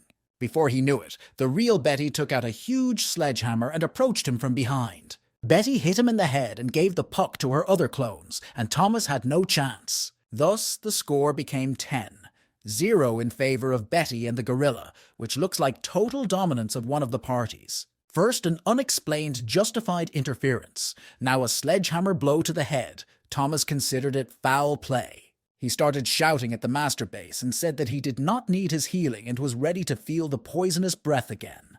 The master laughed and said that the tests were not easy, and if Thomas scored at least one goal, the master would recognize him as the winner. Thomas didn't understand why baseball decided to be so generous, but if it wasn't a joke, he could try. Thomas asked for a temporary break so that he could discuss tactics with the Bird of Death. After the break was over, the game resumed. One goal and a master batter would fulfill Thomas's every wish. Godzilla's strategy was simple, activating explosive bombs to intercept the puck. He told Betty that he was not afraid of her abilities because he could answer with something much more serious. Betty and her copies didn't give up either, and the tension in this match reached a maximum. Thomas felt that he was being beaten again by the copies of the girl. He said that he was not going to be a gentleman and show them his true strength. He must have overestimated his abilities because Betty dealt him a crushing blow to the stomach with a sledgehammer. If Thomas does not improve his level of play, he will lose the match without scoring a single goal. He decided to fry all the clones of this impudent and ill-mannered girl and activated atomic breathing. It was his last hope for victory, and it is unlikely that replicas of Betty would be able to withstand this infernal weapon. The girls immediately started screaming and crying, and Thomas roasted them like juicy ribs. Godzilla realized that he had to strike while the iron was hot and continued to attack. Betty started laughing and said that Thomas was born to be wrong when activating atomic respiration. Thomas continued to do his job and said that he was not trying to hit her at all. It was his cunning plan. He made a hole in the ice and removed Betty and her clones from the game. It seemed that now the problem was completely solved and he would be able to score the decisive goal very easily. But Betty showed that she never gives up. This girl is really powerful. She can melt ice even when she is in water. The ice at the hockey stadium began to break, and Thomas accelerated to score the last goal. He was very close to his dream victory over this bandit, but he began to sink under the water. But no matter how hard it was for him at that moment, he still came up with one last idea to win, one last chance. Thomas activated an explosive bomb and hit the puck with it, which helped him score his first goal of the game. He started to rejoice and said that they managed to turn the game around. They didn't care that they had lost the match overall. Betty came out of the water and looked quite aggressive. It was clear that she was unhappy with what had happened. Thomas felt that Betty began to freeze the water. He called her a fool who does not know how to lose. The girl replied that he shouldn't be happy because he had scored only one goal, 10-1. The master batsman intervened, saying that Thomas had shown excellent teamwork and surprised him. The master recognized Thomas's victory and promised to keep his word and fulfill his wishes. He said that the Bird of Death, Gorilla and Godzilla had successfully passed the tests. The terms of the agreement do not change. The master promised not to take away any of their source of life. The team of Titans thanked Lord Base. They were happy that they were able to get to his cave and get what they wanted. The legendary master thanked the gorilla for playing on his side and gave it a reward. It was a small yellow ball, and Linda thanked the master and asked why the ball was so warm. The master base looked at her, smiled warmly, and said that this was the source of her parents' life. Linda was surprised to hear that her parents had also been to the master, and she asked him what her parents had asked for. The master said that when her parents came to him, they asked only that their daughter have a peaceful and happy life. He said that he was returning her the source of her parents' life, and she should let it into her body and become stronger. It really did give Linda a boost of vitality, and the barbarian gorilla with the blood of the legendary Aoken became even stronger. Thomas and the Bird of Death congratulated her on this gift and said that she looked even bigger and stronger. After she thanked the master, the boss said that they got what they wanted and could go down to the jungle. The gorilla and the Bird of Death had already begun to pack up, but Thomas did not look happy. He asked the master to go with them. The Reptile King threatens the entire island and the base is obliged to protect his possessions. The Deathbird called Thomas a fool and ordered him to shut up. Lord Base is the god of all the monsters on this island. He cannot be asked to do such a thing. Thomas said that this only adds to the reasons why he should go with them. God has to protect his possessions. Base replied that he was too old for that, and even if he was given an additional source of life, it would still not be enough. but to help this cheerful group, he is ready to send Betty with them. Thomas replied that it was unlikely that such a small girl could help them. He probably forgot how she had beaten him 10-1. His friends tried to convince him that Betty was really very capable and strong and would be useful to them. Master Base gave the girl the source of her life to immediately raise her combat level. Death seems to have bowed to the Master and thanked him for his help, and she made Thomas do the same. Under pressure, Hell and Thomas admitted that Betty would indeed be useful to them in the upcoming battle. The team of Titans decided to return to the jungle right away and not stay overnight. Thomas asked the gorilla to walk faster so that they could meet the reptiles and destroy them as soon as possible. Betty decided to help her new friend speed up. The girl said that snowboarding is the easiest way to go down the mountains and assured Linda that it was absolutely safe. Gorilla doubted this decision, but there was no stopping the snowboard, so she had to move forward. Thomas regretted asking Linda to speed up. Now he wished they were crawling like slugs again. There were many trees ahead, but Linda did not know how to stop and slow down. Soon, thanks to this method of descending the mountains, Thomas and the team returned to the jungle. They looked very determined and were preparing to start the competition against the reptilian army. Betty asked Thomas why everything was broken around him, and Thomas said that an army of reptiles was destroying everything in its path. It turned out that the cave of General Volk no longer exists, nor does the grave of his master. There were many corpses of reptiles and jackals lying around, and no one had taken their bodies after the last battle. Up ahead, Thomas saw traces of blood, and he remembered that reptilian blood is green, so this blood might belong to Charles. At that moment, he heard someone running toward him from the bushes, the remnants of a legion of jackals. Thomas immediately asked them if they knew where their general was, but the jackals behaved very aggressively. Thomas asked Lynn to talk to the jackals and asked them what happened and where their general was. Linda talked to the jackal and told him that General Wolf had been captured by the leader of the reptilian army and taken away with him. They also said that General Wolf was very angry because of the destruction of his cave and the Master's grave. Because of his rage, he began to fight against the reptilian king and his sons, despite the numerical superiority of his opponent. Soon, Charles lost this battle and fainted, and the reptilian king decided to take him with him as a trophy. Thomas looked very angry. He realized that his friend was in mortal danger, and they could not waste any more time. He wanted to go straight to the reptile cave, but the bird of death stopped him and explained that it was suicide. Thomas said that Charles was taken to the cave of reptiles to lure him there personally. Until Thomas got there, the reptiles would kill the wolf. Helen said that they do not realize how many reptiles live in that cave. To fight these monsters, Thomas must grow in size. The dragon replied that it would take too long for him to fully regain his strength. It was too long to wait. Thomas called Mark and asked him to activate all the evolution points he had to increase in size. Betty was surprised to see that this dragon grows so quickly at the first wish. The Deathbird said that this does not change the situation. Thomas is still a dwarf compared to the reptilian king. Thomas asked her not to worry and reminded her that there were many reptilian corpses around. He could eat them and improve the situation. When Betty and Linda saw the dragon eating dead bodies that had already begun to rot, they felt sick. Thomas agreed with the Deathbird that he was too small to fight the reptilian king. He asked how many dodo mutants were in the jungle, and Helen said there were about a few hundred. Thomas asked Linda to negotiate with the jackals to cooperate in order to save General Wolf. His plan was quite simple. He wanted to unite all the monsters of the island and fight together against the reptilian army. After quick negotiations, he realized that at least 300 monsters could be fighting on his side. He asked his friends to invite everyone they knew to this fight of the century. He also asked Betty for help. She is a student of the Master Base, so everyone around her should listen to her. Betty replied that no one in the jungle knew her, and the monsters would not listen to her orders. Thomas assured me that this was not true. Many monsters around here know the legend of Lord Base. Then Thomas saw the Tangerine Girl. He started shouting at her and asked why she came so late. Tangerine said she wanted to take part in the island's uprising against the reptiles, but Thomas said she was too young for that. After much persuasion, Thomas finally allowed her to take part, but ordered her to be very careful.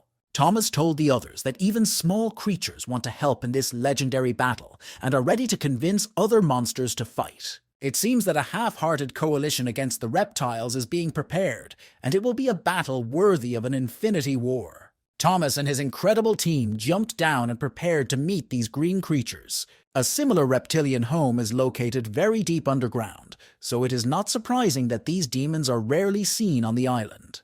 Thomas was the first to land on the ground, and Betty got a soft landing with the help of his head. They started to quarrel again, and Thomas said that you can't go over the heads of others all the time, literally and figuratively. Soon a gorilla landed. It was so loud that Thomas almost died of fear. The bird of death had the softest landing, so there's nothing to be surprised about. Everything around looked pretty disgusting. A lot of green fog and bones of dead animals. Thomas asked his team to speed up because General Wolf needs them now. They hid behind the bones of dead animals so that the reptiles could not see them. Thomas said that there are several guards around, and it is not known how many reptiles are in this cave, so we have to be very careful.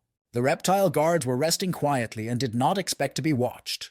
The gorilla had the hardest time being quiet, as if it was deliberately giving itself away. But her friends came to the rescue in time, and Betty took out her sledgehammer and smashed the reptile's head. Thomas said that they could not just leave the bodies of the reptiles, they had to eat them. The gorilla said that the reptile was killed by her foot, but Thomas did not care. Betty and the bird of death could not stand to watch their captain eat these horrible creatures. While they continued to destroy the reptilian guards, Thomas immediately attacked their dead bodies. Betty asked him if he had had a concussion recently because his behavior was very strange. Thomas replied that he was fine, especially after eating hundreds of reptiles. He must have forgotten that they were in a cave of monsters and that they should keep their voices down. When they all saw the son of the reptile king in front of them, it was too late to talk quietly. The king's son was hiding in the dark for a reason.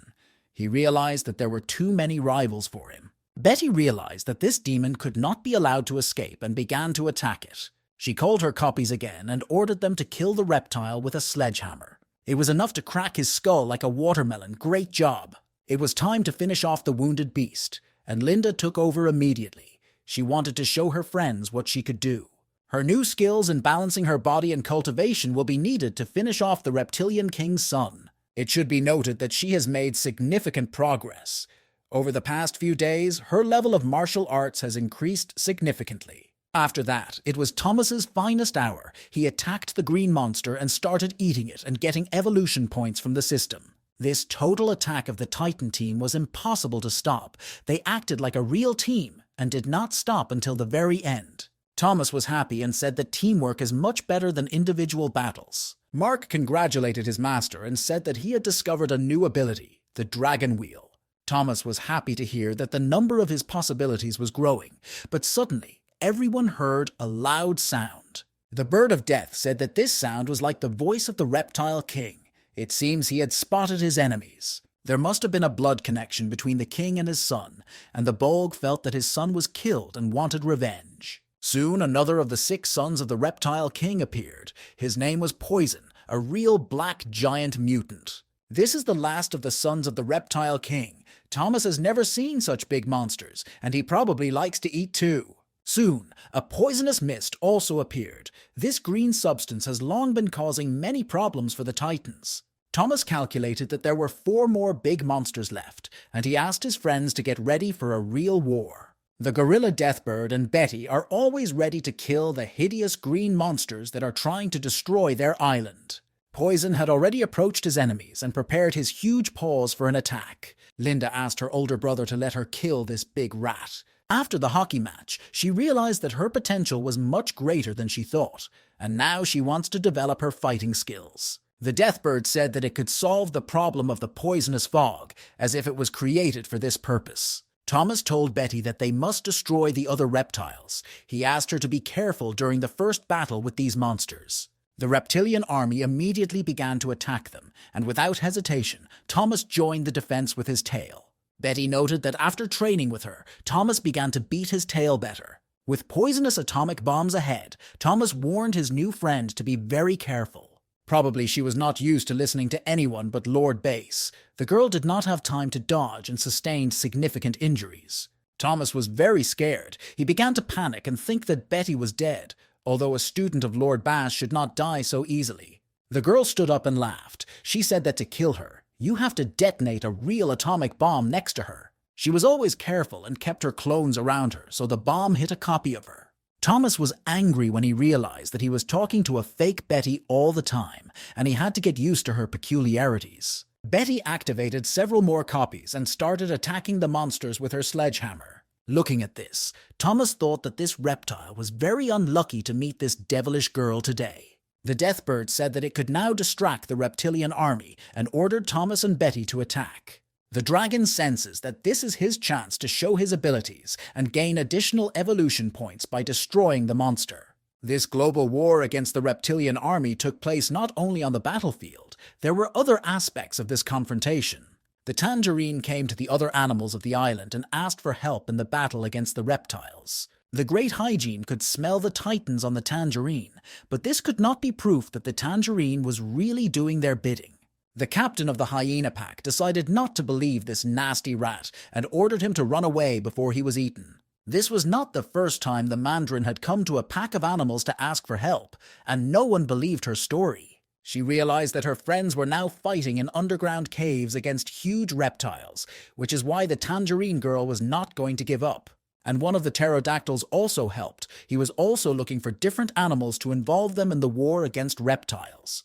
He flew to the other monsters and told them that a little tangerine was running around the island trying to get the animals to fight. The big white wolf could not believe that even a small rat would risk his own life to save the island. He called on everyone around him to unite and help the Titans defeat the reptilian king and his army. He gathered his own personal army of animals and said he would kill anyone who would hurt the little tangerine. Meanwhile, the tangerine was running around the island. She really wanted to help her master in this difficult struggle. At that moment, she met a lynx. It was the territory of this predator, and the lynx smelled juicy meat. The predator started shouting at the rat and said that the tangerine had no right to involve other animals in a battle against the reptile king. Tangerine said that she understood that the lynx did not want to fight against evil, but asked to be let go so that she could help her friends. Lynx replied that the reptiles would win this war anyway, and it was better not to waste time on these meaningless games. The story of a small but very brave tangerine spread throughout the island. Joseph, the great white wolf, came to her defense, and he did not come alone. He was followed by a whole army of animals. Lynx was surprised to see such a large army around her. Did they all come to protect the little tangerine? Joseph approached the Mandarin and asked her to show him the way to the Titans, who were ready to help in this war. Then he looked at the lynx and said that it had two options, to go to war with them or to die. Lynx said that she and her army are ready to support the Titans in the war against the reptiles. Meanwhile, a very violent and aggressive fight continued underground. No one wanted to give in. Linda used her new techniques that Betty had taught her, and it looked quite effective and impressive. After this battle, it is unlikely that anyone will underestimate its enormous potential. The king's son felt the power of kung fu. Not only did the gorilla show miracles of skill, Betty also destroyed reptiles with a sledgehammer and her clones. It was a real team effort where everyone wanted to show their best, and the Bird of Death attacked with a tornado as usual. Thomas also wanted to show his leadership skills and activated firebombs, firing them like a machine gun. There were so many bombs that it was almost impossible for the reptiles to dodge them. The king's children used to use small reptiles as poisonous bombs, but now Thomas has destroyed all the small reptiles around him, and it has become impossible. He offered the king's children to use their bodies to form poison bombs, but the reptiles did not appreciate the offer. He saw a huge monster trying to swallow him whole. Thomas realized that now was the perfect time to activate the dragon wheel, a new ability he had received from the marks. The king's son had never seen anything like this before. He was used to explosive bombs and explosive breath, but he didn't know how to defend himself against the dragon's wheel. Soon it became clear that it was almost impossible to defend against this attack, so Thomas cut the reptile's body into two parts. The dragon was very happy with his new ability. He said he looked like a human chainsaw. Everyone began to congratulate him on his incredible performance, and the gorilla said that Thomas was a real team captain. Even Betty was amazed. She had never seen monsters learn new magical abilities so quickly before. Suddenly, there was even more poisonous fog around, and the aggressive and terrifying sound of the king was heard. Soon after, Bolg personally appeared on the battlefield. He was very angry because of the death of his sons, and said that the moment of death for the Titans had come. Bolg could not believe that these insects dared to climb into his cave. He said that the dragon would die a terrible death. just like General Wolf. Thomas could not believe that his close friend was dead. Did the reptiles really kill him? The whole team of Titans fell silent and stopped. These words of the reptilian king were able to throw them off balance. Everything was covered in green fog again, and Thomas did not understand what was happening. Suddenly he saw among this fog the sword that belonged to General Wolf. Had Charles returned, and was he still alive? Thomas immediately ran to the sword and saw that it was sticking out of his friend's body, so it seems that the words of the Monster King were true. Then the real science fiction and mysticism began. General Wolf's body began to glow yellow. After that, the spirit of the Lord of Monsters appeared, looked at the dragon, and ordered him to wake up immediately. So it was all just a dream or an insidious illusion of the Reptile King, and Thomas immediately returned to his consciousness. He saw that he was not the only one who saw this insidious illusion. All his friends continued to be in a trance. Thomas did not understand why he was the only one who could wake up and realize what was happening. Betty whispered to him, telling him that Lord Bass had taught her how to resist the poison, and that's why she could see what was happening.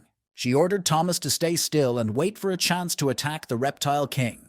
Bolg ordered his son to bring the dragon's body to him so that he could tear his enemy into several pieces. Poison approached the dragon and calmly took it into his mouth, thinking that the dragon was in a trance and not a threat. The venom had never been so wrong before. As soon as Thomas was in the reptile's mouth, he immediately activated the power of his spikes. He immediately felt unbearable pain and realized that he should not put unknown objects in his mouth. The Reptile King could not understand how Thomas was able to leave the trance from the poisonous fog so quickly. The whole team of Titans has fully recovered thanks to Betty's help, and they are ready to destroy the insidious reptiles again. Bolt could not believe his own eyes, although he had many of them. No one had ever been able to wake up from his trance so quickly before.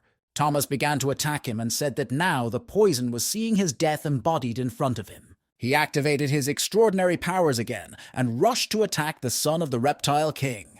It was a very strong hit. The poison had no chance to survive and he died losing his own head. The Reptilian King almost went mad with rage. His fourth son died because of this damn dragon. He told Thomas that he would make him cough up his own blood and then send him to hell. The epic battle of Godzilla against the Reptilian King began, but Thomas was not alone. His friends were always with him. Seeing the dragon's support, the Bolg decided to activate his poisonous breath and destroy the Titans. He started shooting at them, and history repeated itself. Thomas again, like a true captain, covered his friends with his own body. The Bird of Death called him stupid. It didn't want the dragon to get hurt again. Thomas called Betty and asked her to cleanse him of this poison if possible. Betty trained with the Monster Lord's hands, and it was no problem for her to cleanse the dragon of the poison. During this time, Thomas managed to shrink a little, but he thanked God that he did not lose half his size. Bolg realized that the new member of the team of Titans poses a serious threat. If Betty can cure the poisonous fog, then she is really not safe. He wanted to attack the girl, but at that moment it was as if the devil had possessed Thomas. He was angry because of the loss of his size. Although Thomas had shrunk only a little, he began to eat his son to take revenge on the Reptile King. Mark immediately appeared and said that he was congratulating his master on the first reptile monster he had eaten. In addition to being very tasty, the monster also gained a new ability, Thunder of Rage. This means that the dragon's attacks will not be even safer from now on. It can be used once every 3 days for a minute. After activating Thunder Rage, Thomas will be exhausted for an hour, which is a pretty terrible side effect. So Thomas has to activate this weapon to kill his opponent, because otherwise he will be left without strength and will lose the fight. It's a rather ambiguous ability, but it can come in handy at a critical moment anyway. Thomas activated 1,000,000 evolution points and asked the system to increase it in size. Meanwhile, the Reptilian King began to have serious problems, and it seemed that his inner strength was failing. Thomas did not understand what was happening with this enemy. It seemed that the Bolg was losing even without a fight. Mark reported that after scanning the monster, he saw that Thomas's internal energy was interfering with the Bolg. In addition, when Thomas used the evolution points to grow, his energy resonated with the energy of the Bolg. So if Thomas bites him on the neck, he will be able to get back his part of the source of life. Thomas told his friends that he could get most of his power back if they helped him. He asked his friends to attack the right and left heads of the Reptile King while he attacks the middle head. Bolg called the Titans losers and said that he would kill anyone who dared to challenge him. But such words cannot intimidate monsters who are ready to give their lives for each other. The whole team of Titans attacked us Reptile King. Betty activated her copies again, so now they have a huge number on the advantage. The Bird of Death and the Gorilla also did not rest and attacked the monster's right head. Thomas, meanwhile, activated the explosive bite and told the bug that he would now show him how to bite his prey. But he had a problem. The skin of the Bolgas turned out to be very thick and hard and caused pain to the dragon's teeth. Thomas was in so much pain that he completely forgot that he was fighting a real monster. Bethy started yelling at him and told him to hurry up and fulfill his part of the plan. They would not be able to cover him for long. The Bird of Death and the Gorilla also started shouting at him and told him to do everything faster. He apologized to his friends and said that in a minute the matter would be done.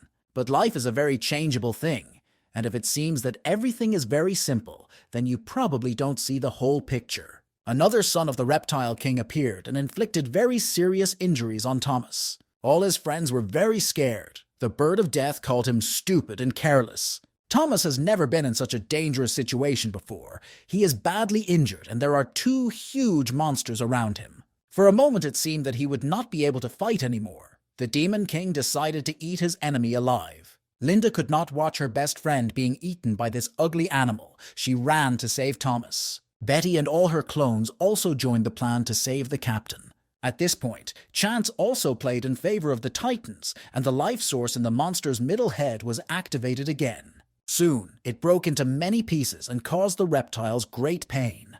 Thomas seemed to rise from the dead like a zombie and said that no one had the right to bite him and that the bolt would be severely punished for this. The wounded monster let his rival in and asked his sons to help and destroy the enemies. The Deathbird realized that Godzilla's power had returned, and now Thomas would fight again at full strength. Thomas said it was General Wolf, and he began to look for him with his own eyes. No, Thomas did not go crazy, and soon General Wolf did appear and greeted his friends. The Deathbird said they came here because of him, because a true team will never abandon their friend. Thomas said that they thought Charles was already dead, but the wolf said that he was only wounded and unconscious. When he woke up, he got a chance to escape and took it. Then Charles looked for the body of his master, but found only his sword. Thomas said that they would help him find the body of the master, but now it was time to unite and destroy evil. Seeing the team of Titans united, the reptiles became even more enraged and attacked. Thomas asked his team members to kill the king's sons and give him the opportunity to personally destroy the Bolg. Of course, it wasn't all that easy. There was a whole army of small reptiles trying to stop him. But the desperate work of his entire team brought the time of victory closer, and they all fought as if it were the last time. It was a truly coordinated effort by all team members, and the Reptile King is having a hard time right now. The wolf cut down the opponents with his sword. Linda and the bird used their physical abilities. Betty hit with a sledgehammer, and Thomas bit like a dog. Sometimes it seemed that this was his favorite way to fight, and he immediately received evolution points for it. The Reptilian King saw that while the members of the Titan team were distracting him, the dragon was eating his sons. He also realized that Thomas had become much bigger and stronger during this fierce battle. Looking at him, the Reptilian King realized that by eating monsters, Thomas became stronger. What happened next could hardly even be called cannibalism. The Reptilian King took the body of his son and ate it. No one could have predicted this, and it was unclear whether it was a cunning plan or a loss of judgment. Thomas realized that the Reptilian King did not want to give him the opportunity to increase his power and was trying to prevent him from doing so. Thomas also saw that the army of small reptiles began to retreat. Does the king want to fight one-on-one? Thomas said that he never fights alone because he has his favorite team that is always there for him. All the heads of the Reptilian King have prepared to fight against the team of Titans. Something epic is coming.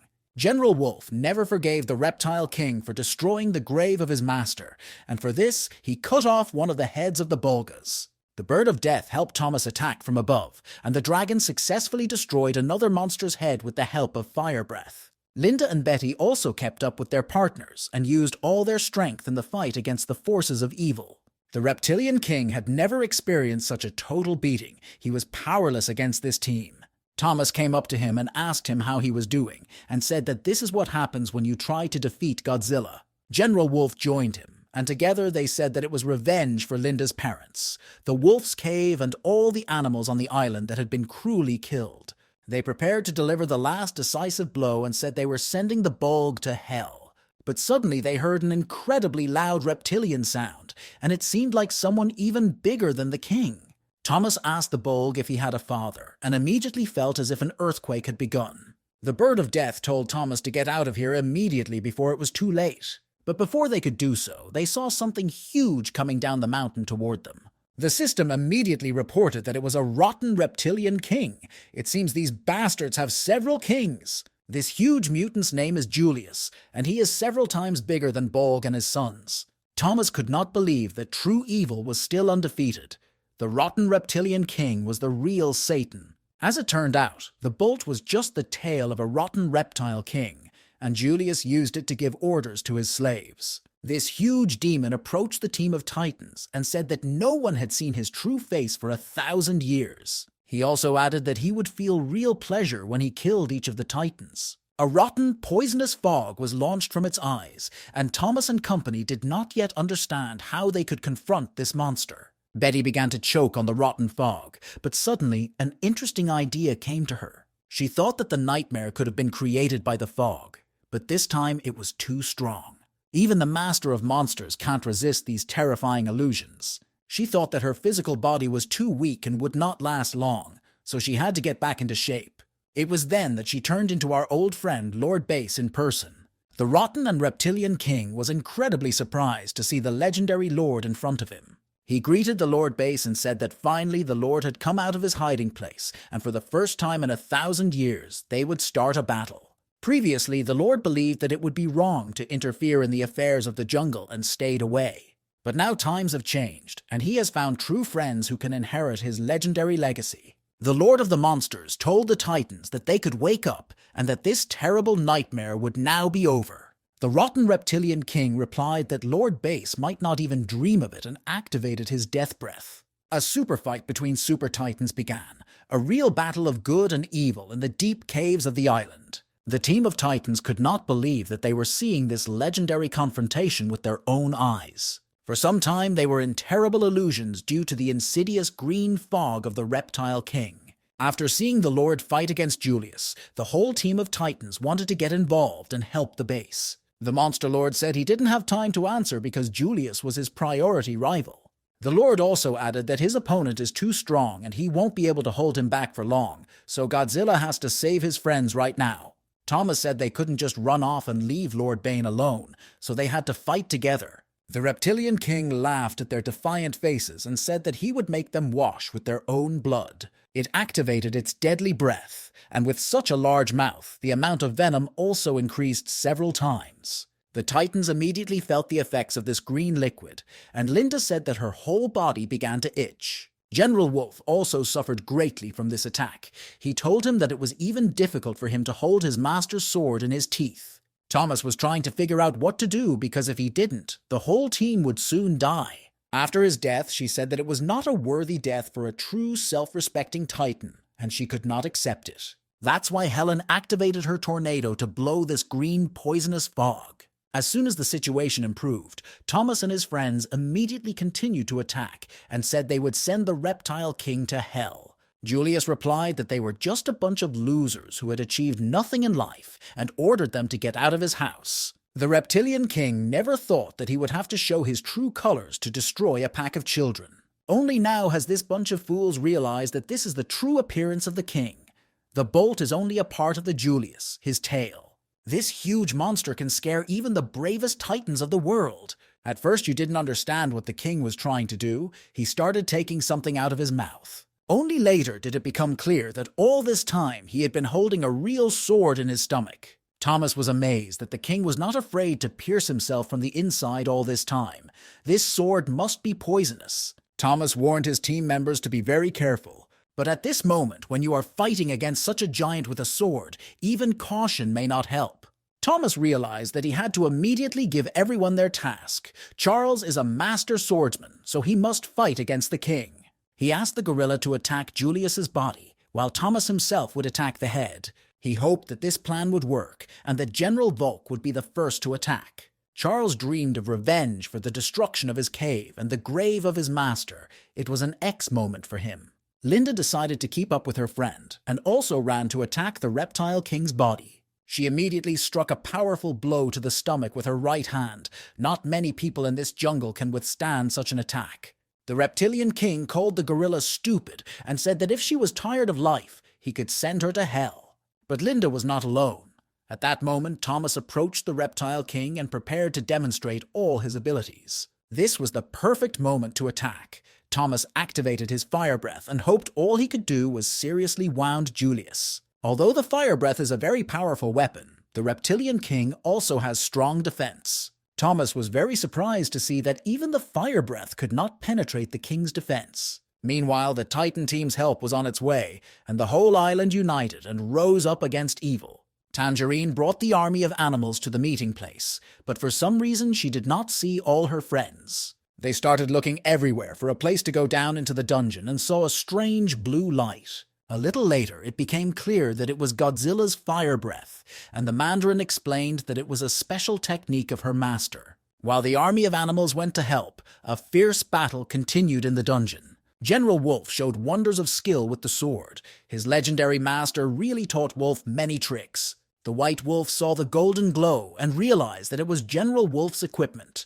so the Tangerine was right, and the Titans needed help. They wanted to hurry, but they couldn't get into the dungeon, and the White Wolf started to panic and asked what they should do. Mandarinka replied that everything was under control and that she had real professionals behind her in diving underground.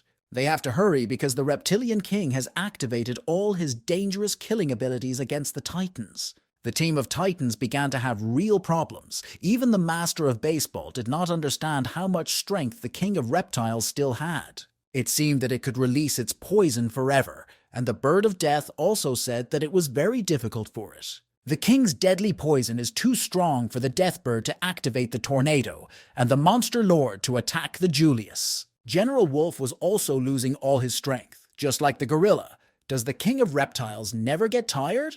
Thomas asked General Wolf to prevent the king from spreading his wings so that the Tom could find his chance to attack. Linda also asked to be given a task so that she could be useful, and Thomas reminded her of a game of Lord Baseball. He asked her to recall all the skills she had learned during this game and demonstrate them now. At the same time, Thomas activated explosive bombs and began bombing the Reptile King. This attack from all possible flanks was supposed to succeed and wound the king. Julius remained calm and said that all these things would not work on him because he was on a different level. He was confident that he could easily repel the attacks of explosive bombs, golden sword, and cultivation. He probably didn't have time to fully unravel the intentions of the Titans team. Thomas always comes up with something interesting. This time, the dragon activated the explosive bombs and asked the gorilla to redirect them at the opponent. The Reptilian King realized that his rivals had demonstrated a real cunning and caught him by surprise. All that was left was to activate the Thanos mode and order the bombs to explode. Soon it happened, and the Reptilian King felt the power of Godzilla's fire. But Julius was not going to give up without a fight, and managed to wound his opponent with a poisonous sword. This made Thomas even more angry, and he added explosive breath to his explosive bombs. It was a real action game with incredible abilities, and the Titans were able to seize the initiative. Julius felt the real pain and began to bleed green. A few seconds later, he fell to the ground and showed no signs of life. So did the team of Titans finally win? They all began to rejoice and jump for joy. The Reptilian King was dead. Good had defeated evil. The only one who did not jump for joy was Thomas, who felt weak and began to lose consciousness. This probably happened because of the wound that the Reptile King inflicted on him with a poisonous sword. His friends immediately rushed to help him. The cut was quite deep, but Lord Base assured him that he could heal it. Perhaps they started celebrating their victory too soon and didn't check whether the king was really dead. They all stood with their backs to the Julie. Perhaps the victory gave them too much confidence. General Volk was the first to pay for this overconfidence, as he was seriously wounded in the back after the king's attack. As it turned out, this disgusting earthworm is still alive and out for revenge. The team of Titans didn't understand how the Reptilian King could come back to life. Was he immortal? After her death, she realized that there was no time to treat the dragon and immediately activated the power of the tornado. Thus, the battle against the Reptilian King continued, and now he can be called the King of Zombies. As it turned out, after his resurrection, Julius became even stronger and was able to overcome the power of the tornado and the Bird of Death. Seeing her friend being brutally attacked, Linda ran forward to the king. She looked very angry and said that Julius should finally go back to hell, which is where he belongs. The king called her a fool and said that he would now do everything to reunite her with her parents. A good joke. Linda believed that such a brutal tyrant had no place not only on this island, but in the whole world. Even her friends had never seen such an angry gorilla. It was real hatred and fire in her eyes. The king of reptiles is unlikely to call her a stupid monkey now. It's better not to make her angry with King Kong. Lord Bass saw that the reptilian king was bleeding again and realized that this was a good sign.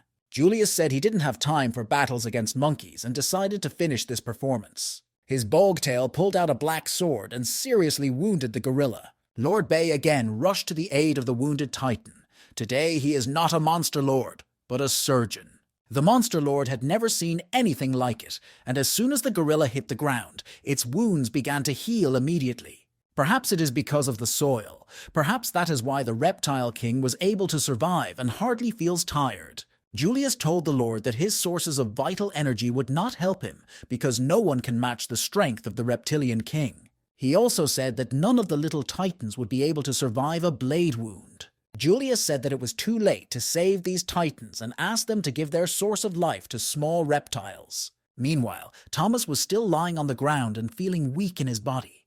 Was this the end for the Titan team? It is in these moments of despair and total disbelief that unexpected help comes when you do not expect it at all. Loud noises were heard in the dungeon, and stones began to fall from the ceiling onto the army of small reptiles. Because of this, a hole was created in the jungle and sunlight entered the dungeon. That's right, it was a global coalition of island animals who decided to risk their own lives for a good cause. Despite its small size, the tangerine has made a huge contribution to this cause. Now the island has hope for a brighter future.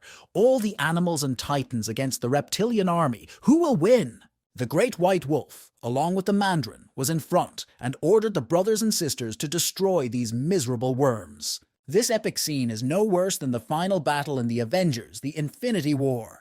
The reptile king could not believe his eyes. He said that all these animals would never see the sun again. Lord Bass activated all his life force and abilities to try to heal his friends. He is a real monster lord. Of course he is capable of this, and of course he succeeded. The team of titans realized that the Lord had done the most noble thing. He was giving them power from his own source of life. Having spent a lot of energy helping his friends, Lord Bass could no longer stay in this form and changed again. It was not expected to see the Lord of Monsters in the form of a little girl named Betty. Now that the Titan's strength has been restored, they can strike back with a powerful blow. An equivalent war of the island's animals against the reptilian flock began, and the number of warriors on the battlefield was incredible. The reptilian king realized that he no longer had a numerical advantage, but he still did not give up and activated his poisonous breath. This caused many animals problems. Julius had not yet lost his power and was very dangerous. Although Thomas returned to active combat operations, he did not learn how to dodge poisonous breath well. The dragon was wounded again, but this time he didn't feel any problems. The source of life, Lord Bass, protects his body. Thomas turned around and decided to thank the Mandarin, who had done what seemed impossible. Mandarin was happy to be of use in such a big war and said that sometimes miracles happen. It's hard to defeat the Reptile King alone, but when the island's animals united, they immediately felt that they could destroy Julius. If they act as a real team and complement each other's abilities, they will be able to do it. The Deathbird activated a tornado and attacked the king, but was seriously injured. Seeing that their queen was wounded, the pterodactyls immediately lost their minds and began to attack. They attacked the Reptile King like kamikazes without any fear of death. Although he killed most of them, he still received unpleasant wounds on his body. Soon, other animals joined the pterosaurs, calling on everyone to unite and attack the boar. General Wolf told the other animals that he had never seen such coordinated work and courage, and he was proud to live on the same island with them. Thomas also did not stand aside and activated the power of killing the dragon, and Julius immediately felt it on himself. General Wolf looked at the Reptile King and realized that he was just a weak man in a monster's body. Charles immediately recalled training with his legendary master when Paul told him what makes a warrior the best. The master said that the best sword warrior can be a being with a good heart. After many years, General Wolf finally understood what his master meant, and now Charles will always guard this island from the forces of darkness. The wolf felt a surge of motivation and began to attack the reptile king with his sharp sword. Julius managed to defend himself in time and told General Wolf that the sword would not be able to pierce his thick skin. The wolf replied that he was ready to strike 1,000 blows and win by sheer numbers. Suddenly, real miracles began to happen. The spirit of his master came to Charles. He said that they finally met and told me that he asked Lord Bass to keep some of his life energy in this sword. As soon as Charles understands what it means to be a real sword warrior, this source of energy will automatically transfer to his body. It seems that this moment has come now, and Master Paul told his student that he would never leave him and would always be at his side. Now that the wolf has received some of his master's energy, even the king of reptiles will not stand in his way. It was the reunion of the century, and Charles reached a new level and became a true warrior of the sword. He approached the reptilian king and with one swing of his sword seriously wounded him and cut off his wing. General Wolf has spent too much of his energy on this, and now he needs time to recover. At that moment, Linda saw that the reptile king's wing was starting to grow back, and she couldn't let that happen. Although Linda did not have any weapons or amazing skills, she had a brave heart and a will to win. And she also had real friends. Thomas had already activated the dragon wheel and was rushing to help. The tail of the reptile king held a black sword and wanted to kill the gorilla, but Thomas cut off its head, so the tail has a head. As the battle continued, Thomas reminded the gorilla of the hammer-throwing skill he had taught her. Linda immediately remembered their long and hard training sessions and tried to apply this knowledge. Meanwhile, Thomas turned on the rage mode and said it was time to kill this disgusting monster. He looked very serious and aggressive. His eyes had never glowed such a bright red color. Having shaken the reptile king, Linda let him go at the right moment. Now came the moment of truth. Thomas activated explosive breath and thunderstorm power at the same time. It was such a powerful force that even the thick skin of the reptile king could not withstand it. Thomas tore Julius to pieces, and after that, the reptilian king would never be able to rise from the dead. Thomas laid down to rest and thought that after the king's body was torn into 100 pieces, he would no longer be able to interfere with them. All the animals of the island were happy. They hugged and danced with joy and understanding that good had won. Betty asked everyone to take their time with the holiday parties and said that there was more to come. Part of his body was moving, so he's not dead and he's trying to come back. She ordered the other animals to quickly lift the monster's body parts so that it would not touch the ground and could not recover. Suddenly, something inexplicable happened. Everything around me instantly turned green like a garden. Grass and flowers began to grow at a high rate, and everything around them returned to normal. Thomas thought that it was unlikely that this dungeon had been so beautiful even when there were no monsters. He saw that even the ogre tree had come to fight for the animals, but how it did, it remains a mystery. The ogre tree should have been included in the team of titans right away. Then there would have been much less problems. The tree immediately fell to the floor and said that it was very tired and hoped that the reptile king was dead. Thomas greeted his friend and said that he did not expect to see him in this battle, and he thanked the tree for its help. Thomas thought that the reptile king's meat should give him a lot of evolutionary points, but it looked very disgusting. On the other hand, he spent a lot of energy, and now he needs to restore his energy. Betty said that it is human nature to eat anything with a human face. She recognized that Thomas has a good heart, which is rare among monsters. She also said that Thomas almost never abandons his nature and principles, and this is worth noting. Thomas saved the island from destruction, and the Monster Lord can't help but return the favor, so the rest of Julius's life energy now belongs to Thomas. It was a rather unexpected gift, but it would have been foolish to refuse such power. Thomas grew in size and received 10 million evolution points for the Reptile King's energy. He asked Mark to check whether he now had new combat abilities.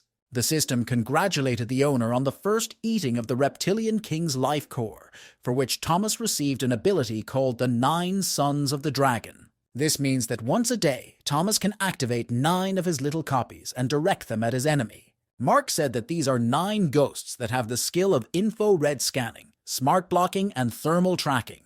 Thomas said that he did not like the name of this one and called the system not serious. Then the dragon saw that other animals began to eat the remains of the reptile king's body. He ran up to them and told them that the king's meat was very poisonous, and if they wanted to live, they shouldn't eat it. Thomas also reminded his friends that there were many small children of the reptile king left around. He said that they must be destroyed before they grow. Thomas asked the team of Titans to split up to cover as much ground as possible around the dungeon. When they started searching, they saw many tracks, but did not meet a single reptile. Is it possible that a whole army of green freaks has vanished into thin air? Betty told us that they were dealing with special reptiles. They came to this island many years ago.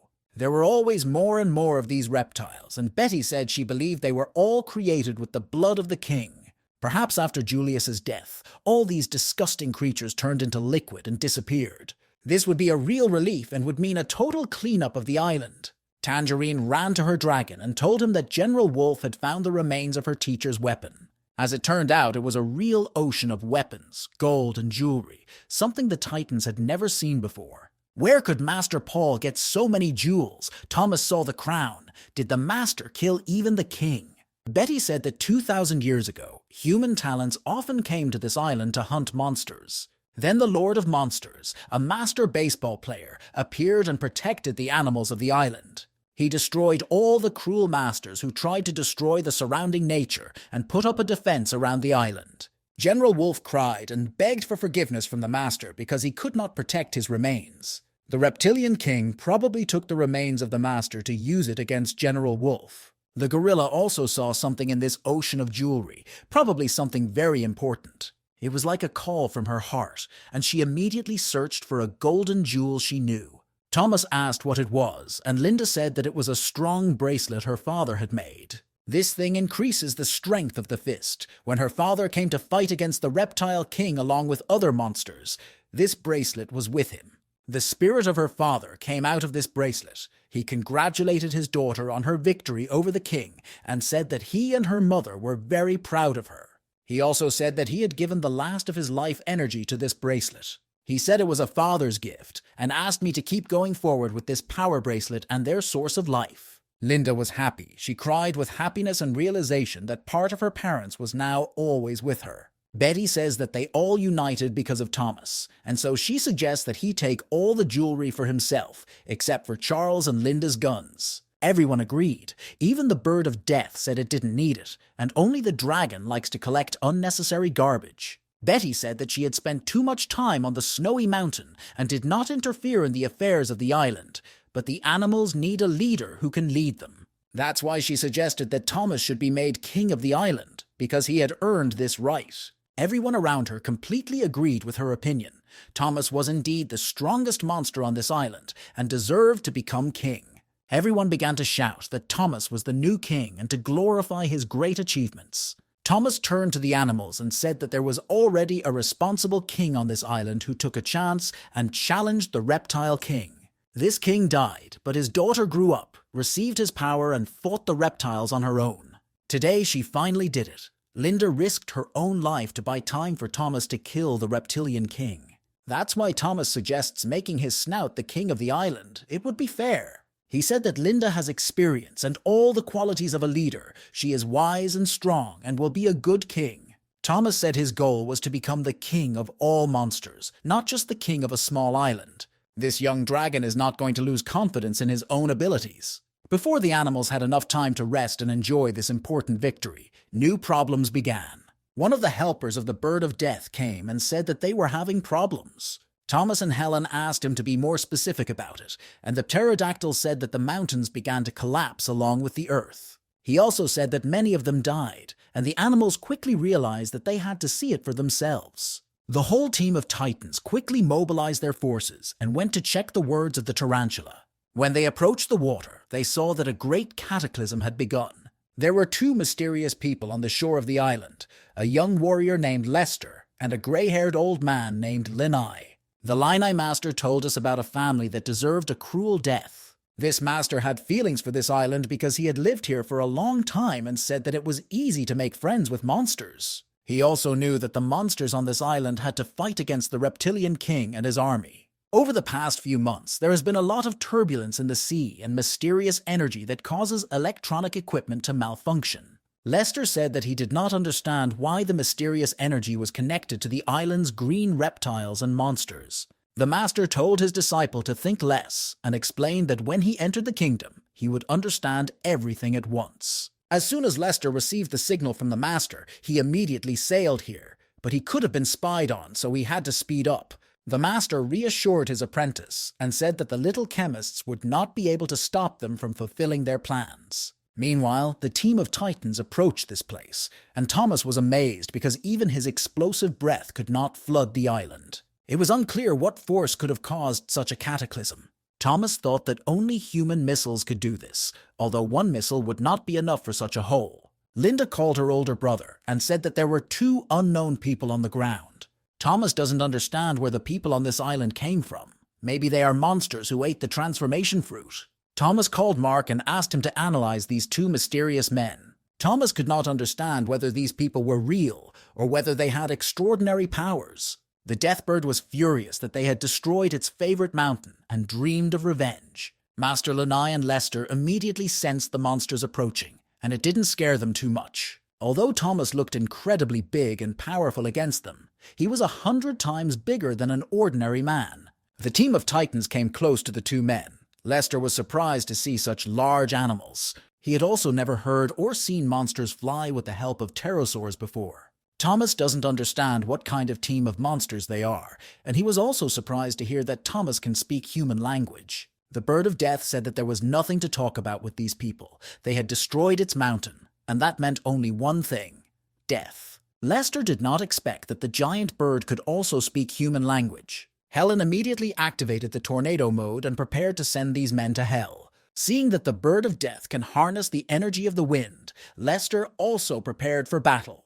He immediately flew up into the air and attacked the bird with his sword, which almost hit the eye of the Helen. Thomas realized that these people had extraordinary abilities and could fight real monsters. The Liana Master tried to calm and stop the conflict and said that it was not necessary to fight. After these words, it only got worse, because General Wolf said that no one has the right to destroy the mountains on this island. The Vine Master tried to stop the wolf. He kept saying that he and his student were the same people. Lester immediately realized that this giant wolf was really good at martial arts. He must have had an experienced master. The only thing left to understand was whether the giant beasts on this island had a human mind. Lester felt that the dragon might have something to do with people, but these thoughts seemed silly to him because a monster is a monster. He believed that an animal cannot be compared to a human being living in a technological civilization with strong capabilities. Lester is ready to show the animals his true power and destroy them. The Bird of Death did not expect that killing this impudent guy would be such a difficult task. And I was lucky because Toma intervened at the last moment and covered it with his body, and the dragon was immediately seriously injured. He said that everything was fine, and he was protecting her because he was taking care of her new feathers, and Helen said that he was a fool because he didn't need to worry about her feathers. Lester was surprised by the behavior of this monster. He had never seen animals so desperate to protect each other. Thomas started shouting at Lester and said that they don't hurt girls on their island, and now he would give a lesson in ethical behavior. Lester prepared to defend himself. He did not know that the Bird of Death was a woman. Even if you're a person with extraordinary powers, it's hard to defend yourself against a blow from a huge Godzilla tail. Thomas showed intelligence and deliberately made Lester jump high, and at that moment he attacked the guy.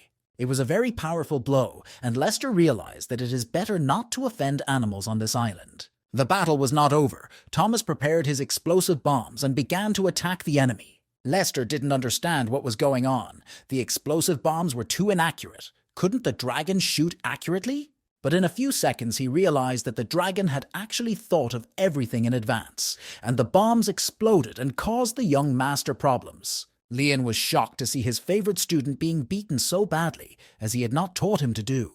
Leon called on the monsters to stop fighting and said that he had helped them fight the Reptilian King before. General Wolf said that he did not remember such a thing and prepared to strike a decisive blow with his sword.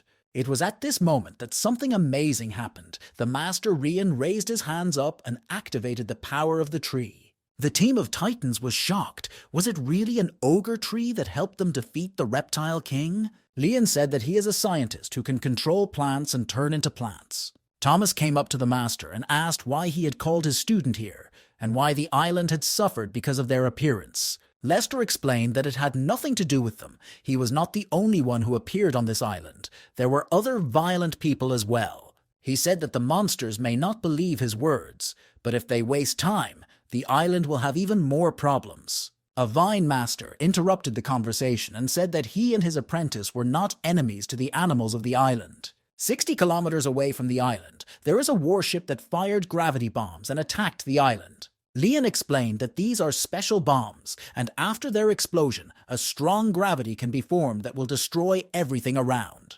Thomas was surprised that in addition to monsters and superpowers, technology in this world is also so advanced. Meanwhile, on the other side of the island, the same cruel people Lester was talking about appeared.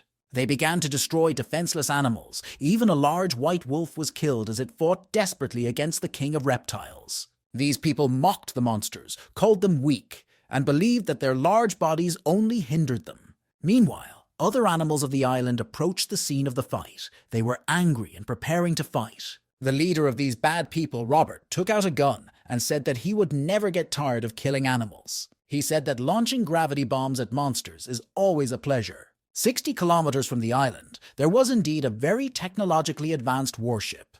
The captain was approached by his assistant and told that their people on the island had sent coordinates for attacks again. To land on this island, this fleet stayed in the area for more than a month. Captain Black ordered his men to attack. He believed that adults in the Temple of Hades should have no problem with this. The mysterious man in the hood replied that this ship was financed by a wealthy family that allows them to do whatever they want. The owner of the house and the 6 elders would not stand in the way of this entertainment, so another bomb flew towards the island. The Master Lord, in the form of a Betty, flew on a large bird to meet this huge rocket. He immediately informed his friends and said that something was approaching them at high speed. The Bird of Death and the dragon immediately flew towards it and realized that it was a huge rocket.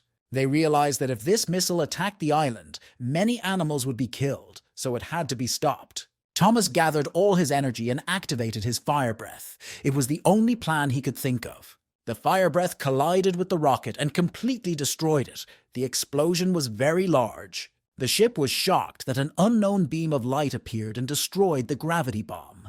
The captain did not understand how the power that could activate a beam of light appeared on this island. The pagans on the island also saw that one of the missiles was destroyed, and they were also unhappy about it. Robert managed to see a bright blue light that attacked and destroyed the bomb. They realized that this island seemed to have a rare world superpower, and that its owner was probably very dangerous. This team was contacted by people from a warship and ordered to go to the area of the beams for research. But first they had to deal with a pack of aggressive animals that came to destroy them. These animals came to take revenge for their brothers and sisters and destroy the invaders. This time, the evil team decided not to use gravity bombs and kill the animals with their own hands. Lester said that these people must be stopped immediately, or missiles will continue to fall on the island and its inhabitants. Thomas said that he was ready to believe Lester's words one day, and reminded him that this was their island, and they would not allow anyone to destroy it. Thomas asked the Bird of Death to show them the way to the red smoke place so they could see it with their own eyes.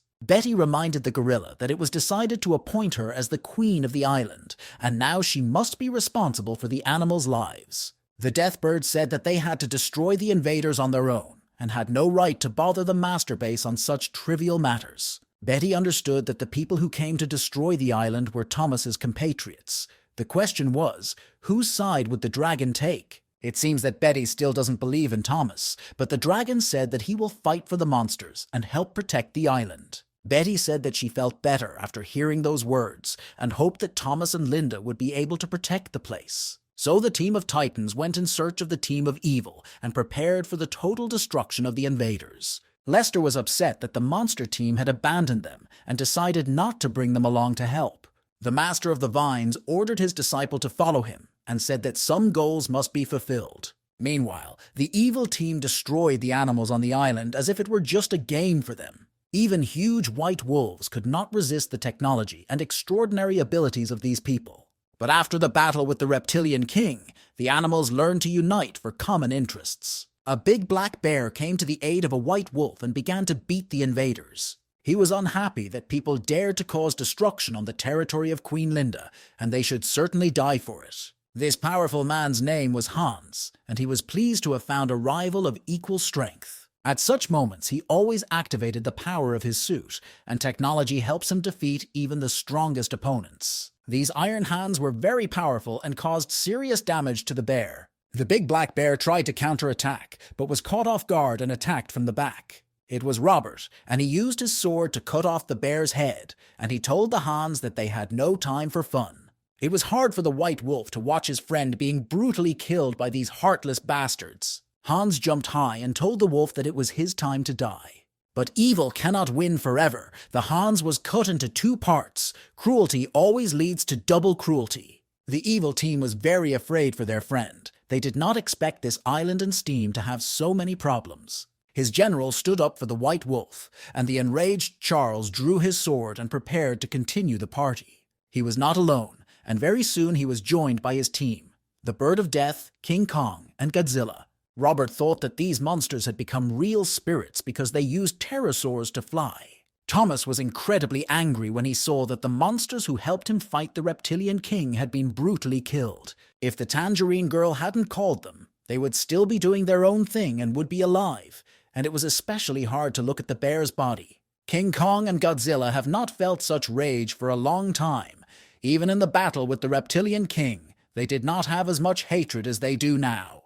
Thomas looked angrily at the team of evil and said that none of them could leave this island alive after what they had done. The evil team felt the strong aura of the Titans and was surprised to hear that they could talk. In the sky above the battlefield, the latest fighter jets, a special development of wealthy families, appeared. The fighters took out their weapons and began to aim at the team of Titans. In a few seconds, they started shooting and attacking the monsters without interruption. The people who came to this island thought that they could easily conquer it, but they underestimated the queen of the island. After Linda officially became the main protector of this place, it was as if she became several times stronger. The evil team looked really scared. Now they were no longer sure that they were just animals. They considered them gods or animal-like mutants who could turn into monsters.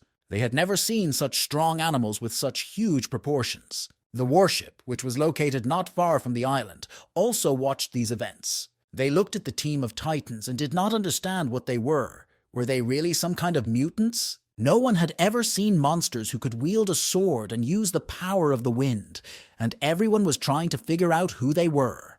The captain was told that Hans's vital signs had disappeared, which meant he was dead. It was also noted that the fighters were destroyed, and all this news scared the captain and other fighters of the evil team.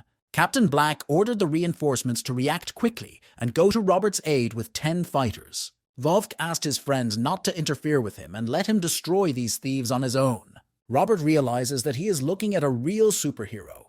He saw General Wolf turn into a man with a wolf's face. He said that their family was the first to see the island and ordered the team of Titans to flee. General Wolf replied that he did not understand anything and said that Robert was going to die a horrible death. Charles drew his sword and began to attack, but Robert was not alone. He had many assistants who were always ready to defend their boss. Patron activated the defense and told the wolf that he would first have to destroy it before fighting Robert. Mark appeared and told his master that he was able to update the function of scanning human superpowers. Thomas asked to compare the abilities of the team of Titans with those of these mysterious evil people. Mark said that thanks to his fighting skills, General Volk is unlikely to lose this battle. Mark also analyzed the level of combat abilities of each member of the Titan team. Only monsters with superpowers can fight these people in human form, such as General Wolf. For example, a gorilla must continue its active training to reach the level of a Thomas. Meanwhile, the battle between General Wolf and Patron continued, and there was much to see. The Patron felt that the wolf's speed was too fast. It was difficult for him to defend himself and almost impossible to counterattack. And speed and intelligence are very important in a sword fight. Charles was able to find the key to his opponent's defense. The ship immediately showed an update, and the Patron no longer showed any signs of life, so it was also dead. On the ship, they couldn't understand how two-class fighters could die so quickly. Does this wolf have such a strong sword aura? Captain Black began to worry about his son Robert. The stronger the monster, the more he proves that there is a secret kingdom on this island. The captain was told that the second team and fighters would be on the battlefield in 5 minutes, but some fighters were destroyed on the way to the island. Hearing this, the captain was very angry and ordered 10 more fighter drones to be sent to the island. Robert did not look as confident as before when he saw that 2 of his men had already died. This time, Folin went ahead and asked the young master to give him the opportunity to avenge their friends. Folin belonged to an ancient and powerful family. He was a Class A fighter and was very good at magic. General Vovk did not care about all this. He did not give his name and said that the dead did not need it. Folin began his magic attack with the confidence that his knowledge would be enough to defeat the wolf. Charles tried to destroy this golden magic ball with his sword, but it was not so easy. It was like a lightning strike, but General Wolf remained alive and ready to continue the fight. The bald mage did not understand how General Wolf was able to get rid of his paralysis so quickly. Perhaps this is the main problem of all rivals of General Wolf, an underestimation of his capabilities. He is much smaller than Godzilla and King Kong, but his intelligence and speed are on a whole other level. The bald mage believed that metal weapons would only increase the negative impact of lightning. But General Wolf took the sword in his mouth and swung it to show off his wonders of skill. He easily defended himself against all the attacks of the magical master and struck a striking blow with his sword. At this point, the other members of the evil team decided to attack the wolf, but the Bird of Death came to the rescue. She said that no one had the right to interfere in the fight between the 2 gentlemen and activated the power of the tornado. She attacked Robert and his assistant with a rock and showed them that wind can be a formidable weapon. Scala smiled and said that this little breeze was no threat to him. Wasn't he the guy from the Fantastic Four? But the Bird of Death was not alone. It always had friends with it who were ready to help. Scala realized that he was about to meet someone much stronger than himself. It was a huge hand of the island's queen. Not even a rock could withstand such a powerful blow. But the problem with the rock was that the Linda wasn't going to stop at one hit. She shouted that the invaders must die and turned on the machine gun. Even Thomas had a hard time watching it. He thought it was too brutal for a girl. Only after a few minutes did Linda stop and decide that was enough. She turned to face Robert and Folin and said that now it was their time. On the ship, they reported to the captain that the rock was now also dead, and only 2 members of the evil team remained. Captain Black was surprised. He realized that these monsters are really at an incredible level, and they should be respected. A mysterious man in a hood asked the captain not to be nervous because help was on its way to the island. Captain Black asked one of his best fighters to take a few people with him and quickly travel to the island in a water boat. He was a crystal, a person with extraordinary C-class abilities who possesses crystal superpowers and can defend himself against thunder and lightning. The captain hoped that the old bald wizard would be able to withstand the onslaught of monsters until help arrived. It was very hard to do because the monsters were attacking from all sides without stopping. Folin asked the young master to try to escape while he distracted the monsters because their powers were unequal and death was close. This man knew what real honor and courage were, and he was ready to sacrifice his own life to save the younger generation. He ordered the young master to flee immediately and activated the power of lightning against General Wolf. Charles knew what real magic was. His legendary teacher had taught him several defense techniques. Thanks to this, he was able to parry the magician's attack and even struck back. Folin once again loudly told the young master that he had to run away, and this time Robert followed his advice. Charles felt that this magic show had to end and drew his sword. He pierced the bald wizard through with a precise stroke, and that was the end of Hogwarts. Charles was able to confuse thunder chains, attack with electric shocks, and even throw swords. He is too strong for these profane people. Charles began to cry and scream that he did not want to die and begged for help.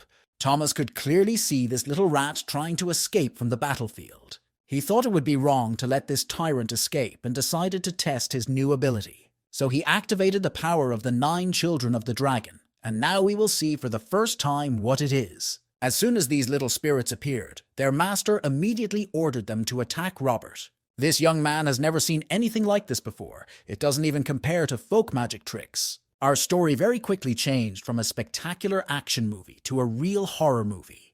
But Robert received a dose of optimism when he saw that fighter drones came to his aid.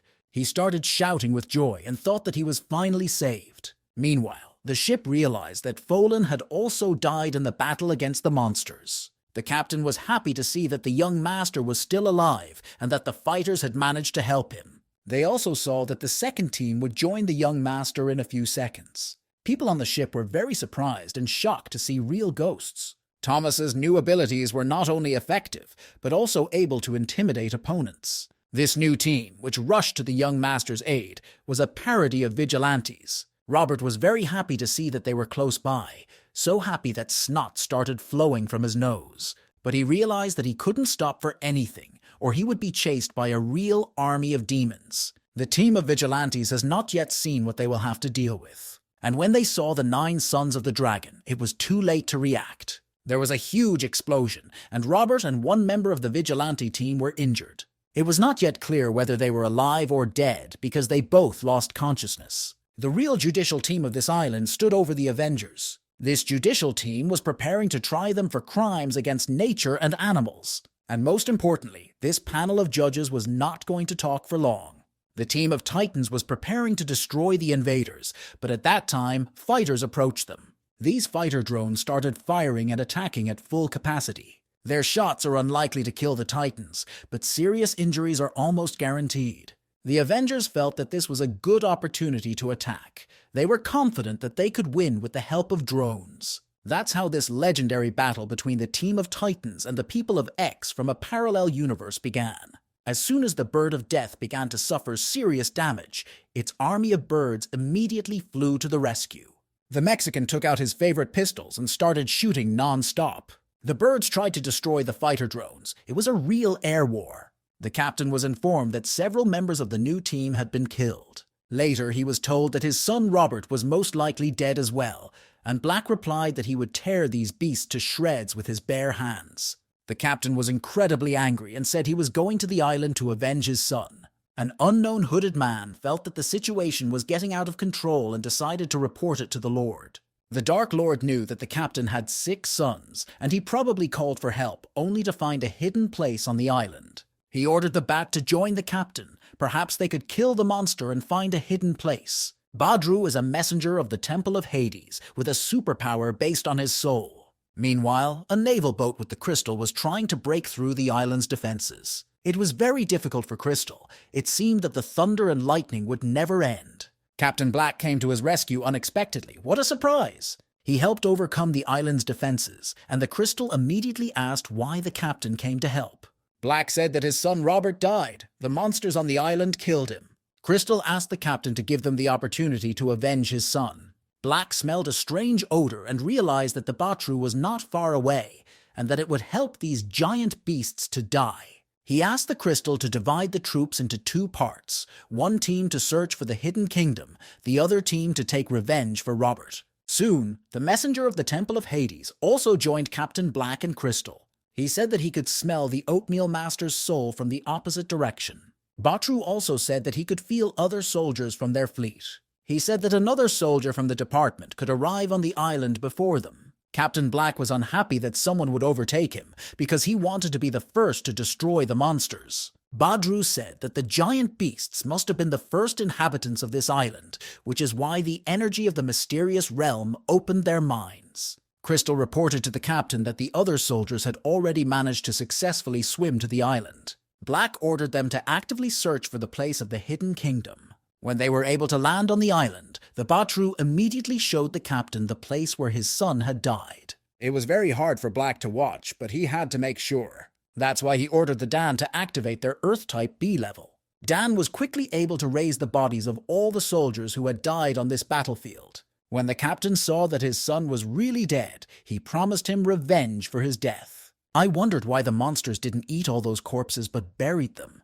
Maybe they were people with the superpowers of monsters. But the captain didn't care whether it was humans or monsters. He would tear them to pieces. At that moment, the crystal noticed something unusual in the sky. At first, he thought it was a fighter drone, but then it became clear that it was a pterosaur. Soon, other birds appeared, and they immediately noticed the strangers. Crystal realized that these birds were passing information to each other, and that this could cause a lot of problems. At that moment, he activated his extraordinary abilities and showed everyone why he was called the Crystal. He activated the crystal spears and started attacking the pterosaurs with them. Captain Black was pleased with his work. He said he wanted to kill all the monsters on this damn island. A real flock of pterosaurs gathered above them, and it's better not to joke with these animals. But Crystal didn't know what a joke was. He was always as serious and focused as possible. Other team members with their extraordinary abilities also came to his aid. They began to attack the monsters with a huge number of different weapons. The Deathbird sensed that its army was in danger and immediately appeared on the horizon. She activated the power of the air and said that these stupid people should go to hell. Crystal told the others to be careful because this strange bird could harness the power of the wind. Hotak had superpowers of fire and said he was going to grill this bird. Its power was really dangerous for any animal on this island. The bird of death saw a fiery tornado approaching and prepared to defend itself. The power of the wind only seems like something simple, but this force can stop even fire. Helen told this guy that he had no right to burn her precious feathers, because if he did, she would cut off his head. Crystal didn't like the way the bird of death talked to his men. He thought it was a woman with the superpowers of a monster. Hotak was ready for the second round and dreamed of having a fried chicken dinner. He again activated the power of fire with double energy and began to attack. The Deathbird called him an overconfident fool and easily defended himself against his attacks. It was a real pleasure to watch this air confrontation. Crystal tried to activate all his power to finally defeat this damn bird, although it was not easy. Helen decided to stall for time and wait for Thomas and her other friends to arrive, as it would be easier to defeat the invaders with them. Crystal reported to the captain that the bird of death was deliberately delaying time and waiting for reinforcements. The captain started screaming and said that he would not let the monsters who killed his son just walk away. He activated all his power and directed the lightning energy against the bird of death. It was a painful blow, and even the force of the wind did not help Helen to defend herself against this powerful attack. The bird of death was wounded and began to fall rapidly to the ground, seemingly fainting. The army of pterosaurs was scared and excited. They didn't like the fact that their queen was on the verge of death. Thomas and Linda saw something important happening near them, and they realized that the bird of death might be in danger. Thomas was angry with stupid Helen. He had told her many times that she should wait for help if she met with superpowers. The bird of death fell to the ground, and the team of evil prepared to strike a decisive blow. But even in such difficult conditions, Helen did not know how to give up. She activated the tornado and continued to defend herself. Meanwhile, pterosaurs arrived to help, and they began to aggressively attack the conquerors. Crystal didn't expect that the strange bird could really control an army of tarantulas, a skill only superhumans can do. Captain Black realized that he had to intervene and protect his people from the bird army. He told the bird that he was ready to fight to the death and promised to destroy it. Strong lightning strikes began to attack all the pterosaurs along with their queen. Captain Beck is a very powerful warrior. Even the evil team was surprised that their captain was so powerful, but for them, it's only just beginning. Soon they saw the other monsters of the island approaching, and Thomas activated the explosive bombs. The bird of death was unhappy that Linda and Thomas hadn't come to her aid for too long, and it cost her a lot of feathers. But in any case, now her friends are close by and a real battle will begin. Monsters against superhumans. At first, none of the teams understood why these bombs did not explode, but soon Thomas activated them and wounded his opponents. Now these evil people will realize that it is better not to joke with these blue balls. Thomas was satisfied with his attack and prepared to kill all the survivors. He was several times larger than all these invaders and tried to use his size to win. He struck with his tail and ate some of his opponents alive. Thomas looked to people like a real disaster that was impossible to deal with, and his aggression reached a new level. Soon, he even activated the sound power he received from the system, which scared the evil team even more. Batru said that it was a mental attack of a monster and ordered everyone to wake up because many of the evil warriors were as if hypnotized. They had no time to rest. The gorilla was already running full speed ahead to destroy them. She said that she would destroy anyone who tried to offend the bird of death, and she immediately killed the Dan. Linda looked very aggressive and powerful, and her look alone was enough to win. At the same time, the dragon also continued to attack the invaders and activated its fire breath. The crystal saw that its captain was in danger and turned on the crystal defense to save him. It cost him his health, but the crystal defense was able to withstand the dragon's fiery breath. This battle was very loud. It could be seen and heard from the other side of the island. General Wolf saw the fiery breath and realized that the dragon and other monsters had met with superpowers. He ordered the white wolves to accompany the other monsters to a new territory, while he helped the team of titans. Crystal and the captain were surprised to feel the power of the fire breath. They realized that it was this power that destroyed the gravity bombs. Thomas was also surprised to see that the crystal was able to protect itself from his explosive breath. The dragon asked the system to analyze the strengths and weaknesses of the evil team. Mark reported that Thomas has a real team of superstars in front of him, all of whom have extraordinary abilities. Thomas told the Bird of Death that their opponents were incredibly powerful and they had to be careful. The captain ordered Alex to turn into a monster and demonstrate his own abilities. Now this battle is getting more and more interesting. Now we will see a real monster fighting against another monster. Alex quickly turned into a huge lizard, something similar to the villain in the movie The Amazing Spider-Man. Thomas recalled that they had already fought against huge lizards, and the memories were not good. Alex decided not to run off to fight the dragon right away, and now it will become clear whether he is strong enough to defeat the Godzilla. The first blow was quite powerful, and it was hard for Thomas to stop this aggressive lizard. Crystal, meanwhile, said he would fight against a huge gorilla. It was a matter of honor for him. In death, you had already managed to regain your strength after being injured by lightning and continued to attack the evil team. But it soon became clear that some of the evil team had similar abilities and wanted to demonstrate them. It was Nana who told the Bird of Death that she was not the only one who could fly on this island. It was unexpected and very interesting, not only interesting battles on the ground, but also real air duels. Thomas continued to fight against the huge lizard, but so far his case was not very good. But True looked at Captain Black in fright and said that the soul of the young Master Robert remained in this dragon. The captain couldn't understand how the soul of his dead son could get into this dragon. But True said that the dragon could have inadvertently swallowed the soul of the young master, as well as his other partners. When Captain Black heard this, he felt really angry and said that he would use the thunderous hell to turn the dragon into ashes. Meanwhile, elsewhere on the island, important events were also taking place. Lester and his skilled master were in a dungeon, practicing strange magic. Finally, they found the hidden kingdom, but they could not get inside yet. The Master of the Vines replied that this strange dragon must have been able to enter through the world veil, but how did he do it? There is a green liquid in the world curtain from molten reptiles, meaning that these reptiles can freely enter and leave the world curtain. The dragon has received the energy of the dead, rotten reptile king, and so can enter the hidden realm. When Lester heard that this dragon could take the energy of other creatures, he realized why Thomas was so strong. Suddenly, the young master and the experienced teacher felt something similar to a great earthquake. Only the fight between Captain Black and the dragon could create such strong sounds and movements. Leon told the young master that they still couldn't enter the hidden realm yet, so they'd better go and eat something. In the sky above the island, an aerial duel between two winged creatures continued. It was not easy for the Death Bird to fight against the Nana, even though it was much larger, but the Nana was fast and strong. Thanks to these two qualities, she was even able to wound the Bird of Death, and the Helen bled from the wing. Nana's weapon could change direction at will, which led to big problems for the Bird of Death. This weapon was a yatana, a sharp iron weapon that is somewhat similar to a sword blade, but of a different shape.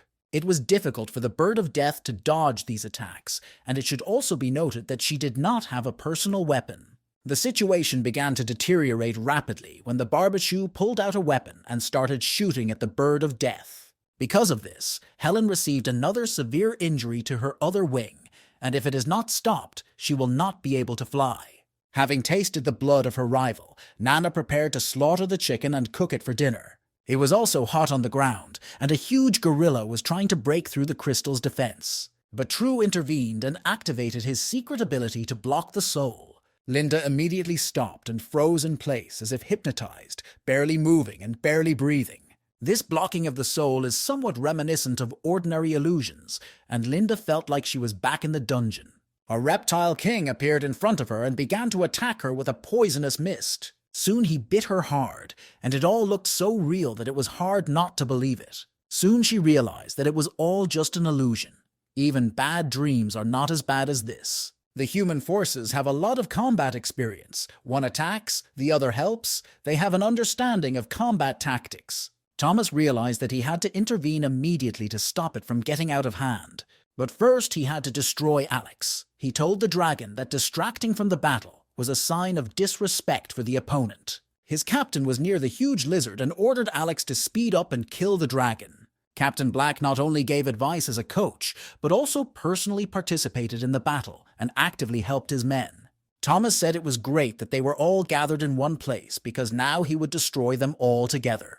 Thomas is ready to activate his full power and show the invaders what the true power of Godzilla is. Captain Black was surprised. He didn't understand how the dragon could recover from a lightning strike so quickly. Not only was Thomas paralyzed, but within seconds he was able to launch his own attack. It was not a simple dragon attack. It seemed that Thomas wanted to demonstrate to the captain what real lightning means. But first, you need to destroy the big lizard, and the best way to do that is to activate the power of spikes. The captain realized that Thomas also had skills with the attributes of thunder and lightning. Now it's no wonder why Thomas was able to easily repel Captain Black's lightning attack. They have similar abilities. Thomas was close to tearing Alex to shreds, so Captain Black took out his hammer of Thor and intervened. He struck a powerful blow to the dragon's head, but Thomas did not see the attack and could not dodge it. This made the dragon very angry, and he began to respond immediately with strong blows with his hands, although these hands can hardly hit hard.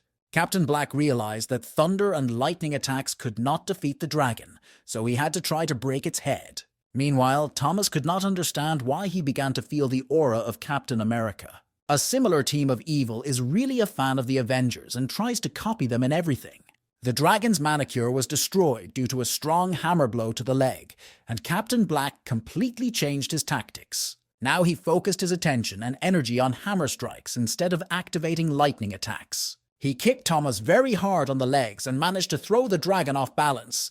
Now it will be difficult for him to run marathons. As it turns out, the reptilian-looking Alex is still alive and continues to attack Thomas. When Linda saw that her older brother was being attacked from all sides, she realized that he needed urgent help.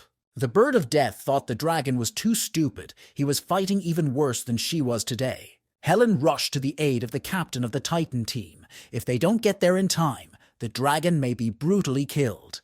Captain Black started laughing and said that he had been waiting for this very moment, the moment when the monsters would all gather in one place. He activated the power of thunder and lightning and delivered a powerful blow to the Deathbird, Gorilla, and Dragon. Linda was able to withstand this heavy blow, but the Bird of Death was weaker and began to fall to the ground. It seemed that the situation for the team of Titans was critical, but suddenly the power of shiny gold appeared and came to their aid. The huge reptile didn't even have time to realize what was happening, and it was already left without a head. It all happened so fast that it was hard to even understand where the danger came from and what had happened. The only thing we could be sure of was that Alex would never help the evil team again.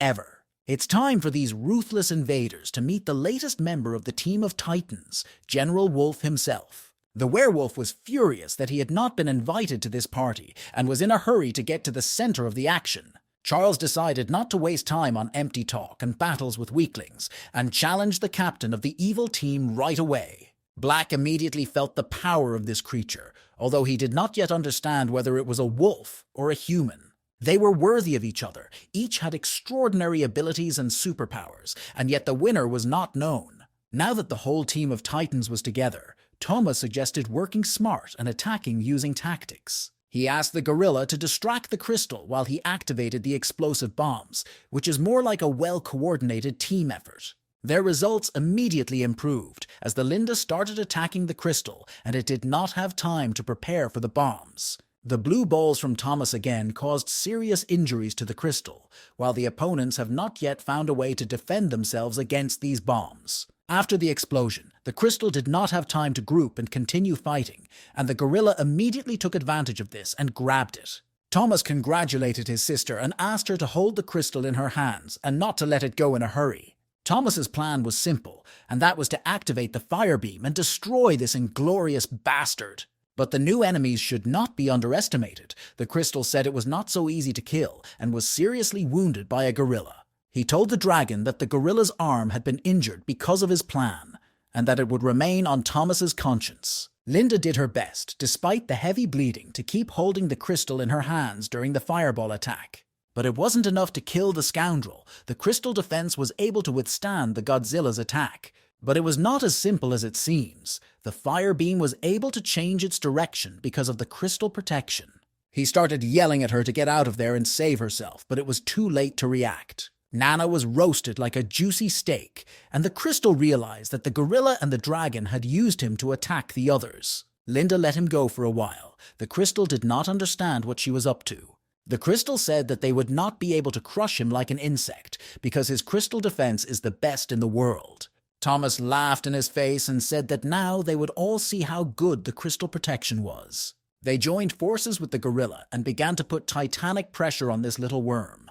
Now the crystal didn't look so cheerful and cheeky anymore. Its eyes were almost completely out, and blood started coming out of its mouth. He started screaming and begging for help, but Captain Black was busy fighting General Wolf. Soon, the crystal's protection could not withstand this pressure. It was hard to watch, rated 18+. Now the evil team has realized that these monsters are not simple animals, but real titans with extraordinary abilities. Linda told them that they would enjoy killing everyone who came to take their island from them. Anyone who offends the surrounding nature and the inhabitants of this island will be ruthlessly destroyed. Barbechu said he had a plan and asked Lord Batru to delay the monsters for a few seconds. The dragon asked his younger sister to be careful because the gun in this guy's hands looks very dangerous. At that moment, the Lord of Batru began to use his magic and say some incomprehensible words. Some unknown black and blue balls appeared around Thomas and the gorilla, and they had never encountered such a force before. Iron chains began to come out of these unknown balls.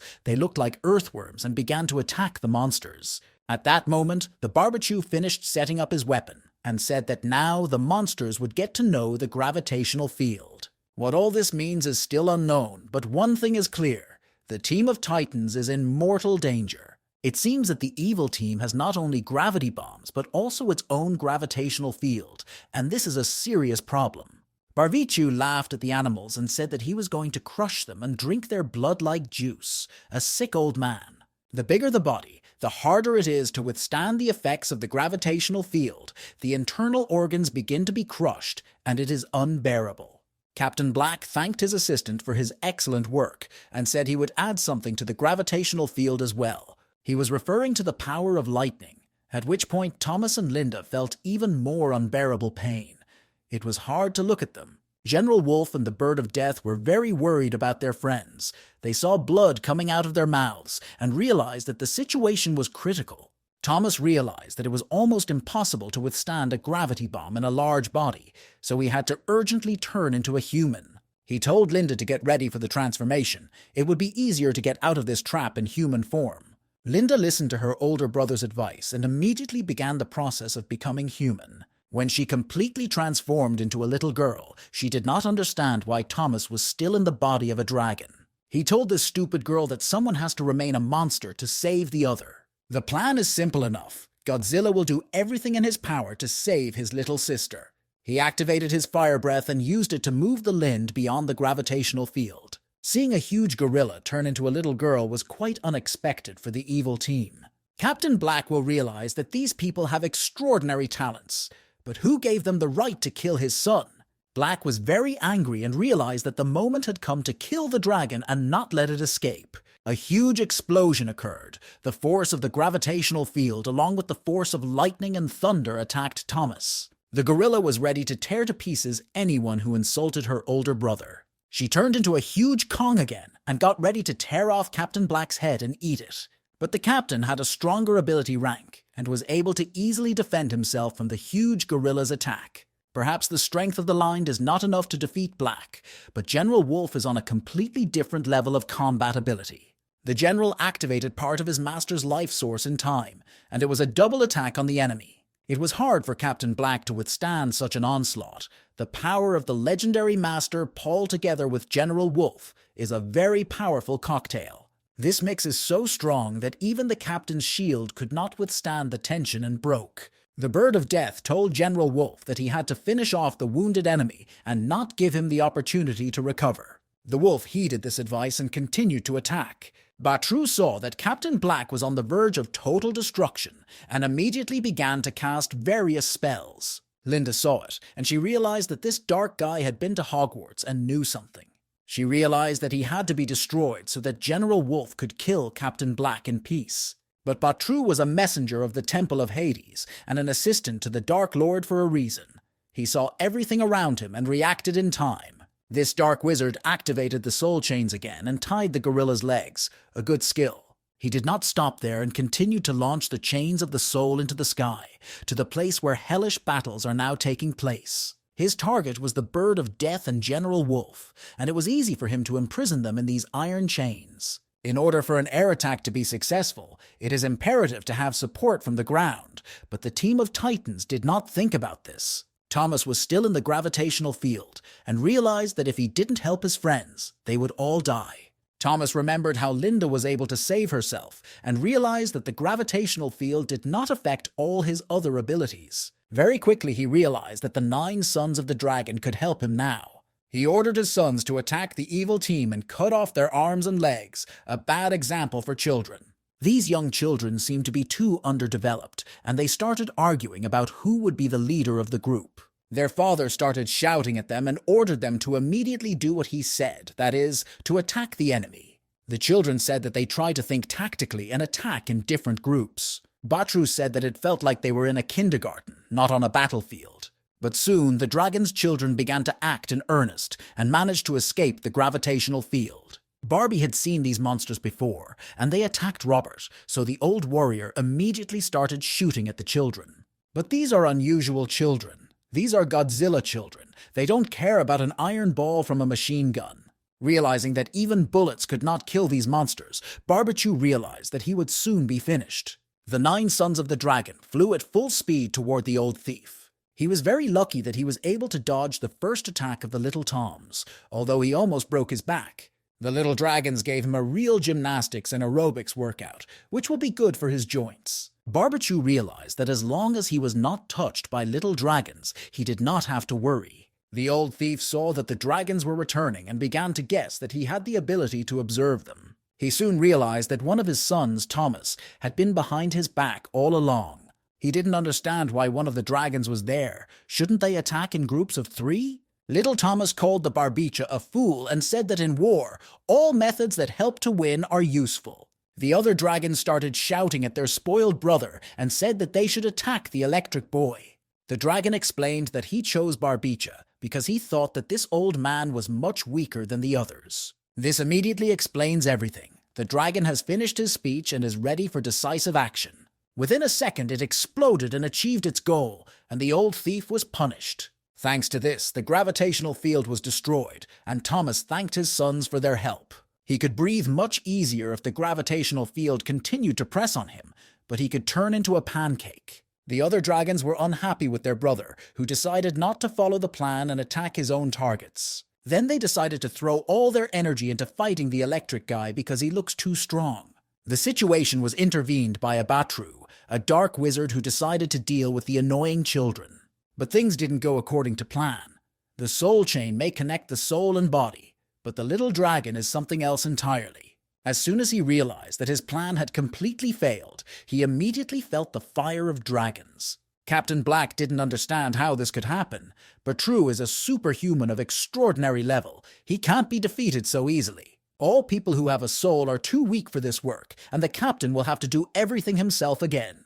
He began to attack the little dragons with the power of lightning, and it looked quite successful. The dragons felt that the electric guy was too strong and started to run away. They did not want to die, but Thomas shouted at them and called them cowards and a disgrace to their father. Captain Black completely destroyed these little spirits and enjoyed his little victory. But soon he felt that something big was coming, that he would be given a lesson and taught how to deal with children. Thomas approached the electric guy and told him it was time to die. It was a very powerful blow, thanks to one of the abilities that the system gave him. Black felt the power of the dragon. It became clear that this was not like beating little children. It was a battle against a real titan. The wounded captain called the dragon a bastard and said that he had never been beaten so hard in his entire life. The captain promised to turn all the monsters of the island into ashes and prepared for cruel revenge. To be honest, it looked quite impressive and scary. Captain Black ready to fight the army of titans alone. Deathbird, Linda and Thomas saw that the electric guy was preparing for a decisive battle. He activated all his power and brought down a real rain of sharp swords, spears, and arrows on them. Thomas realizes that this electric guy has brought too much danger to them. It will be almost impossible to dodge. The Bird of Death said he was not going to die. General Wolf said that their opponent was of a rank. Thomas said that their goal is to protect the island, and they also have their own trump cards and strengths. The dragon activated the explosive bombs and hoped that they would be able to stop the attack of Captain Black. Thomas could not keep attacking with water bombs all the time. He had to come up with a new plan. Thomas asked the system to take away all his evolution points and give him more fruits of life as possible. He hoped that by eating a large amount of the fruit of life, he would gain an incredible amount of strength. This plan really worked, and Thomas continued to release firebombs with even more enthusiasm. General Wolf told all the other team members that they must help the captain immediately. If one goes to war, then all the other Titans also go to war. Charles started activating the golden glow. Helen turned on the tornado mode, and Linda started throwing rocks. Strangely enough, all these methods were also quite effective and stopped Captain Black's attacks. Even after eating a large amount of the fruit of life, Thomas felt terribly tired and lacking in strength. He could no longer continue at the same pace. Unfortunately, they managed to break only a small part of the lightning weapons. Captain Black is too strong. With one last hope left, Thomas covered his friends with his body and hoped that his thick skin would withstand the blow. It should be noted that in the Friday moments, this dragon always protected his friends and was ready to sacrifice his own life for this. The whole team of Titans was very worried about the life of their captain. It was unbearable to watch him suffer so many injuries while protecting them. All those lightning strikes automatically turned you into a human. It was probably only serious physical fatigue that made his body transform again, as Lord Base had also had this problem before. Captain Black celebrated his victory and felt that the complete destruction of the monsters was very close. It was a mistake to show this self-confidence. General Volk realized that this attack took a lot of strength from the captain, and this is a great moment to strike back. Black looked at Charles and said that he would turn him into ashes in a few seconds. Meanwhile, Thomas was able to regain a small part of his lost strength and said that the outcome was not yet determined. Thomas said that the electric guy had nothing to do with it, and he decided to return to human form on his own because it was more comfortable. He took out an assault rifle that belonged to a barber shop and started shooting gravity bombs at the Blacks. This weapon was quite interesting, and Thomas enjoyed using it against its developers. Captain Black immediately felt the power of his invention and the power of gravity. Thomas enjoyed this weapon and said it was as good as a Godzilla. The captain felt incredible pressure. He was in pain and called Thomas a cruel bastard. He refused to accept this outcome of the battle. It seemed to him an absolute disgrace to die by his own weapon. The team of Titans watched and heard the captain say that he would make them all die. Did this fool really decide to blow himself up and thereby kill others? Thomas assured the Bird of Death that it need not worry, for he would not allow this to happen. The dragon decided to kill Captain Black faster than Captain Black could kill himself. That's the plot. And the new fire breath began to work and made the electric captain scream in pain. This huge explosion created real ruins around, and this battle will be legendary. Linda began to rejoice and congratulate everyone on their victory, and she thanked the dragon for his help.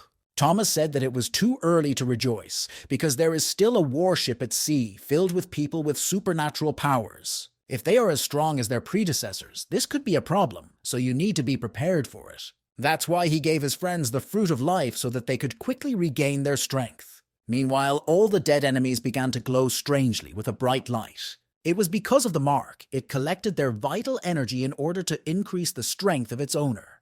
But out of the 9 corpses, only 8 had life energy, and for some reason the life energy of the Batru had disappeared, and there is no explanation for this. Mark explained that this could be due to the complete destruction of the bat, but Thomas replied that the system reads too many fantasy novels. Thomas started eating life energies, hoping that it would help him discover new abilities. The system reported that thanks to this, Thomas improved the strength of his tail and spikes. Thomas also received almost 1,000,000 points of evolution and modernization of fire breath. Thomas was upset because instead of evolutionary points, he would like to get real wings and learn to fly. Mark congratulated his master and said that he had gained a new ability, an atomic weapon. This atomic weapon accelerates a group of charged particles capable of destroying everything in its path. Thomas wondered if he ate a gravity rifle. Would he get extra powers? He must have a brain disease. He kept dreaming and coming up with new tasks to train, and Mark suggested he get his brain tested.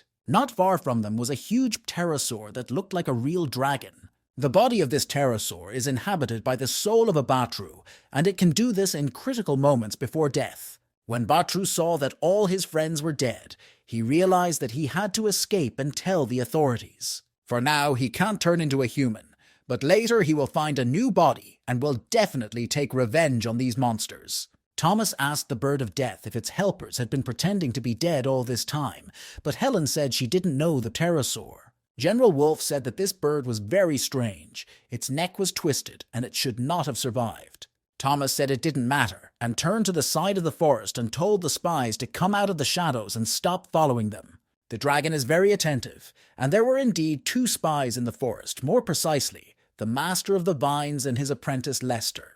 Thomas realized that these 2 were not helping the team of evil, so they could not be called enemies yet. But the dragon is very curious why all these people suddenly came to this island. Lester said that he was ready to tell everything he knew, but first the dragon had to answer the question, is he really not a talent? Neither Thomas nor his team members expected to hear such a question. Thomas said that they were not human talents, but ordinary monsters of the island. Lester asked why Titans can turn into humans and have human wisdom. Thomas said that the animals on the island have a non-standard characteristic due to the extraordinary natural conditions and environment. Moreover, if humans are allowed to turn into monsters, why shouldn't monsters start turning into humans? Humans have learned to awaken their metahuman abilities, so the animals on this island have also awakened their personal metahuman abilities. Thomas asked Lester and his master why they had come to this island and what their purpose was. Lester explained that 200 years ago, on a blue star, some people awakened their superpowers and gained different abilities. With the emergence of extraordinary abilities, people have turned their attention to previously inaccessible secret and forbidden areas. In these forbidden zones, people have discovered magical hidden kingdoms underground, where there is a lot of energy that helps to increase strength. In addition, there are various strange monsters, titans, powerful weapons, and treasures in the hidden realms. That is why the strongest people with extraordinary abilities compete to find and capture these secret realms. This island causes malfunctions in technological and electrical products, so it is likely that there is a hidden kingdom here as well. That is why the Black family mobilized their entire clan and organized this expedition to find the mysterious kingdom on the island. They also received the help of a very big person, one of the strongest forces on the continent, the Dark Lord. Thomas asked Lester if Captain Black was really the head of a powerful clan. Lester replied that it was true, and he also said that the Black Cloak was a special messenger of the Dark Lord. The Titans wondered if there was anyone stronger and more dangerous than Captain Black. Lester said that there is the most important Dark Lord and 6 elders who are related to the main deadly sins. The Black family has invited Envy, one of the 6 elders. This woman has extraordinary abilities and great power. She didn't have any extraordinary powers before, but then the Dark Lord helped her and this woman became like an Iron Man. Thomas was surprised, but he is still very skeptical of all these stories. General Wolf asked if it was known about her fighting style, fighting technique, and what abilities she controls. Lester said that after Envy became an elder, it rarely shows its skills, and few people know about its true power. Now we need to find out how many extraordinary people are left on the warship, and whether they still have gravity missiles. Lester said that most people on a warship are not a threat, but there can be a few really dangerous craftsmen. The Deathbird didn't like it. It said that if many extraordinary people came to the island, it could end in disaster. Thomas was afraid that the ship would find out that their captain was dead, and that they would start attacking the island with gravity bombs. Thomas did not understand that if electrical appliances did not work near the island, how could they launch fighters and bombs? Lester said that there used to be protection around the island, something like an electric field, but today it has disappeared. Thomas began to think that the king of the rotten reptiles might have something to do with this protective field around the island. Lester and the Vine Master came from the Celestial Division, and they had long been aware of the extraordinary electrical fluctuations around the island. After no one from the Celestial Division was able to get to the island, it was decided to call the Vine Master to investigate further. Thomas was surprised to hear all these strange stories about the Celestial Division, as if it were in a parallel universe. Master Ryan has been investigating for 6 months, and now he is sure that the mysterious energy of the island came from the Reptile King. The monsters were shocked. The destruction of the Reptile King led to the disappearance of the protective electric field around the island. The Deathbird could not believe that the Reptile King and other fierce green animals could defend the island. It was the other way around.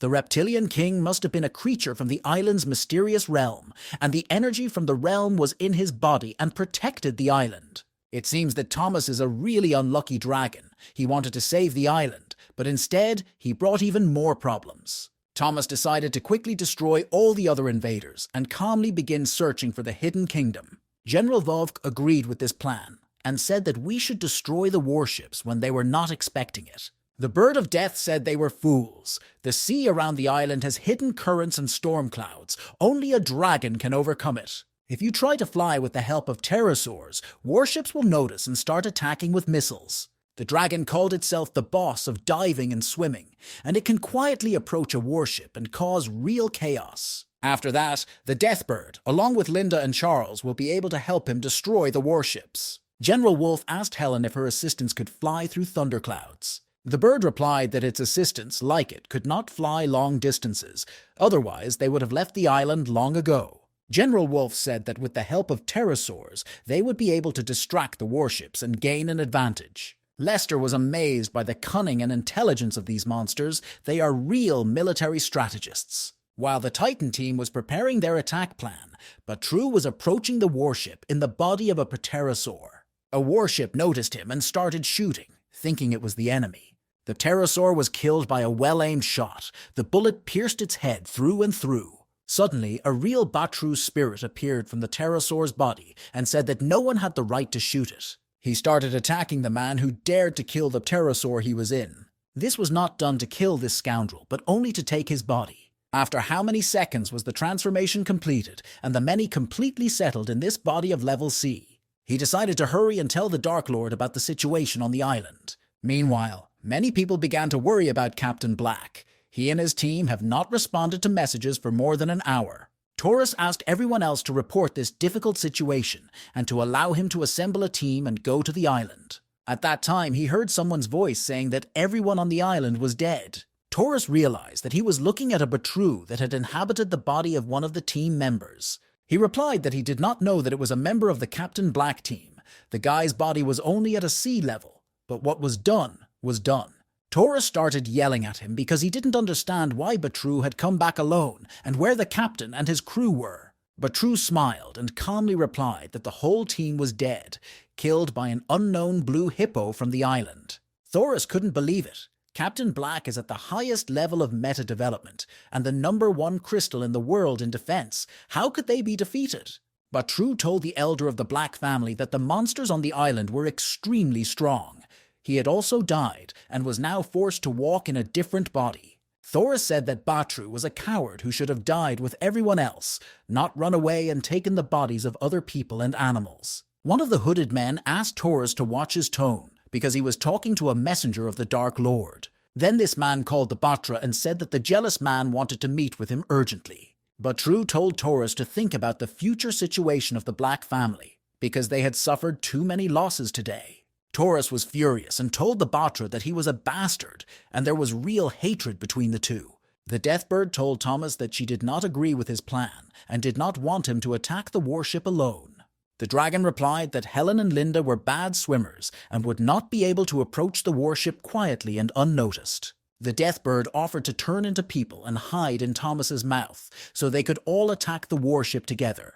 Thomas said it was a good idea and said that he brushes his teeth twice a day so there shouldn't be any problems. The Vine Master said he had an idea and could help the dragon feel better underwater. Thomas and the Bird of Death were immediately interested in this new method, and they began to listen attentively to the old man. Lion said he could make a sealed sphere that would keep water out and withstand sea pressure and help you breathe underwater for 30 minutes. Thomas liked the idea, but he didn't understand why Leon was helping him and thought the master should focus on finding the kingdom. Leon said that Thomas had proved by his actions that he was the owner of this island, and the Heavenly Division had no plans to seize the place. The Vine Master and his apprentice want to help protect the island from invaders and thieves. Lester said that he hoped the monsters would not kill the ordinary people on the ship.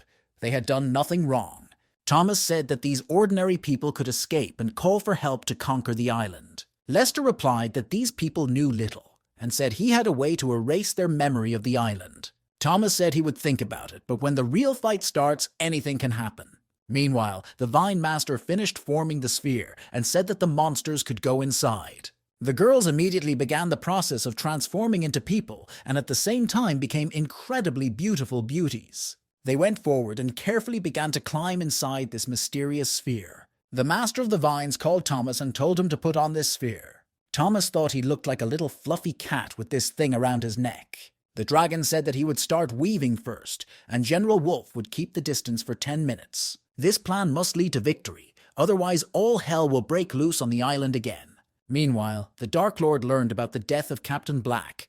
He did not expect this island to be so dangerous. Batru said that the creatures on the island not only have human intelligence and various abilities, but also can transform into humans and speak. This surprised the Dark Lord, and he asked his assistant if he was sure they were spirits and not talented metahumans. Batru replied that he had fought them and could confirm that they were not talented people who had turned into beasts. He began to beg his master to do something about these miserable creatures on the island. Batru proposed to completely destroy the island and capture the hidden kingdom. The Dark Lord said that no one had the right to teach him, and the Batru immediately bent down and apologized to the master. The Dark Lord said he needed some time to analyze the situation and asked to be left alone. The Dark Lord wanted to rest and relax, but now it seems he needs to take this case under his personal control. He changed a bit and said that he hadn't appeared like this for a long time, which is a pretty good form for a Dark Lord. It is one of the 7 deadly sins of the world, envy, and it is ready to destroy the hippo and his friends. Envy ordered everyone to leave the ship's control station, because from now on, she would personally take over this function. Rumors quickly began to spread throughout the ship that everyone should leave the control station and give up control of the ship. The superhumans were surprised that the Dark Lord personally took control of the ship. It looks like the landing on the island will be very difficult. Everyone already knew that the previous team and Captain Black had died in a battle with the island's titans. This ship has a super brain that can control it, but the super brain takes a lot of energy, so the ship is controlled by people. The ship began to accelerate very aggressively, and many people lost their balance because of this acceleration. Soon after, it was reported that a huge, unknown creature was approaching the warship. This creature looked like a dragon. The evil team realized that the hippos from the island that killed Captain Black can swim perfectly and are going to attack the warship. Thomas was already very close and activated the power of fire breath. Now it will become clear how strong this ship is. The warship's shielding field worked and was able to partially reduce the force of the impact. People inside started panicking and shouting that they were being attacked by hippos. One of the leaders asked no one to worry, because the defense field could withstand the attack of a human target with a CC level. Jealousy was furious and said that no monster had the right to attack her and ordered the missiles to be fired. This warship had a lot of weapons that could destroy an entire city, but would it be enough to defeat Godzilla? Thomas did not expect a warship to have such a strong shield, and explosive breathing underwater works much weaker. When he saw that missiles were being fired at him, he thought it was hardly even an attack. Dragon believed that this would not be a serious problem for him, and activated homing explosive bombs. This ability was very useful at that moment, as the explosive bombs destroyed the warship's missiles. Toma realized that he had to change his tactics and use other abilities to destroy the defense field. Taurus said they could not allow this behemoth to continue to attack their ship. He ordered the metahumans to dive into the water and attack the monster. Thomas has already gotten very close to the ship, and it looks like it's too late to stop him underwater. The soldiers began to scream and panic. Even though they had supernatural powers, they were afraid to look at the monster. This dragon looked like another planet. It was huge and very aggressive. Thomas decided to activate the power of his tail and spikes to pierce the ship's defense field. Seeing the protective field collapsing, the evil team's fighters were amazed. Not even the CC level defense could withstand it. One more hit will be enough to completely destroy the protective field, and then it will be fun. Thomas decided to make his past move and use it to completely destroy the warship's defense. Jealousy was furious and did not want to wait quietly for Thomas to come and cut off her head. There was high turbulence inside the ship due to the dragon's attacks, and some of the men had already said goodbye to their lives and started calling for their mothers. Thomas continued to deliver powerful blows to the ship and completely destroyed its protective field. But at the last moment, the warship began to drift, as if the real Dominic Toretto was at the wheel. Soon, holiday gifts began to fly from the warship in Thomas's direction, but he did not ask Santa for them. The dragon realized that now he was in danger again and needed to somehow protect himself from these missiles. These gravity bombs were very dangerous, and the evil team was sure that it would be enough to kill the blue behemoth. Thomas only later realized that he was not the main target of these missiles. They flew towards the island. We had to come up with something immediately and save the island, which is home to millions of living organisms that could now be destroyed. Thomas again turned to a proven technique and activated the explosive bombs, and it worked successfully again. But he was unable to destroy all the missiles that were flying at the island, so he had to use the technique of the 9 sons of the dragon. He told his children to hurry up and save their house before it was too late. The evil team has never seen anything like this before, and it looks like this blue behemoth can launch its own missiles with a tracking system. The sons of the dragon were successfully catching up with the missiles and destroying them, and there was only a little bit left. There was only 1 missile left, and Thomas asked his son to hurry up. The island could not be destroyed. Soon, the last missile was successfully deactivated, the 9 sons of the dragon proving to be stronger than high-tech gravity bombs. After it became clear that the island was not in danger at the moment, it was time to destroy the warship. General Wolf and his army of pterosaurs started their attack. They kept a distance of 10 minutes with Thomas as agreed. The evil team was scared when they saw a werewolf with a sword on a dragon, even though he was their enemy. They admitted that it looked very cool. This picture became even cooler when General Wolf activated the life source of his master. During all this time, the warship was able to partially repair the protective field. But now this protective field is at risk of being completely destroyed by 2 incredible forces of nature. A Godzilla attack, along with the attack of General Wolf and his master, is total destruction, no matter who is standing in front of it. The evil team began to panic. They screamed and said they did not want to fight against this terrible behemoth. Envy said that these monsters had no honor and attacked 1 ship in 2, and they should die for that. She gave the order to shoot non-stop at these demons and not to stop until they were completely destroyed. General Volk immediately sensed the danger and realized that the situation was getting very hot. He ordered all the flocks of pterosaurs to dodge urgently, which was easy to say but hard to do.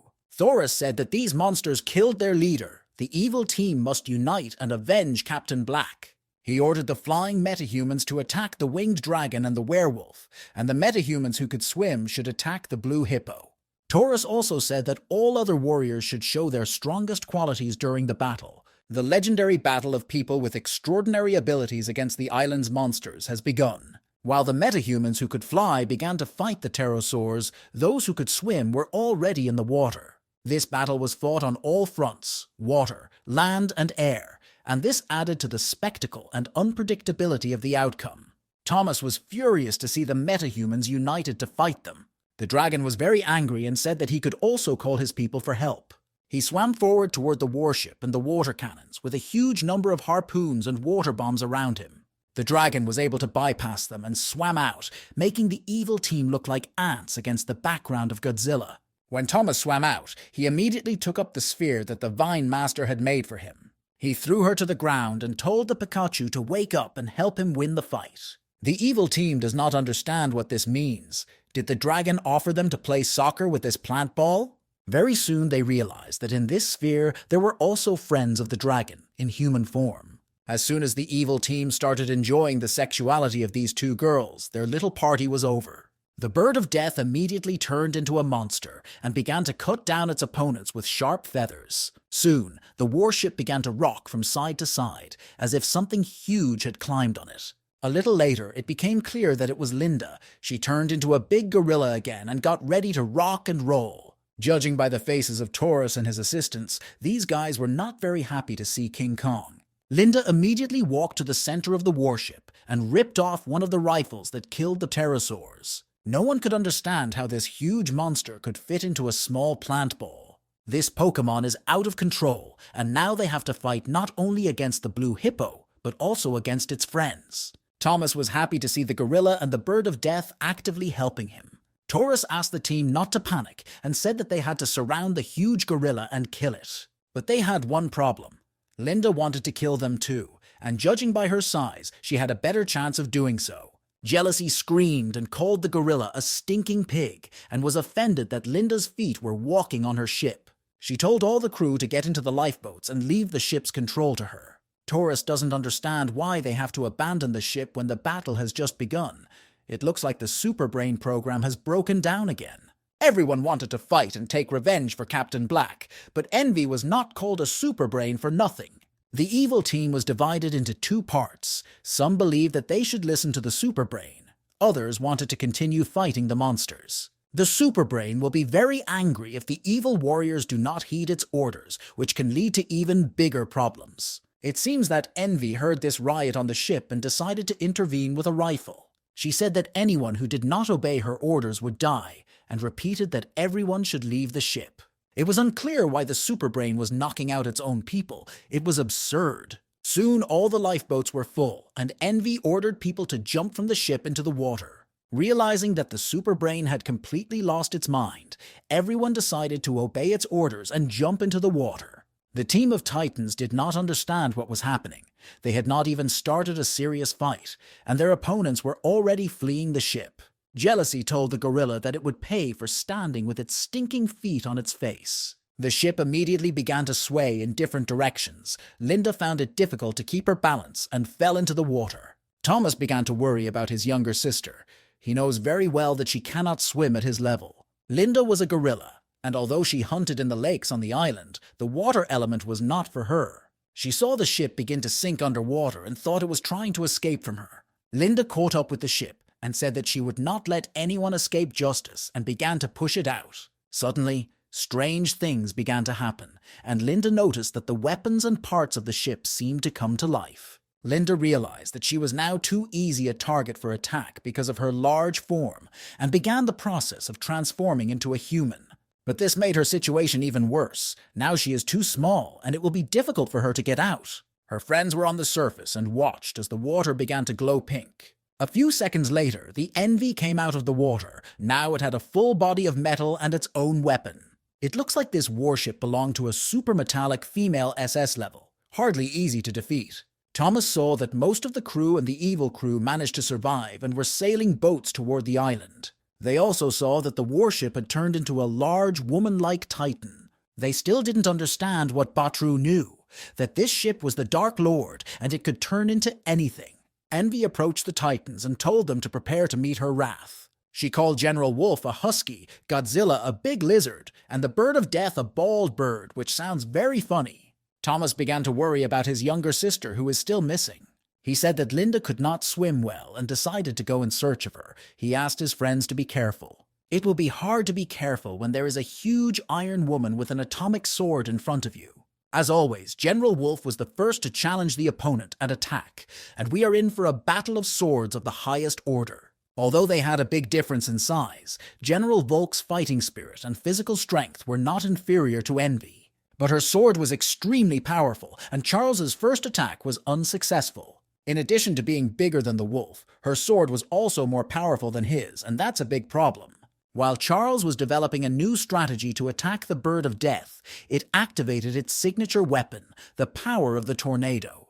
General Wolf told Iron Woman to get ready for the second round and activated the Golden Beam. The Iron Woman smiled and replied that this was not enough to defeat her. Such attacks would not even tickle. In response, she activated her personal power, a pink shield that was able to protect her from the attacks of the Titans. She said that she would now cause them real problems and teach them good manners like a bad stepmother. Iron Woman prepared herself for a new wave of attacks, but she completely forgot that the captain of the Titan team was not far away. Thomas appeared almost out of nowhere and delivered a powerful blow to the Iron Woman and sent her into the water. Thomas was very upset and told his friends that he couldn't find Linda. It was as if she had fallen underground and it was killing him. General Wolf has not looked so angry for a long time. He said that they should destroy this iron can. After they destroy her, they can all start searching for their younger sister together. The Iron Woman started yelling at Thomas. She called him a disgusting lizard and said he had no honor. Even though she activated her pink shield, it is unlikely to help deter firebombs, tornadoes, and the golden ray. Meanwhile, Linda couldn't get out and help her friends, even though she heard them fighting hard against the Iron Woman.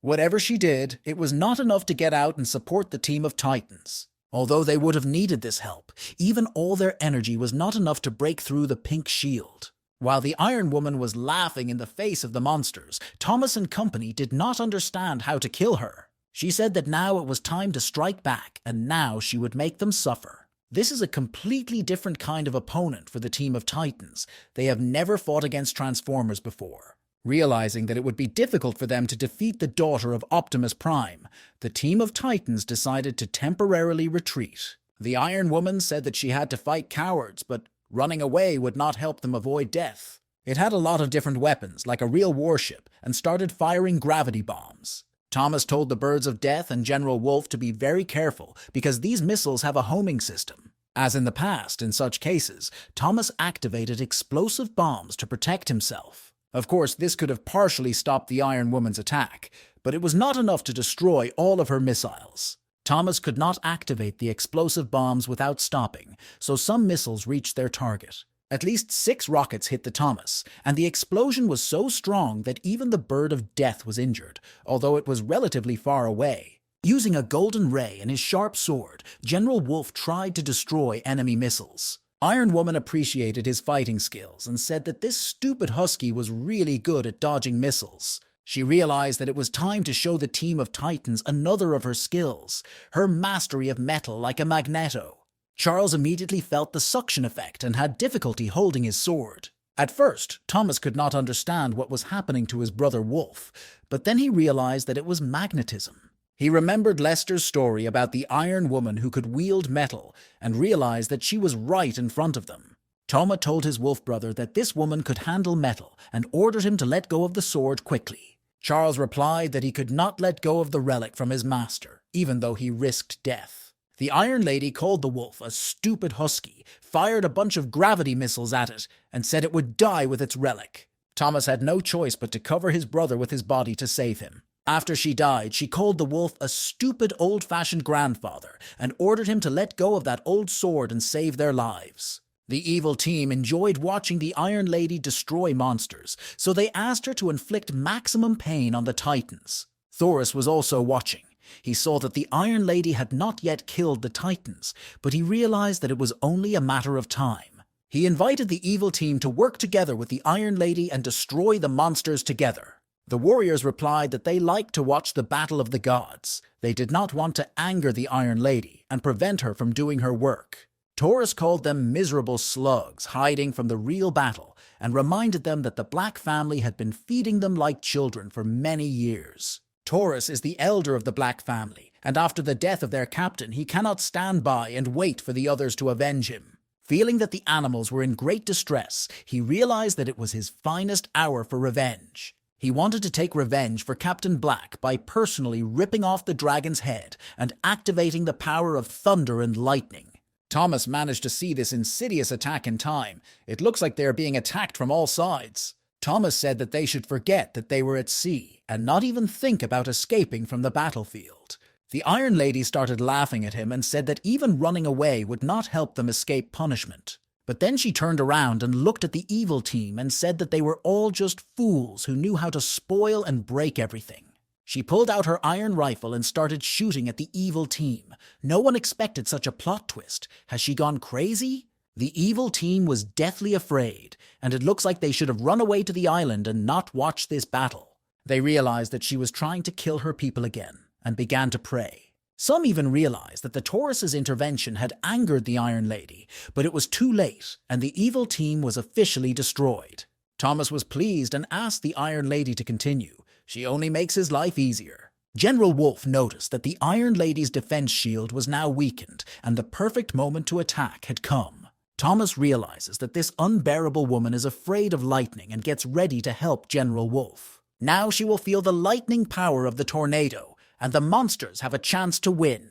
The Iron Lady only smiled in response as she considered all these covert attacks to be child's play. A little later, it became clear that not the entire evil team was destroyed. Some managed to survive. The most angry of all was Taurus. He was still alive, and I don't understand why the Iron Lady attacked them. The remnants of the evil team found themselves in the middle of the Battle of the Gods, not the best place to rest.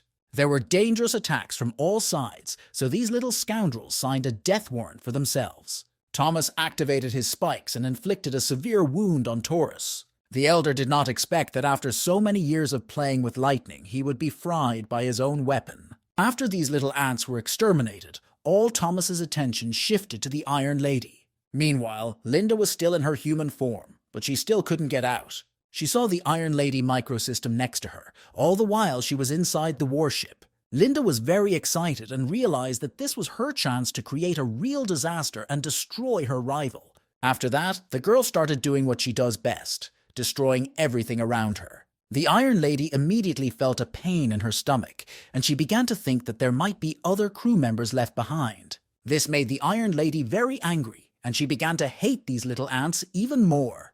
The team of Titans saw that the Iron Lady was in trouble, as if she had a problem with her microchip. When they saw that her protective shield had almost completely disappeared, they realized it was the perfect moment to attack. As always, General Wolf was ahead of everyone when it came to fighting his rivals, and the spirit of his master came to his aid once again. This time he managed to take revenge, using his sword to cut off the rifle on the Iron Lady's arm. Toma realized that it was the perfect moment to cut off her other arm. She held a sword in her right hand, and if you leave her without this weapon, victory is guaranteed. But then the dragon saw that the Iron Lady was in great discomfort and began to vomit. It turns out that even Transformers can vomit, so Linda was able to get out. She was happy to finally be able to take part in this battle against the Iron Lady. Only now Thomas realized that all the problems that the Iron Lady had were due to Linda, the wonderful work of the younger sister. The Iron Lady also realized this. She got angry and said she was going to send this little flea to hell. Thomas asked his younger sister to be careful because this giant iron woman was determined. Linda was shocked by what she saw. Not long ago, this woman was a warship. What a transformation. But Linda was never afraid of anything. She jumped on the Iron Woman and prepared to attack. She didn't care if it was a woman or a warship. Either way, it would be destroyed. So far, the gorilla was confidently winning the fight, climbing on top of the Iron Woman and destroying her. The Iron Lady didn't like the dirty gorilla's feet on her face, so she found the strength to strike back. She said she would kill the gorilla with her friends, even without one arm, although it would be quite difficult to do so. The Iron Lady activated her sword and prepared to cut the Linda into two parts, but the Bird of Death arrived in time to save her sister. Iron Lady couldn't let her enemies get away so easily, so she activated her jetpack. General Wolf saw that the Bird of Death and the gorilla were in a precarious position. He realized it was time to come to the rescue and activated his master's energy source. This double attack was dangerous for anyone in this world, but the Iron Lady managed to defend herself with her sword. But this time, the double attack of General Wolf and his master was so powerful that it completely destroyed her weapon. It seems that the Iron Lady started having problems. She lost one arm and also lost her sword. The only thing that was difficult to take away from the Iron Lady was her character, her thirst for revenge and aggression. She threw away the broken sword and activated the power of metal and directed it against General Wolf. Charles immediately felt its power, and at that moment he had his sword in his mouth as usual. Perhaps now he should realize that it is dangerous, and it is better to keep the sword elsewhere. The wolf didn't like his weapon being manipulated, so he decided to show the Iron Lady his true form. She was very frightened when she saw this behemoth wolf, and now she was not a little werewolf, but a full-fledged monster. The remnants of the evil team were still watching this battle. They were scared and realized that the Dark Lord was now close to defeat. Despite the fact that his opponent was made of iron, the wolf began to bite this evil woman. At that moment, Thomas appeared, and he realized that he had to help his brother and end this battle with a confident victory. Thanks to his high-speed aha, another arm of the Iron Lady was torn off, and now it will be difficult for her to make iron donuts. It seemed to calm her down a bit. She seemed upset and even ready to cry. But all this was just a temporary preparation for the upcoming attack. The Iron Lady does not give up on anyone. She called the monsters vile creatures and said she would bomb their island with her missiles. Thomas was frightened and angry at the same time. He really did not want this dangerous missile attack to happen again. The dragon prepared its explosive breath and planned to tear off the Iron Lady's legs so that she would no longer bother them. But the Iron Lady realized that this lizard had a weak spot, its mouth. So she activated her last missile and aimed it at the Godzilla's mouth, which was a perfect hit. Thomas did not have time to use his explosive breathing and immediately felt a burning pain in his mouth. A few seconds later, he lost consciousness and fell into the water. It looked very bad. The whole team of Titans was very scared. They were afraid that Thomas could die from this attack. In response, the Iron Lady only laughed, saying that her bombs must taste delicious. That wasn't all she had in store for the team of Titans. The Iron Lady activated metal manipulation. No, it wasn't to take away General Wolf's sword. It was to direct his missiles at monsters. Now the wolf, the gorilla, and the bird of death are in real trouble. Strangely enough, the Iron Lady began to win this battle only when she lost both arms. General Wolf ordered the girls to immediately duck and jump into the water, but it was too late. All the missiles hit the target. General Wolf lost consciousness and began to drown. It was not only him. The Deathbird was also injured, as was the gorilla. It all looks very bad. Is the team of Titans completely destroyed? Soon, following his friends, the Bird of Death also went under, and the three of them lost consciousness and began to drown.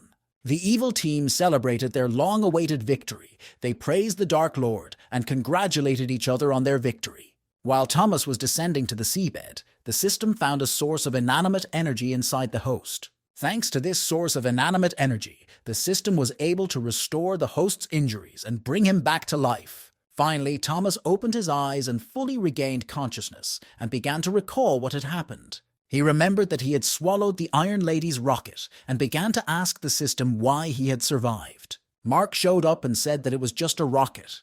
It was child's play compared to what Thomas had been doing earlier in the lava. He explained that Thomas had previously fought monsters on the island, but had never resisted human technological attacks. This is why the ability to activate inanimate energy has not been used, and thanks to the Iron Lady, it is now possible. Now Thomas can suck up not only the life energy of monsters and humans, but also eat heat energy, world energy, geothermal energy, and nuclear energy. The dragon was very happy when he realized that he could now take a bath in magma, which sounds very cool. But later, he lost his enthusiasm when he saw that his younger sister had also lost consciousness and was drowning.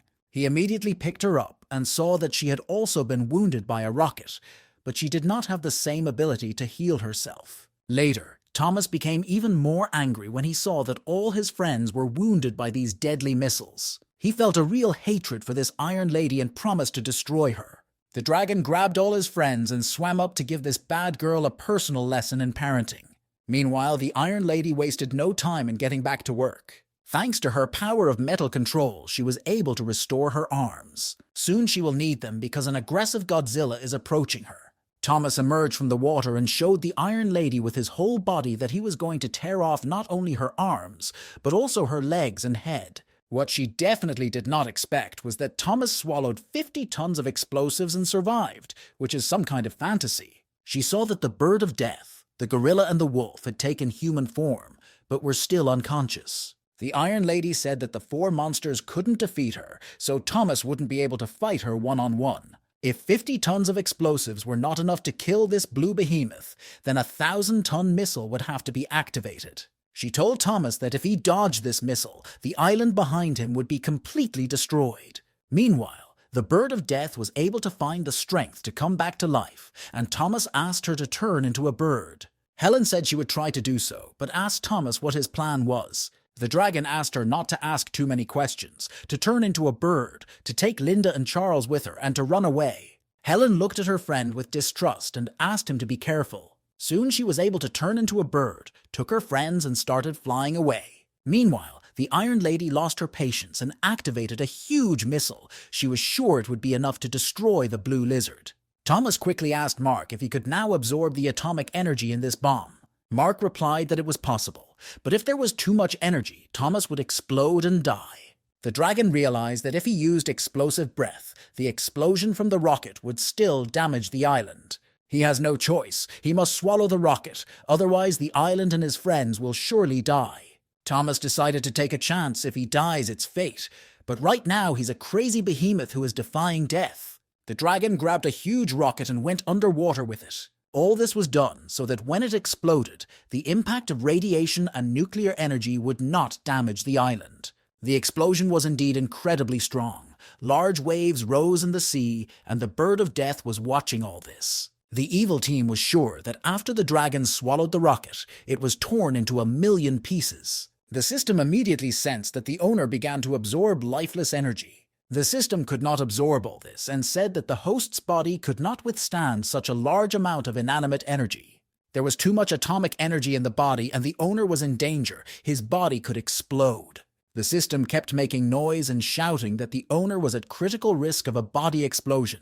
Thomas did not want to die young, and he also realized that if he died, the Iron Lady would destroy the island and his friends. That's why he decided that if he had to explode and die, he should do it with the Iron Lady. Mark said that he was a genius because he was able to set up the dragon system in such a way that it could release all this energy outside. In this way, Thomas can avoid death. Now it is possible to use explosive breathing and release atomic energy. This time, you need to activate explosive breathing and try to concentrate all the energy in your mouth. It will be a very powerful breath. Thomas got excited and said that he was going to give the Iron Lady a taste of her own creation and blow her up. Meanwhile, the Bird of Death was still nearby and watching the situation. Her little friends came back to life, and Linda immediately started screaming and asking everyone where her older brother was. Helen told her that he swallowed a rocket to save everyone else and exploded on the seabed. It was hard for Linda to believe that the dragon could die so easily, and she craved revenge and the total destruction of the Iron Lady. The Deathbird said that the dragon's last wish was to save his friends. But General Wolf replied that there was no safe place on this island without Thomas, so he turned into a monster and attacked. Linda did the same thing. She said that they had to take revenge for the dragon, even if they died because of it. Bird of Death, I realized that it was time to join my friends in this madness. Even if they are destined to go to hell, at least there will be 4 of them, and they will be able to defeat the devil. The Iron Lady called them fools and said that if they wanted to die, she could send them to the big lizard. When this woman said all these cruel things, she always confirmed her words with real deeds. But she could not even imagine that this huge lizard was still alive and would return for revenge. Thomas emerged from the water and protected his friends from the missiles with his body, his system reminding them of the danger of an explosion. Linda didn't understand why her older brother had become so red and fat. His gluttony must have gone beyond all limits. Even Charles was surprised to see the team captain's condition. It looked abnormal. Thomas looked at the Iron Woman and said that he had come back to show her something and prepared to attack. This dragon has never activated such a fiery breath before. It's like the end of the world. The Iron Lady has not yet had time to recover from the shock and activate her pink defense. The atomic energy began to attack her, causing serious problems to her body. It seems she was celebrating victory too soon. Thomas's friends were also shocked. They had never seen such a powerful fire breath from him. They didn't even understand what it was. The fire breath used to be blue, but now it's red. After this attack, the Iron Lady completely disappeared. Not even a remnant of her remained, and everyone wondered how Thomas could do it. The evil team realized that now they could become the dragon's next target and began to run away quickly. Thomas returned to his normal form. He became smaller and blue again. His friends were happy to see him alive, and everyone loved his new ability. Thomas said that he was just lucky. He was close to death, but managed to stay alive with the help of the system. In desperation, as a last-ditch effort, he used nuclear energy to create explosive breathing. The release of lifeless energy in the body is a real art. Even General Wolf was delighted. The Bird of Death saw the remnants of the evil team running away and said that they could not let them get away so easily. She called for help from the pterosaur army and told them that a delicious dinner was waiting for them. The evil team didn't want to die, so all these villains activated their abilities and began to defend themselves. They had weapons in their boats, so they were still dangerous, even though there were few of them left. One of the crew members saw a head of envy floating next to him. He was very scared and said that he was seeing a real ghost and began to pray to God. Jealousy said that this bunch of cowards had no right to sit in her boat. They should all die. The lifeboat began to fall apart, the Iron Lady demonstrating her ability to control metal. The crew members begged her to stop and let them live. Some of them did not even know how to swim. Thomas remembered that they had promised not to kill ordinary people, so he asked the Bird of Death to save the ordinary crew members without superpowers. That was not a problem, but the bird of death was interested in the bright pink light. What could it be? Later, they saw that it was the head of the Iron Lady, so they decided to make a horror movie. Even after the attack of nuclear energy, she is still alive. Someone else would have died and never come back. Thomas also thought that she could use the leftover metal to recreate her shape. He told his team members that they could not let the Iron Lady escape and launched an attack. His crew immediately supported him, even though the rest of the warship's crew was scared to death by their appearance. Meanwhile, the Iron Lady was transformed into a rocket with the help of metal scraps in the sea. She started to run away and said that the stupid lizard and her friends would not be able to keep up with her. The team of Titans just had to watch this little female head run away from them. Linda looked at the defenseless crew members and asked Thomas what they would do with them. Among these people were those with extraordinary abilities, who begged for a second chance and said that they had been deceived. Thomas began to shout at them and said that those who had offended his island had no right to beg for a second chance. Suddenly, the dragon heard a familiar voice asking him to show mercy and save the lives of these people. It was the Vine Master and Lester. They said that the Black family was to blame for this situation and these people were innocent. The rest of the crew did not understand who these two men were, but were happy that they were trying to persuade the dragon to have mercy. Later, they recognized Lester, a guy from the Celestial Combat Unit who had fought against them before. Some even suggested killing the scoundrel, recalling their past confrontations. But there were also those who understood the whole situation. Dr. Frankenstein ordered the fools to shut up and said that they should now pray for Lester. Lester said that he would take these people back to the Heavenly Combat Unit and they would be hypnotized and their memory of this day would be erased. Thomas was not very interested in this. He was thinking about the Iron Lady who had escaped and realized that the island was facing an even bigger crisis in the future. Thomas wanted to find Betty to discuss a strategy for defending the island. At that moment, Lester approached him and asked to have a personal conversation with him, a rather strange offer. The dragon gave him a chance to have this dialogue and asked him what he thought about the whole situation. Lester thanked him for his act of mercy and said he was ready to tell him about the location of the mysterious kingdom on the island. The dragon was very happy with this information.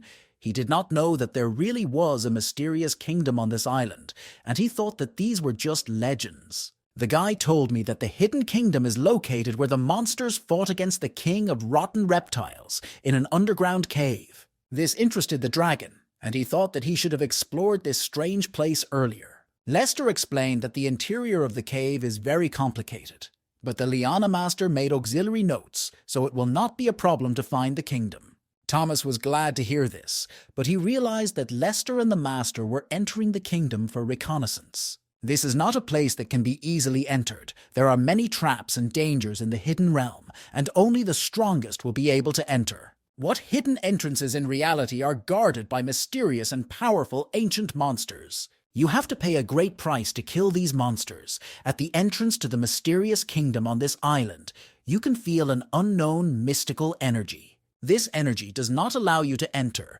Humanity has already seen something like this. It takes a truly powerful being to destroy this barrier. As soon as Thomas heard that he would have to attack the barrier within a month, he realized that he was too excited. Lester said that Thomas should try, because according to the Vine Master, all those who have the energy of the Reptile King will be able to enter the kingdom. If Thomas does indeed get to enter the mysterious realm for free, he will always remember the kindness of Lester and his master. To become a friend of the monsters, Lester had to give them a gift, and he understood this perfectly. After this interesting dialogue, the monsters helped the rest of the crew escape. The Vine Master put them in a green sphere and promised that everything would be fine. The dragon thanked him for his help, and this young dragon began to trust the Master and his student. Suddenly, Mark appeared and said that a shark attacked and killed people's bodies with extraordinary powers. If they eat them all, the system will not be able to analyze their vital energy. Thomas said nothing to his friends and immediately dove into the water. If Thomas doesn't make it in time and the sharks eat all the corpses, he will have to eat the sharks. They had to reassure us by saying that the sharks had only recently arrived, and while the monsters were fighting the Iron Lady, the sharks stayed away. These cunning shrimps chose the right tactics and attacked immediately after the battle was over. At the depths of the sea, there were many corpses of people with extraordinary abilities. The sharks smelled the blood and came to have a delicious dinner. But in the ocean, you have to remember that even if you are a predator, you can still always become a prey. Thomas came and showed the sharks that they are not the strongest force in the depths of the sea. Thomas called them little rascals who had no right to attack what belonged to him.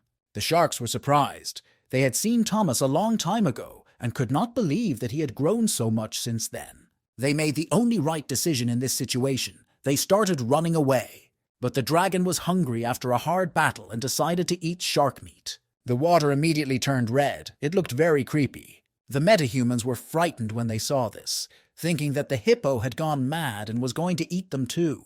The bird of death calmed everyone down and said that this was a normal practice for Thomas. He had lost a lot of strength and needed to eat. Lester and the Vine Master looked at each other and pretended to understand. Soon Thomas returned, and this picture can be put on the main poster of any horror movie. Even metahumans, who are supposed to be afraid of nothing, started screaming and crying like little children when they saw him. Thomas ate the corpses of all the metahumans and received their life energy, but he didn't get any new abilities, only evolutionary points. He asked why everyone was looking at him like he was so scary. Thomas said that he killed a shark and buried their bodies on the seabed, and for this he would like to feel a little respect. The meta people looked at him and tried not to show their fear. Thomas started shouting at the Vine Master and asked him to take the rascals out of his sight before he ate them. Lester thanked the dragon for his mercy and promised to meet him later. Finally, they took the metahumans and went to the Celestial Combat Unit. The Bird of Death could not believe that they would not really kill these scoundrels. Thomas replied that after the escape of Envy, these people were not needed, so there was no need to worry. He gave his friends the fruit of life to restore their vital energy. Thomas said that in the underground cave where the Reptile King lived, there was a mysterious kingdom. He told his friends that they should immediately go there and try to enter the kingdom. An hour later, the team of Titans found an underground cave and saw a protective gate. Green liquid is created inside the pink barrier, which proves that Lester and the Master were here. This translucent pink barrier looks like a real impenetrable wall. The gorilla probably didn't know the word pierce in that way, and immediately started hitting it with its fists. Thomas asked the Gorilla Girl to save her energy because this barrier rejects all external forces. Thomas said that it was the perfect moment to see a miracle and asked to watch him. You said that if he had something to tell, there was no need to wait. The dragon reminded us that earlier he had eaten the life energy of the Reptile King, and this defense also has this energy in it. The gorilla also ate a lot of reptiles, but for some reason the barrier does not let it in. Perhaps because she ate the king's children, and they don't have enough of their father's vital energy. This may be the cause of the problem. The Deathbird asked Thomas how he planned to help them get to the kingdom. Thomas told us that there are many different monsters in the kingdom, and their bodies must also have similar vital energy. Thomas will be able to catch them and bring them to dinner for his friends, after which they will also be able to enter the mysterious kingdom. He asked the team of Titans to wait for him and promised to do everything quickly. He also said that he would be careful and reminded us that he was the most dangerous behemoth in the world, able to conquer any kingdom. Upon entering, he realized that it was very quiet, and he hadn't seen anyone else yet. After walking 500 meters, Thomas thought that Lester was wrong, and there was no kingdom here. He saw some strange light from the upper cave, although he thought he had to go down. He decided to climb the mountain and understand where this glow was coming from. Having walked only half of it, he thought that he was very tired during this hard day. The dragon chose not the best moment to rest. A huge black snake appeared right above him. It started attacking him and scared him very much. This black mamba could easily swallow him. It is an ancient hippopotamus snake, an incredibly venomous beast with teeth as hard as titanium. Thomas thought that this beast might be the guardian of the hidden kingdom, and Lester talked about it. Thomas realized he was in trouble when he saw that a black mamba had managed to bite his hand. He began to feel weak due to the effects of her venom, but now was not the time for weakness. The dragon realized that he had to fight and kill the snake and give its meat to his friends. He managed to dodge her attack and struck back, and the fight officially began. Thomas was able to take a bite of its meat, but the black mamba managed to escape his sharp claws. This snake hardly likes to be bitten, so now it will try to kill the intruder. Thomas realized that he had come unannounced and decided to give the snake a gift, explosive bombs. The bombs were activated and the black mamba felt the power of Godzilla. Thomas was surprised that she didn't die. Her black skin seemed to be able to withstand the attacks of fire breath. The black mamba also had its own strengths. Like reptiles, it had the ability to attack with poisonous breath. Thomas dodged in time and thought that this black snake would be a lot of trouble. After that, the black mamba began to run away, as if it did not deserve the title of an ancient behemoth snake. Thomas was sure that the black mamba would not withstand his most dangerous weapon and would be fried like a Bavarian sausage. This black snake wanted to escape, but no one has ever escaped from the fiery breath. The attack was so powerful that even on the island everyone saw a flash of bright blue light. Other predators were also watching, and they saw with their own eyes how their sister received a portion of the fire. Thomas wondered what a hippo snake tasted like, and he got a lot of points in evolution for it. The system said that now his armor strength has increased, as well as his resistance to monster poison. Satisfied and well-fed, the dragon prepared to continue his journey to the mysterious kingdom. He climbed a mountain and ended up in a strange place, not at all like a clearing on an island. Everything looked completely different, which is probably what a real mysterious kingdom should look like. It seems that this is not the underworld, but a real otherworld, a parallel red reality. A little while later, Thomas heard something and saw an unknown creature come out from behind the bushes. Thomas looked frightened. This huge lizard was quite terrifying, and anyway, how does a lizard get its hair? Mark said that dinosaurs and birds are really related through a long process of evolution. The feathers of this lizard may be a transitional phase to spikes. This mysterious place looks like a prehistoric world. There are even more of these lizards. Their saliva contains a lot of poison, and these monsters also have a very strong bite. One such monster can kill a mammoth, and when there are 4 of them, it's a real problem. Thomas was surprised that they were looking at him as prey. Can't they see that he is a huge dragon? He decided to show them who the real predator was and struck them with his tail. His physical abilities were on a completely different level. He was 10 times bigger than these little bugs. While Thomas was fighting 4 ancient lizards, a mysterious bird flew overhead. She made a lightning attack and wounded the dragon's face. It's not nice to use hidden attacks during a battle. These were ancient dragon birds of various species, very cunning and fast monsters with dangerous claws. Thomas told Mark that this is really a world that has taken a wrong turn on the evolutionary tree. Perhaps these monsters are mentally retarded, and instead of looking for benefits and running away from harm, they started attacking the huge dragon. Mark said that the energy source in this city is the same as that of the Reptile King, but much stronger than that of Thomas. That's why these monsters identified the dragon as a foreign organism that must be eliminated. Thomas said that he would eliminate anyone himself and started attacking the dragon birds after he finished his lizard sandwich. He said they would soon realize who the real boss of this island was. Even if the hidden kingdom is under the island, it is still the territory of a Gojira. To attack these guys, you don't even need to use your extraordinary abilities. Thomas was relaxed. But suddenly, all the animals began to run away, as if sensing the approach of a real demon. And so it happened. Something very large appeared behind the bushes. Was it a real Tyrannosaurus Rex? Toma realized that now he would have to strain and show his true abilities. He was ready for this battle. He said that he was going to destroy this great dinosaur and show all the animals in the mysterious kingdom that he was their king.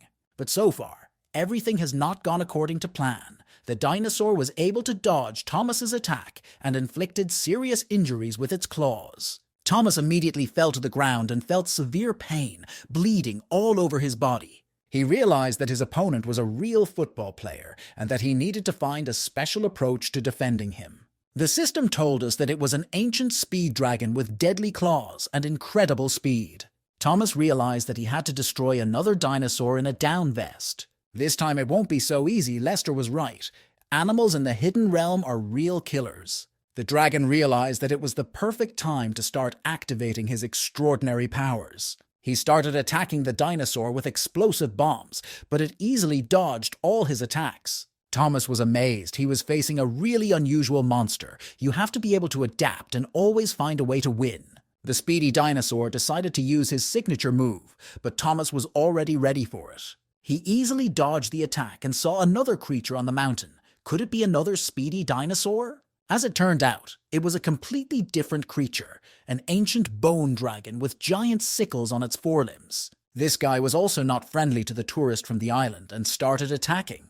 It seems that all the animals in the mysterious kingdom are not very friendly, and compared to them, the island is a real paradise. Thomas realized that there was no point in talking to them and began to attack again with explosive bombs. The bone dragon managed to dodge, but still felt the burning pain of the Godzilla's breath. Meanwhile, his younger brother, the speedy dragon, attacked by surprise and knocked Thomas down. Such big guys and still fighting 2 against 1, a very unfair game on their part. Perhaps Thomas is too used to fighting with his team of friends, and now it's unusual for him to defend himself alone. Both dinosaurs are very fast. They can easily dodge fire breath in open space. Thomas realized that they needed to be lured into the forest so that his extraordinary abilities could be used to their fullest. In addition, the dense forest will help him dodge the attacks of these high-speed monsters. These dinosaurs were not going to stop and continue to attack the stranger. From all sides, they used their sharp claws to tear Thomas to pieces. One with fast feet, the other with fast hands, as if they were from martial arts movies. Thomas began to run into the dense forest to lure them after him. His finest hour would soon come. As soon as the dinosaurs ran after him and entered the forest, Thomas immediately activated the explosive bombs as if from a machine gun. Now these 2 dinosaurs are in a bad situation, and the second round of the battle has begun. Thomas said that they were surrounded, and now they would have serious problems. He activated Thanos mode again. The bombs started exploding. It was very powerful, and the whole secret realm heard the sound. These 2 dinosaurs were still alive, but they were heavily injured and the blast wave threw them back. Thomas looked like a Terminator who wanted payback. He asked them how they felt. He said that he would no longer allow them to escape and began to attack. The dragon wants them to become his evolutionary points. It seems that the secret kingdom has its own tricks and techniques. These 2 dinosaurs grabbed the tree with their feet and started swinging. Thomas had never seen such military techniques on the island before, which surprised him, and he prepared for the unexpected. The 2 dinosaurs swung around and, letting go of the tree, began to attack the dragon. Their main weapon was numerical superiority. One by one, Thomas would have torn them to pieces long ago, but he reminded these 2 bastards that every enemy who came this close to him was defeated. Now they will feel the power and taste of its thunderous spikes, a date they will definitely not forget for the rest of their lives. One of the dinosaurs could not withstand this tension and lost consciousness, and another one remained. Thomas grabbed his hands and told him it wasn't over yet.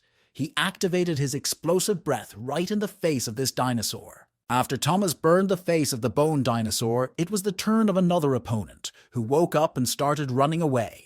This speeding dinosaur started screaming and calling for help, and Thomas thought it wouldn't help him. In the mysterious kingdom, all the monsters looked like real friends, and many dinosaurs came to the aid of their brother. Thomas said that he expected something more from them, and decided it was time to test the new skill. He got this ability after defeating Captain Black, and now he's going to try it out for the first time. I must admit, it was incredibly powerful. The monsters of the mysterious realm had never encountered such power. One attack was enough to destroy all the dinosaurs and lizards that came to the aid of their brother. One of these monsters lost half of his body, and I would not want to be in his place. This weapon has great power and can ricochet during attacks. Thomas wondered if it was possible to eat monster meat after this electrolysis. After tasting it, Thomas realized that the meat tasted quite good, as if it had been grilled. Thomas got a lot of evolutionary points for eating a speed dragon. He wanted to have that speed too, and asked the system for it. He decided to eat a few more bone dragons and see what the system would offer him. The system reported that Thomas would now have sharper double claws, but he thought this was too weak an advantage. He mentioned that he hadn't logged in for a long time, and it could bring him a lot of benefits. And so it happened. Thomas took the form of lava, that is, all the energy in his body turns into magma, and he becomes a lava behemoth. This ability can only be used once per day for 60 seconds, as it takes a lot of energy. Thomas also received magma claws that can only be used in the form of lava. They are very hot and can cut off anything. He ate a lot of monsters and was completely full, so he thought he could take the leftovers with him. But then the dragon saw that there were too many remains of the killed dinosaurs. He asked the Mark to give him a bag to store his goods in, but the Mark replied that the owner had read too many novels about cultivation. Thomas said that he urgently needed a room with a large volume. Mark replied that he was busy developing new features for the system, and it took a lot of his energy, time, and effort. Thomas realized that he needed to negotiate differently, and asked how many evolution points he needed to do so. Mark replied that in order to get what the owner wants, you need to spend 10 million evolution points. Thomas started yelling at the system and said that it was robbing him like a real thief. With tears in his eyes, Thomas agreed to give 20 million to Evolution for what he needed.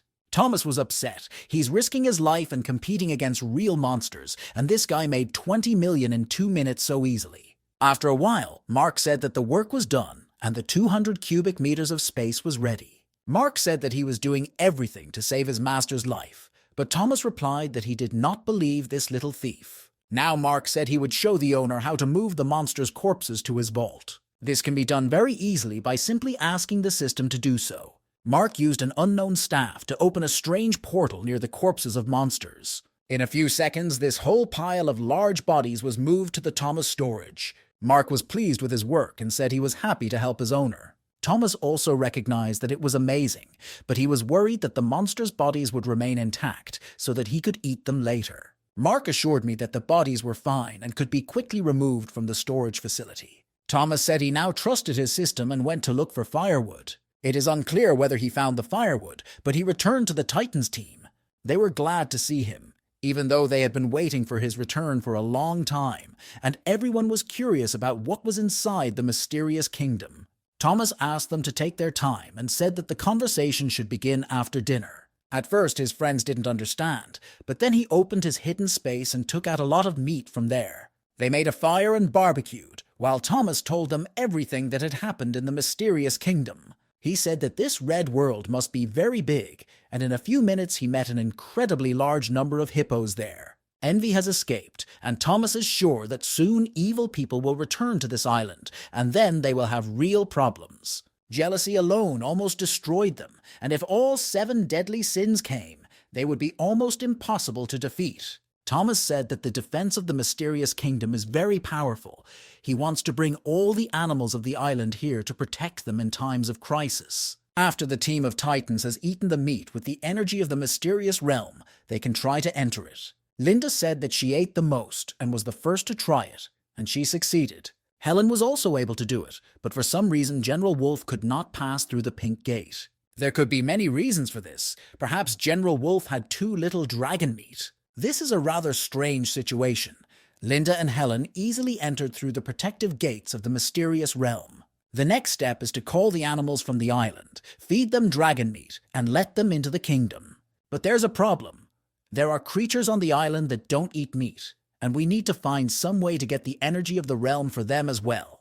Thomas ordered his team to gather as many animals as possible from the island, to call anyone who wants to escape the crisis. Meanwhile, Thomas and Linda will hunt dinosaurs and destroy all the dangers around the cave of the mysterious kingdom. So the team of Titans was divided into 2 groups, each with its own task. When Thomas and the gorilla entered the kingdom, he told her that their journey would begin here, and soon this red world would belong to them. Linda immediately felt the energy inside her that was in the reptilian king, which was quite an unusual feeling.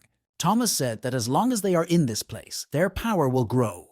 But constant fighting and eating will speed up the absorption of this energy and increase their strength, so you need to start hunting.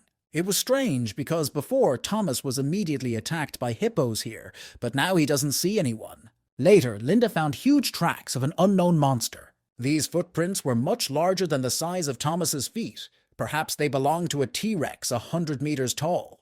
Thomas began to worry. He hadn't seen a single T-Rex in all his time on the island. Later, the dragon and the gorilla saw an ancient stegosaurus, a giant with amazing defense and a powerful tail. Thomas had never seen such monsters in the hidden realm, and he was curious about their strengths. Linda was immediately excited and asked her friend to rest while she destroyed the 2 sausages. Thomas asked her to be careful because the 2 of them have strong defenses, but Linda didn't listen to him. When she sees an opponent in front of her, she no longer listens to anyone and craves only one thing: victory.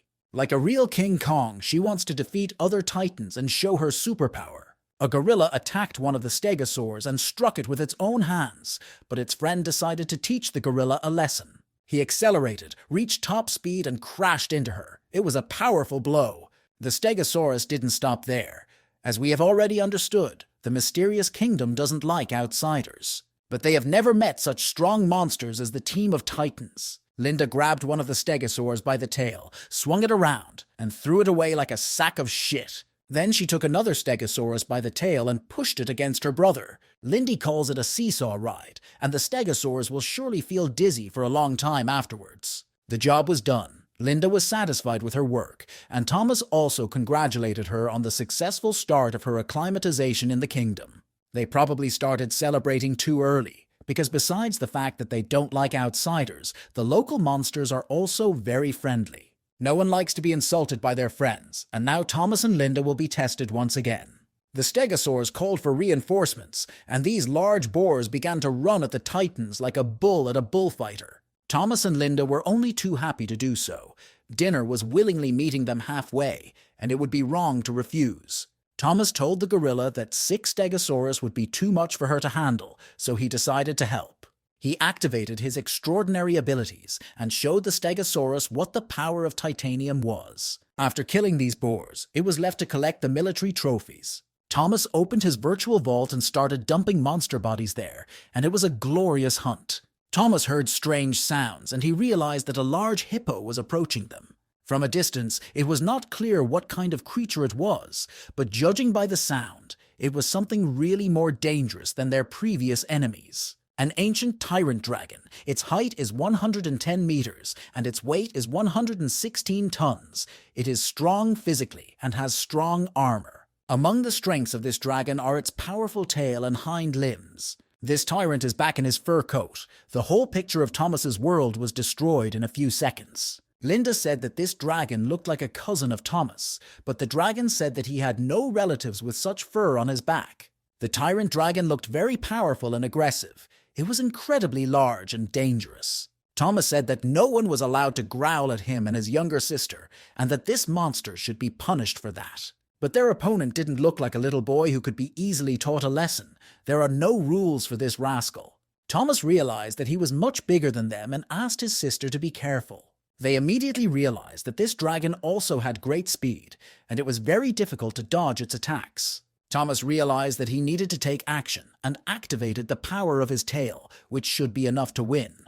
But in reality, it looked very stupid, as the tail kick did not cause the opponent any problems. The tyrant dragon showed Thomas what a real tail kick is and knocked him out. This guy is really big and strong, and it's hard to come up with a plan to defeat him right away. Linda remembered her new methodology and decided to grab the dragon by the tail. She ordered him to leave her brother alone. The gorilla has also overestimated her abilities. It seems they are both a light snack for this giant. Thomas wasn't going to put up with it, so he activated new abilities from the system.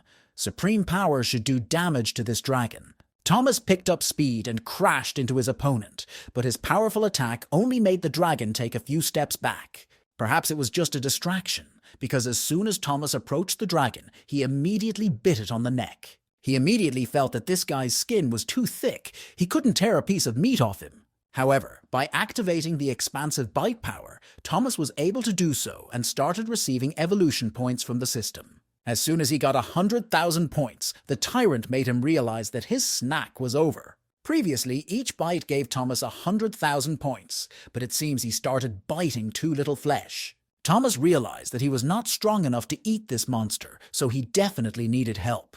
He summoned the 9 sons of the dragon and ordered them to bite the tyrant as well, so that maybe things would be easier with them. But the dragon was able to quickly destroy the sons of Thomas, although during this time, Godzilla managed to bite and seriously injure his opponent. But the problem is that to kill such a monster, a bite is not enough. You need something more. The tyrant bit Thomas hard and gave him a powerful blow. It was very painful, and Thomas did not quite understand how to defend himself. The tyrant approached him and prepared to step on him with his huge foot, which would be even more painful than a bite. 116 tons of meat stepped on Thomas. It was like pressure from a gravitational field activated by the evil team. The tyrant bit Thomas by the neck and prepared to eat him. And that's how it happens. You eat everyone around you until you are eaten. At this time, the tyrant completely forgot that Thomas was not alone. He had a younger sister who was now defending her brother. She started hitting the dragon's back and ordering it to let her brother go. Not that it would help. Meanwhile, Thomas could feel his own blood running down his back. It was unbearably painful. Realizing that her technique was not working, the gorilla decided to strike the opponent's eyes. The tyrant was so angry about this that he probably should have left him alone and let him eat the toast. This giant crashed into the rock at full speed to kill the gorilla, and it did not have time to dodge it. Her mouth is bleeding. The gorilla and Thomas are doing very badly in the mysterious kingdom. Is this the end? Linda lost consciousness and fell to the ground. Both titans were seriously injured. Thomas realized that if he did nothing, his sister would be eaten. So it was time for his signature technique, explosive breathing. This time, Thomas's attack was successful. The power of his explosive breath was able to throw the dragon back many meters. Thomas immediately ran to Linda and helped her up, and she asked him if they had won. Thomas replied that he could hardly call it a victory. He really did not expect this Tyrannosaurus to be so strong. Thomas said that he was able to wound his opponent with explosive breath, but the tyrant is still alive. Thomas and Linda heard the birds around them begin to cry out in a strange way, as the news of this battle must be spreading quickly through the kingdom. Many monsters will hear about this and will be unhappy that there are strangers in the kingdom again. And so it happened. In a few seconds, Thomas saw someone tearing off huge trees and throwing them at him and the gorilla. At the last moment, he was able to dodge and save his sister, but it was close enough. It looks like it was the same Tyrannosaurus that did all of this. This monster was still alive and preparing for revenge. He continued to throw trees at the opponents. Thomas and Linda were in serious trouble. They had to take the Bird of Death and General Wolf with them. Thomas realizes that Linda is seriously injured. He must protect his sister like a real man. That's why Thomas attacked and showed no signs of fear, even though I was his opponent, too tough and strong. Even attacks with spikes and a dorsal fin did not help. The simulator struck back again. But Thomas realized that there was nowhere to run, so he had to fight to the end. And he also bit his old relative's hand. There was some kind of unknown big explosion, and the blast wave went for miles in different directions. This was felt by many different monsters in the hidden realm, and they all became alert. Meanwhile, Thomas was one step away from death. All his attacks failed to reach the target, and the Tyrannosaurus was preparing to kill him. During this battle, Linda managed to restore some of her energy and fully regain consciousness. She grabbed a tree that was lying on the ground and began to beat the bad guy on the head. This turned out not to be the best idea, as the angry Tyrannosaurus grabbed Linda's arm and bled her. At this rate, she could easily lose her left arm. This guy is not the type to let go of his prey. This time it's time for Thomas to save his sister. It seems this battle will never end. If Thomas and Linda had not been together, they would have died long ago alone. Finally, the moment has come when we will see Thomas's new ability, the power of the lava in person. Linda had seen something similar before, and it helped her defeat the Iron Lady. Thomas activated not only the lava form, but its claws made of magma, a combo that is bound to help in this cursed battle. He attacked the Tyrannosaurus and immediately made it scream in pain and let go of the gorilla's hand. This monster immediately started bleeding like a bucket and finally felt real pain. Now this bastard will realize that tourists should be treated with more respect and will get acquainted with explosive breath in the form of lava.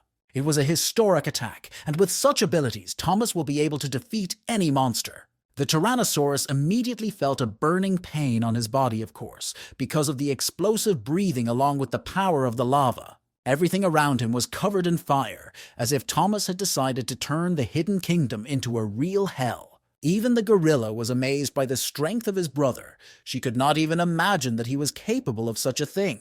Thomas came up to her and asked how she was doing. He was interested in her left arm and the wounds on it. He asked me to let him examine the place of injury. It seems this fool forgot that he is now in the form of a bench. Linda started screaming in pain and told him to never touch her in this state again because he was too hot. Thomas immediately began to apologize and said that he had forgotten that he was now in the form of a bench. Soon he regained his classic form and said that he felt incredibly tired and could not even lift his legs. This power was so enormous that he didn't even want to eat the meat of the Tyrannosaurus afterwards. Perhaps it was completely burned.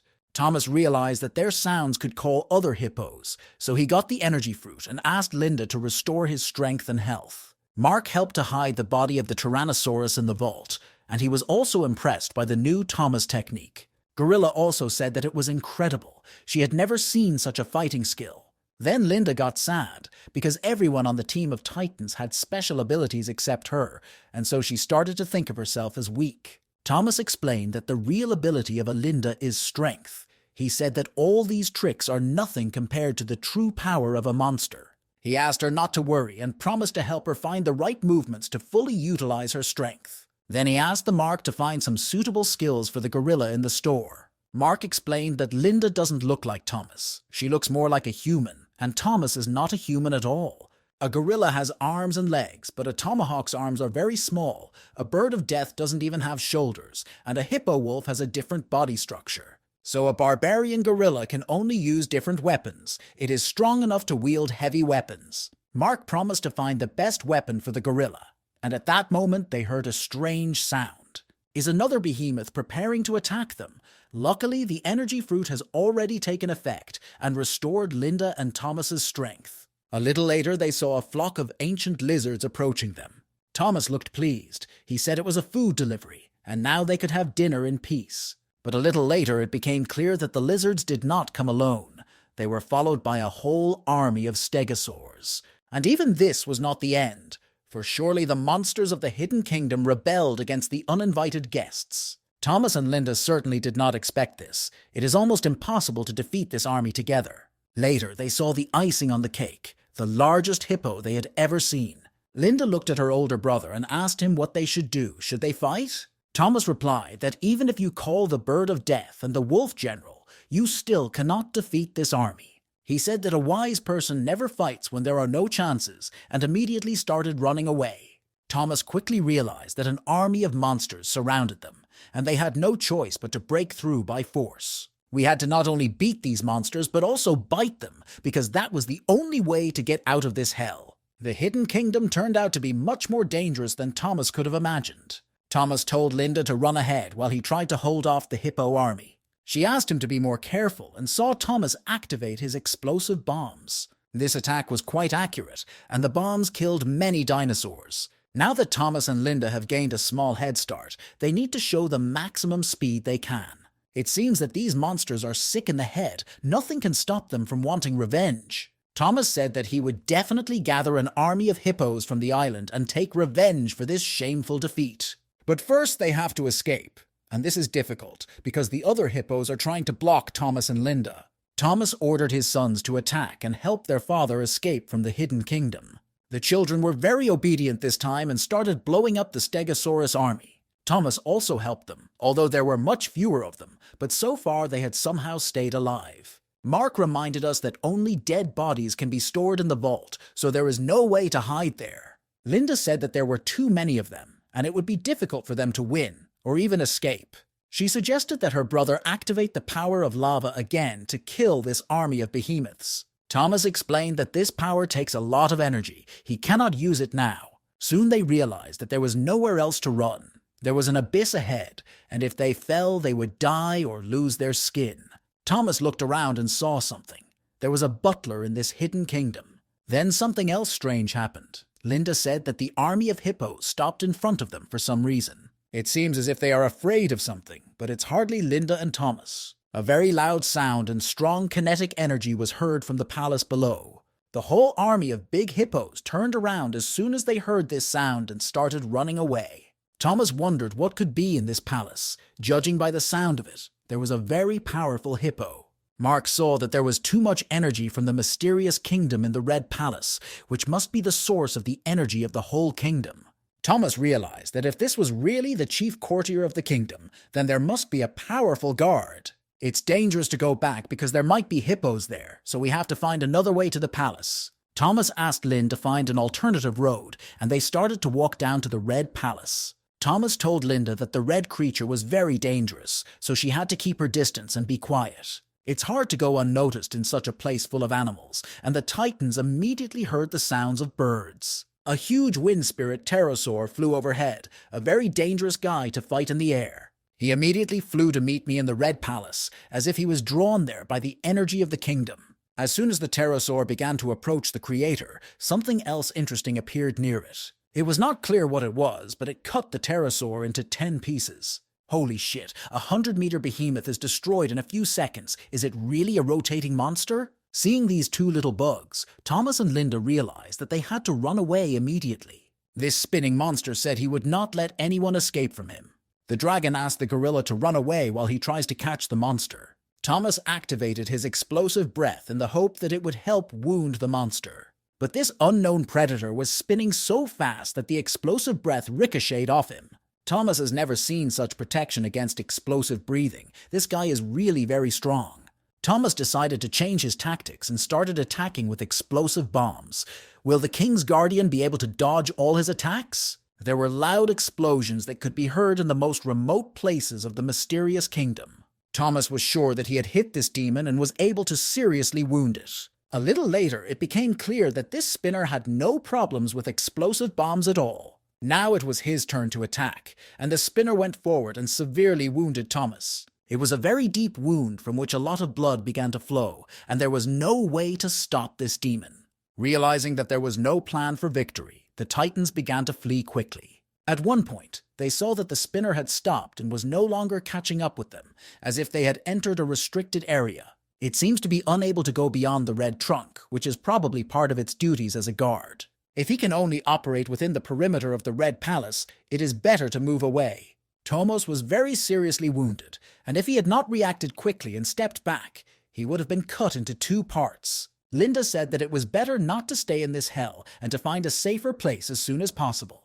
While Thomas and Linda were looking for a place to rest, blood began to drip from the dragon's body. The smell of blood spreads around very quickly and gets into the red court of the kingdom. The guardian of the kingdom immediately smelled the blood and began to scream like a madman. He said that this was the blood of the very boy who would help him break his chains of curse. He ordered all his slaves to get up quickly and start hunting.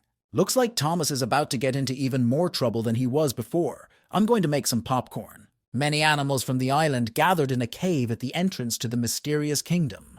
Everyone was curious about what was happening and what was waiting for them in the red color, and the tangerine was also here. Soon they saw a gorilla and a Thomas come out of the pink gate. Thomas was happy to see his old friends, and the other animals began to bow before him and call him Lord. Many animals came from the island, but Thomas could not see the grass-eating monsters. General Wolf said that there are many monsters in the hidden kingdom, and this scares away all the herbivores. Thomas said that it was logical. He promised to destroy the threats at the entrance to the mysterious kingdom, and then safely guide the herbivores there. Everyone was frightened to see how seriously the dragon was wounded in the battle with the guardian of the kingdom. General Wolf realized that his friend was fighting a real demon. Thomas said that he and the gorilla fought against various strong monsters and met a special predator. General Wolf was surprised that the spinner's power was stronger than the reptile king's, and said that now the entrance to the kingdom looked dangerous. Thomas said that the spinner is restricted in movement and cannot leave his neighborhood while they are away from him.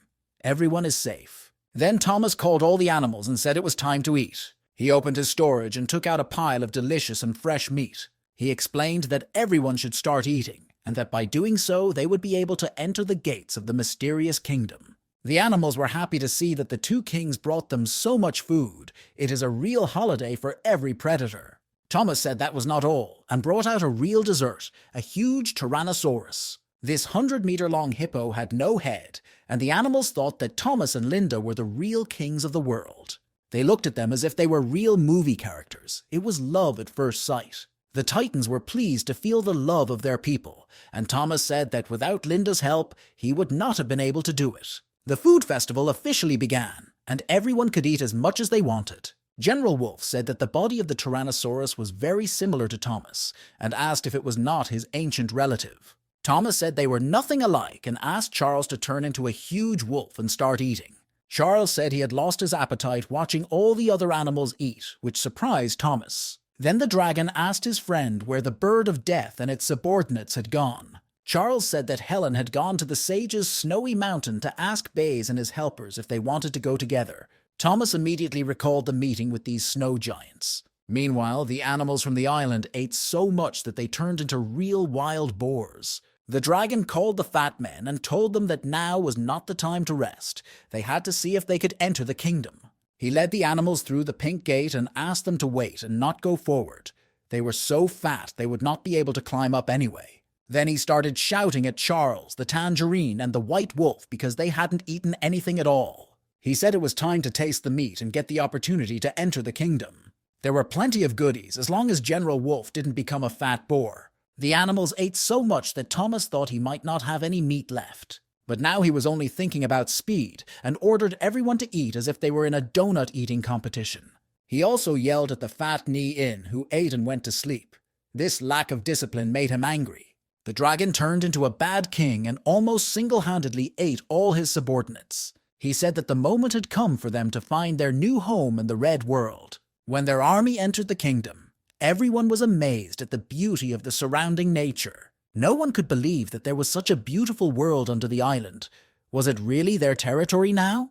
Thomas confirmed that the hidden kingdom is under the island, so it is also their territory. But first, their claws and teeth will have to do their job with those who already live here. Before the Bird of Death arrives, Thomas suggested that we plan our actions for the next few days. He said that we should constantly guard the entrance to the kingdom, use this place as a base, and study the environment. General Wolf was glad to be friends with Thomas, because only an animal with human thinking can unite different species of hippos. Thomas also warned that there are many dangerous animals around, so we need to be careful and stick together. He also said that there is a lot of strong energy around, and even if you do nothing, there will still be progress. Soon their power will become greater, and they will not be afraid of dangerous animals and the evil corporation.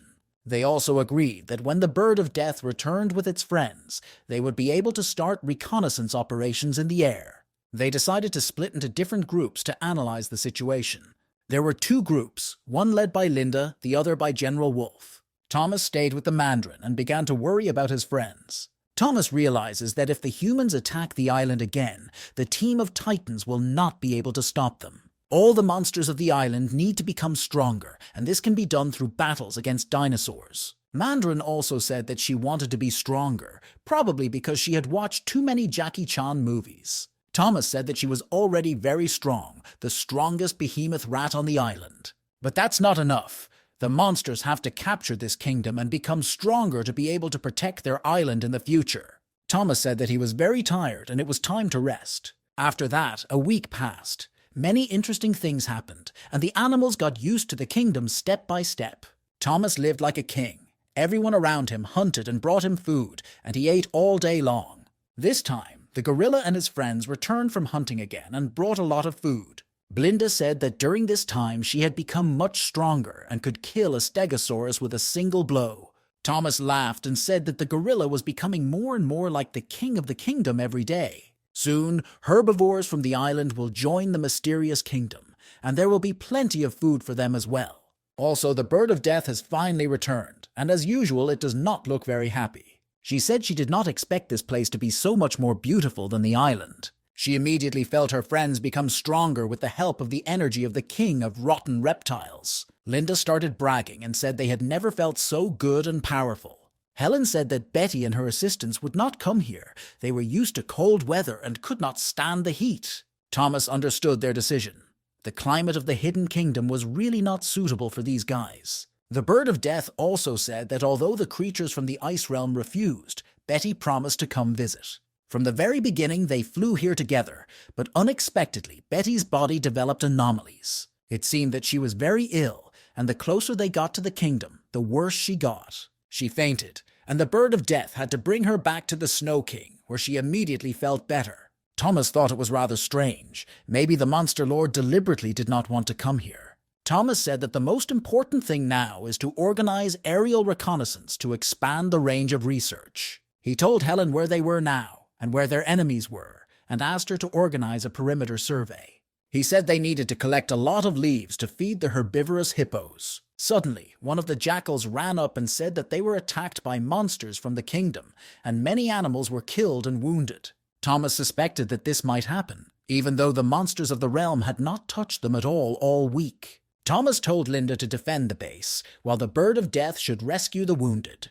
The special operation has begun, and the team of Titans is back in action, but without General Wolf. Then Thomas saw something strange, as if the monsters of the hidden kingdom had gathered their army against them again. Last time he ran away like a dog, but now he is with his team and ready for revenge. Thomas ordered everyone to attack and destroy every ancient dinosaur.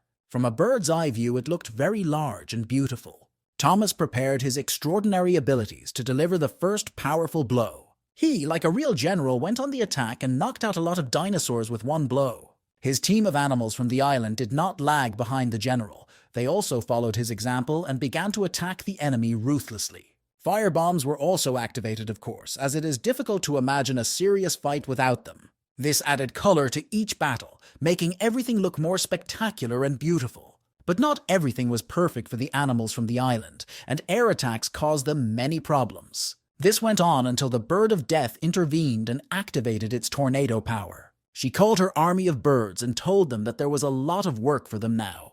Pterosaurs were always ready to kill for their mothers, wonderful children. Even Charles and the White Wolf returned to this battle, and together with an army of jackals, they also attacked the enemy. While the jackals were gnawing on the dinosaurs, the wolf made a real fireworks display with a sword.